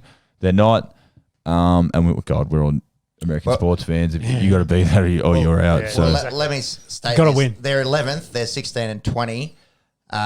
Behind the Knicks, who we're just talking about, they're 2 games behind 5th. Yeah. So you might be right. It can happen pretty quick. I think maybe that is a little stiff, but sports are business. Yes. And the final note was the Joker is now the 9th player to get 50 career triple doubles from a centre. That's very quick. Yeah. Amazing. Yeah. Quick, he's only been on the scene really 3-4 years that I can think about. So, again, we won't get a triple double. That's what I'd think about them. But again, when a 7-footer's doing it, you need to take notice on that and realise what they have built this team around him now. And worked last year. This year they're improving. They're showing a bit more consistency. But shout out to Jokic. I love watching him play. He's fun. He's fun. He's so big and he's good fun off the court as well. that'll wrap up the NBA news for this week. We are cautious of the time here, so we might go into the On the Esky final round, where we pretty much just fly through the remaining sports around the globe and try to get through it pretty quick. Yep. So F1, they've been doing some testing. So testing at Silverstone. A lot of the manufacturers are releasing their cars. So Red Bull and Mercedes have released theirs, and Alpine and Aston Martin did theirs today. So what their cars look like. Of course, they are being a little bit cagey with what the cars are and what aero packages they're doing on that, and kind of using their, say, color scheme, paint scheme to hide some of that. But that's...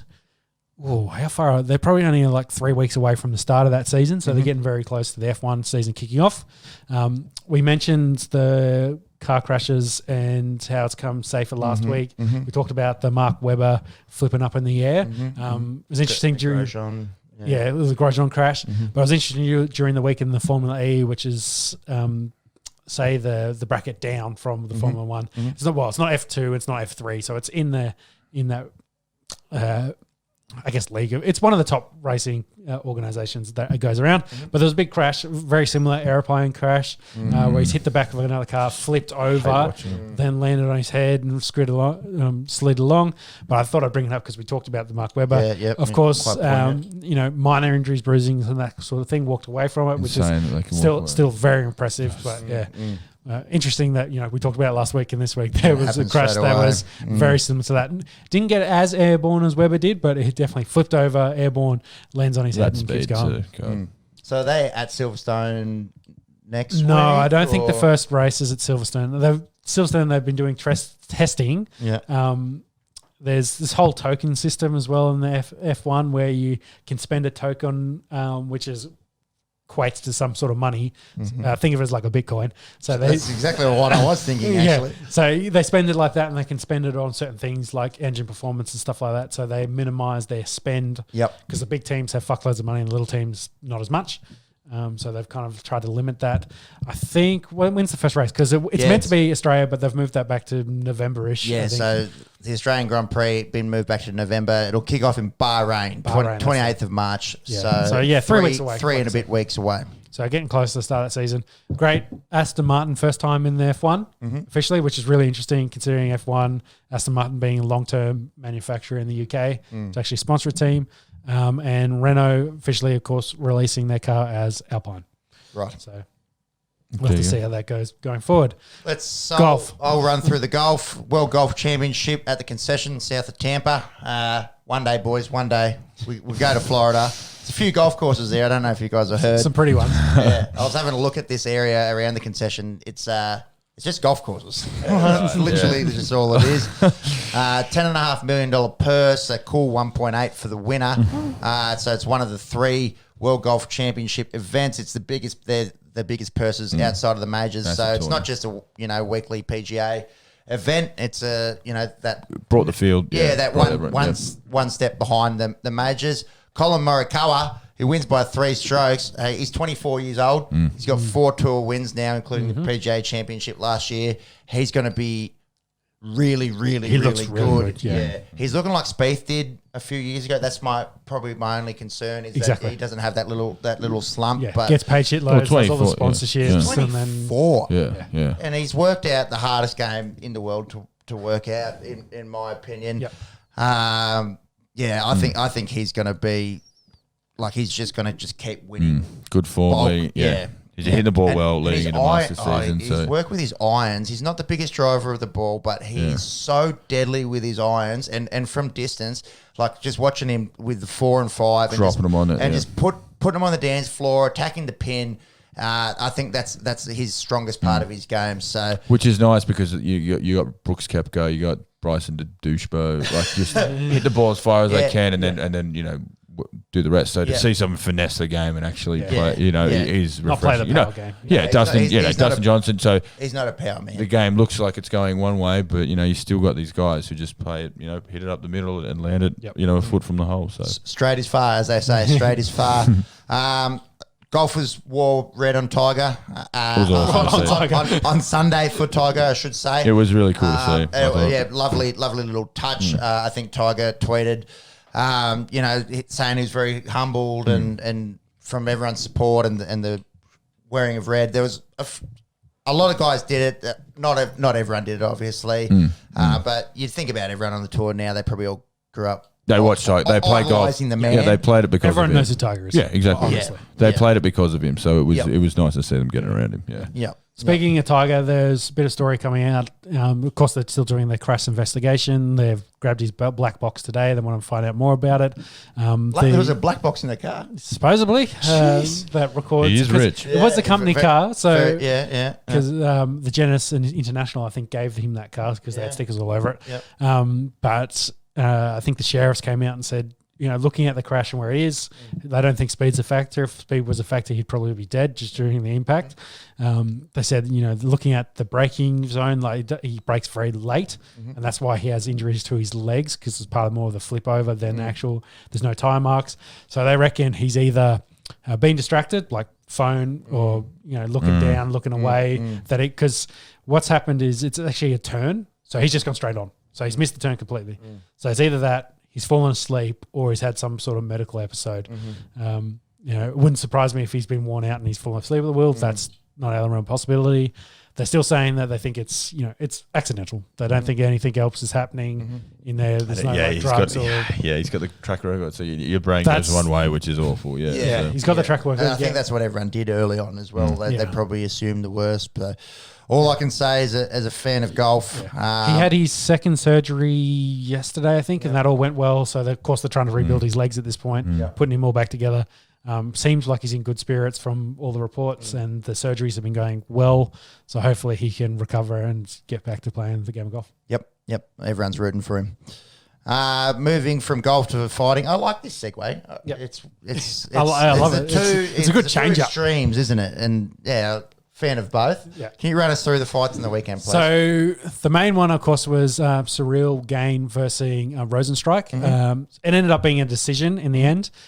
Gain very much held the middle of the octagon, kept him at distance and won this fight, but Rosenstrike was very much gun shy. He for whatever reason, he got knocked out by Francis in his last fight. So for whatever reason, he just didn't want to throw Gaines an up-and-comer in the heavyweight division. So he gets the win in the decision. Dana White not happy about the overall performance of the main event in this card, being a fight night card. So, he had some shit to say, but Gaines was happy to get the win, in moving up in the division, moving into the upper echelon. Talking about heavyweights, Junior Dos Santo and Overeem, who just lost a couple of weeks ago, have been let go by the UFC. So it's two big names. Two big names to go. Yeah. So I think some of these younger guys coming through, Bellator maybe as well. They could end up throw there. some of that at them. I think both of them still have lots of fight left in them, they'll do some fun fights. Came out during the week as well that Costa said he had a couple of wines before his title match against Israel.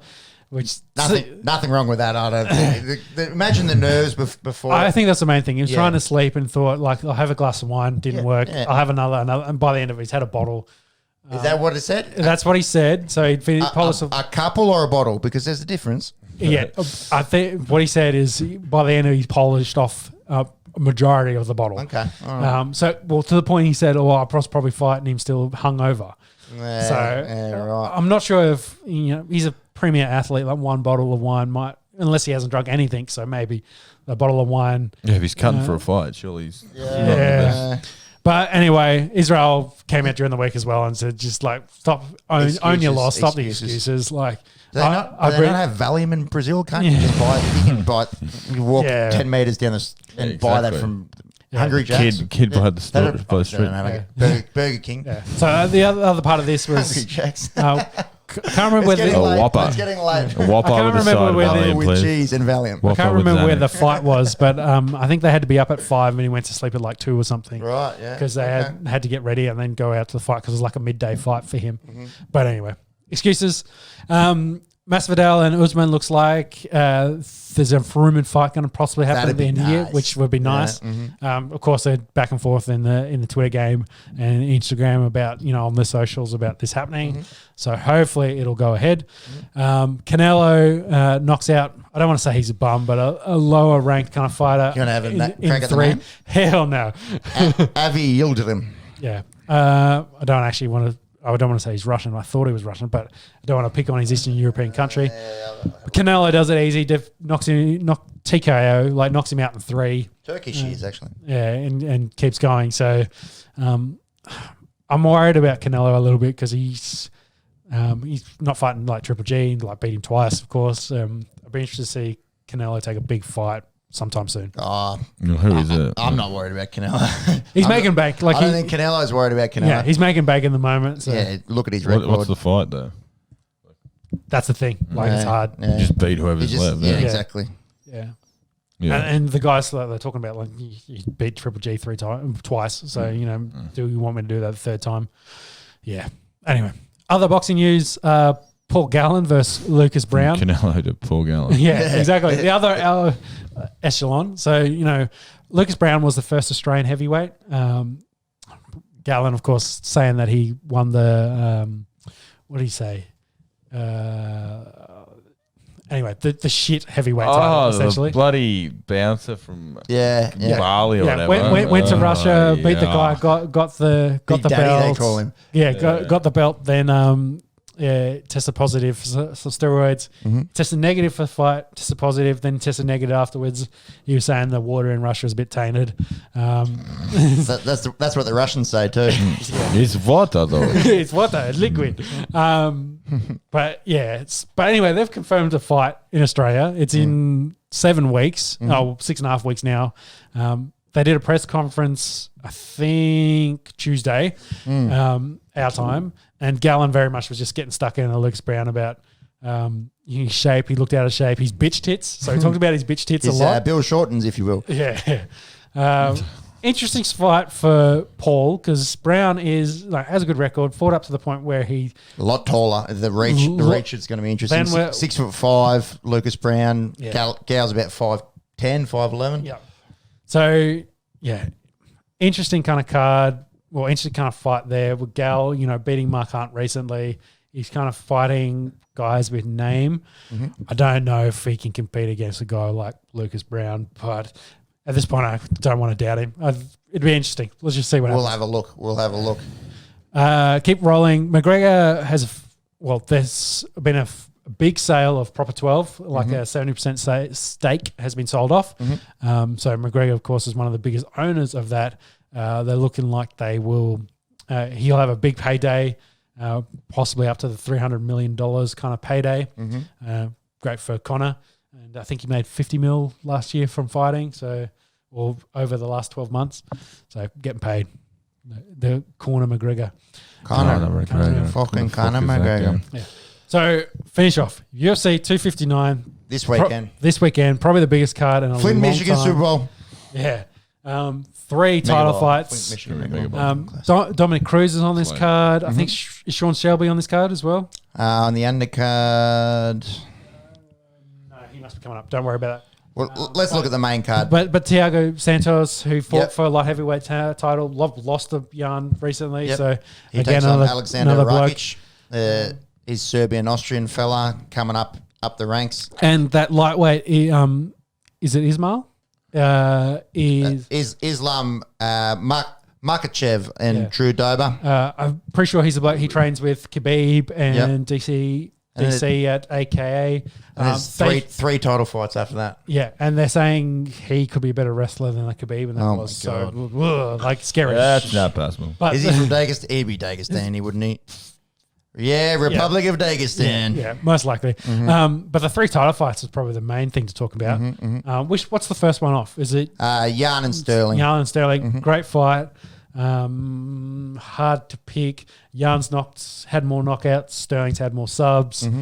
So 2 complete opposite fighters. Is that what we're Yeah. dealing with here? Well, they're both great skill sets. They're both the top of the division for them. Both fighting, of course, for this title. Hard to pick. I'm thinking Sterling. I'm back. Really? I'm back in the challenger in this. Yeah. He does have a pretty impressive record, 22-3. Yeah. He's older than Yarn as well. He's a fair bit older. I think 4 years. 4 or 5 years. He's coming off 5-win streak. A few reasonable scalps there as well. Corey Sandhagen, Pedro Munoz. So he beat Sandhagen, who's going on that streak we talked about last week. who's now number 2. So Sterling's, of course, 1. So they're the clear 2, and Jan's got the belt at the moment. But Jan kind of got handed the belt after Cejudo left. That's right. And he fought Aldo to get that belt.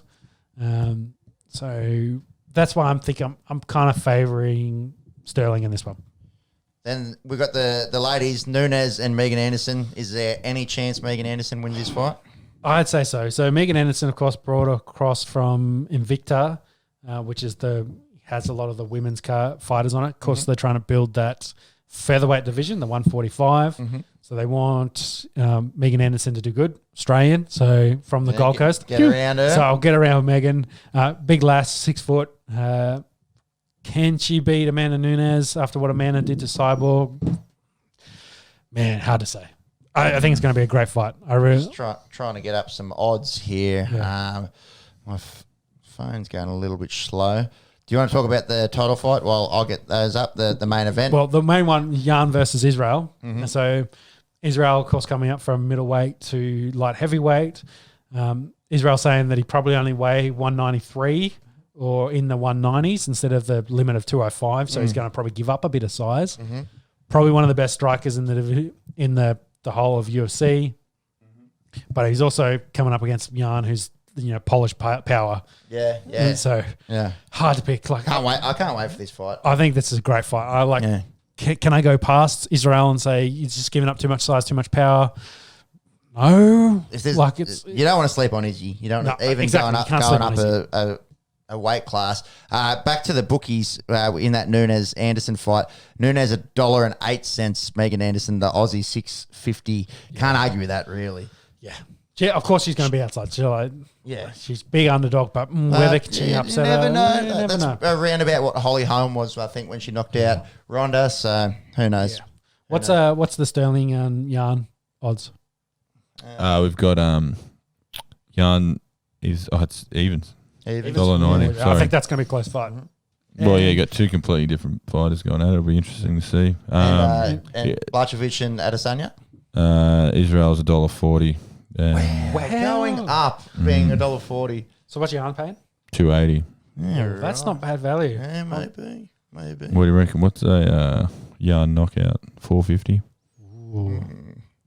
If Jan wins, I think he has to knock. Whenever I've bet against Izzy, I've lost. So there's that too. He's 20-0, so that makes sense. So that's this Sunday. So it's a massive card on Sunday. I remember when Izzy went up against Paulo Costa, I said, no, Costa's too thick, he'll take Izzy out. No. When he went up against Yoel Romero, no, Romero's too thick, he'll take him out. So he has fought these big guys. Yeah, but light heavyweights. At middleweight, so. But light heavyweights, 205. Yeah, but he's 6'4". He can fight at that weight. So, but Israel's probably not going to carry that weight. No. I think he'll be. No. I reckon he'll be 197. Here's a prediction. Jan's of course going to be at the limit, but then he's probably going to put on 10 pounds. Yep. Yeah. So he could be 215, 220. So there might be a 20-pound difference. I think there's going to be a clear 20-pound difference between the two. I don't think you're far off there. Let's keep rolling. We shall review that. We'll talk about that more about the results in that card. This is the longest on the Esky episode ever, so well done, lads, and well done anyone who's still with us. From golf to fighting, from fighting to soccer. Yep. Let's pump this out very quickly. Let's finish up on the Manchester City. We'll go rapid fire. Manchester City avoid relegation. So well done there. They mathematically can't get relegated this year, which is actually elite chat. I saw there. They're 15 points clear. We've talked about that. They win. They're $1.01. You've said for a month that they're going to win. And and the odds just keep coming they're in. They're so far in front. What do we say? $1.11. We should have jumped on that. We should. That was the best value. I did want to say out of their dismantling of Wolves today, anyone see Wolves have got 5 Portuguese players and they've got like a Portugal kit. That's cool. That's really cool. Yeah, it's like a red-green kit. So good on them trying to grow Wolverhampton, the Western Midlands down in Lisbon. I think there's 10 matches left. And so theoretically... 11, I think. Yeah. Well, I think they've played their 11th. So I think to call it 10 or 11. But anyway, third of the season. It's done. Yeah. It's a really interesting... Technically, someone could catch them if they lose from here on out. highly No, unlikely. They're $1.01. It won't happen. They've won It won't. 6 straight now. So. Very interesting is the relegation race. So Sheffield and West Brom are gone. Yeah. What was that stat? The City have won 21 straight matches? I No, think? they haven't lost for 21. They haven't lost for They haven't 21. lost. They drew the City. They drew They've the... won like 11 straight, and they had a few draws. Ever since that shaking start, they've just turned... They've killed it. Oh, Sheffield's on. yeah.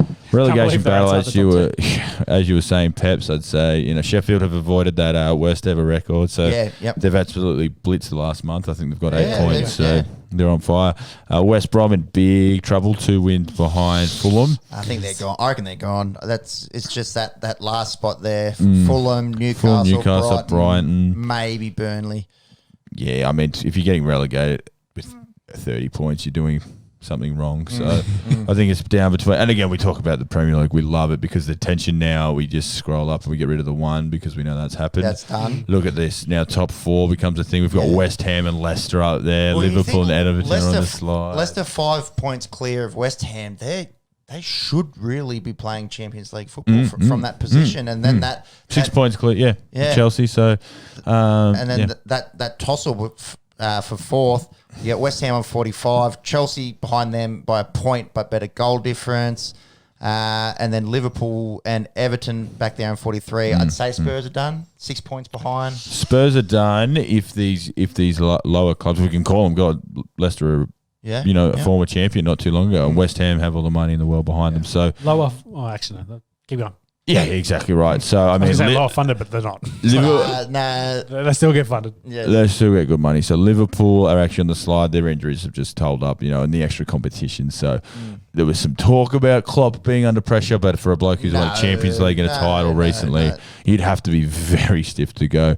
The one that I keep looking at every time I check the table is this one here, Arsenal at 10.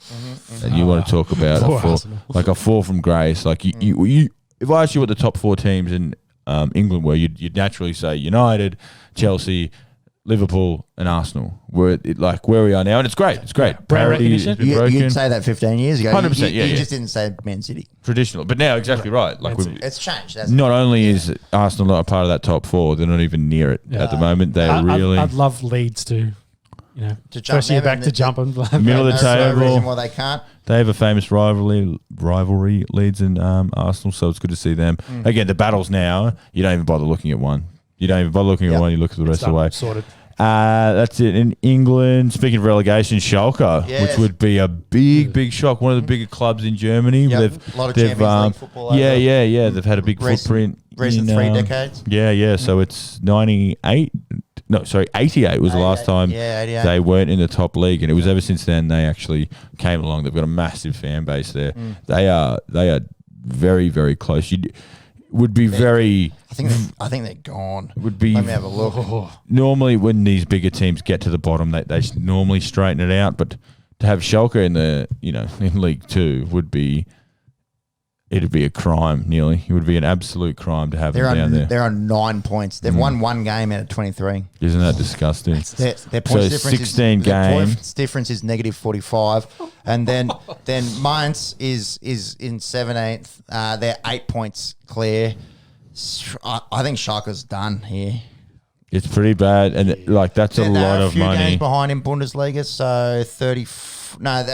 It's 11 games to go. They got 8 points. 8 points. Yeah. They're in deep shit. Which is wild. It's to see that's a fall from grace. This other club, Arminia. I thought that was where the Kardashians are from. That's where we're at. 3 hours, 50 minutes It's gotten to that. So that's a big one. We've got the Champions League coming up next week, but Sean's got an interesting story about some Chinese soccer. I didn't see any of this. Yeah, so it just came out during the week. So Chinese football, they poured billions of dollars into it. Yeah. Tried to get a bunch of good international players in, but a lot of the clubs are now cutting all their international players, trying to save money. The league sounds like it's going broke. They're really struggling to keep it going, which is disappointing for, say, Chinese football because they're trying to pump, like I said, bulk cash into it so they can get good players, set the league up. Drogba's and Iniestas. They wanted to pay Rooney a big amount of money about 5 years ago. Wayne Rooney was their number one target. So they felt the squeeze, COVID squeeze essentially. So they felt the squeeze. They've got to save money. So the cutting a bunch of international guys and sending them on their way. We'll probably have local talent for the next season or seasons coming forward, which, it doesn't help their product, I guess, and, building the talent base within Chinese football, which is in its infancy, you'd say. It's always been one of the bigger mysteries in world sport for me, how China hasn't developed as a soccer nation like that. I can't imagine you don't have every kid in China playing Considering soccer. some of the other ones around them that have done well, like Japan, Korea. North Korea's made World Cups. It's always baffled me, like the amount of money and resources they could have and pure bodies that would want to play. What do they love? It's athletics. It's Olympics. They just come to Olympics. Swimming. Olympics. Swimming. But in terms of consumers, they love the NBA. They love basketball's coming, but that's only in the last 2 decades. But in terms of producing athletes, can't seem to do it for soccer. Which is wild. And even got like golf. You think you get an individual to come out, or tennis. Who was the best Chinese tennis player? You wouldn't know who it was. Oh, there's that chick. Yeah, I know. I just blanked on her name. Yeah. She wanted I was I think badminton's actually huge over there as well. Lena. So it's wild, Zhai Wang is a UFC fighter, but it's like Olympics, and that's it. It's always baffled me how it doesn't. I don't know. Money goes to different places, I guess. Any Chinese listeners, get at us. Please, prove us wrong. Prove us wrong. So I think that'll finally wrap us up for biggest, pushing 4 long hours session. here. Thank you to Huge everyone news. that's made it through this far. Thank you all for listening. I love every single one of you listening. I'd wrap it up, but it's so deep in it, I've forgotten. I'll say we've got an Instagram. I'm going to try and get that going. It's on the Esky on Instagram. Thanks to everyone that's subscribed on YouTube. Please like and subscribe. It will be probably 9 or 10 days between the next drinks. Between drinks. Sean's got a wedding to go to up in beautiful Noosa. Until then, we'll see you. Travel safe, Sean. Make sure you're all right. Yeah. We'll see you next time on the Esky. Thanks for listening, guys. We'll have UFC, rugby, the result in this India cricket game. There's lots. Lots of cover. You thought this was heavy. Yeah. Can't wait till next week.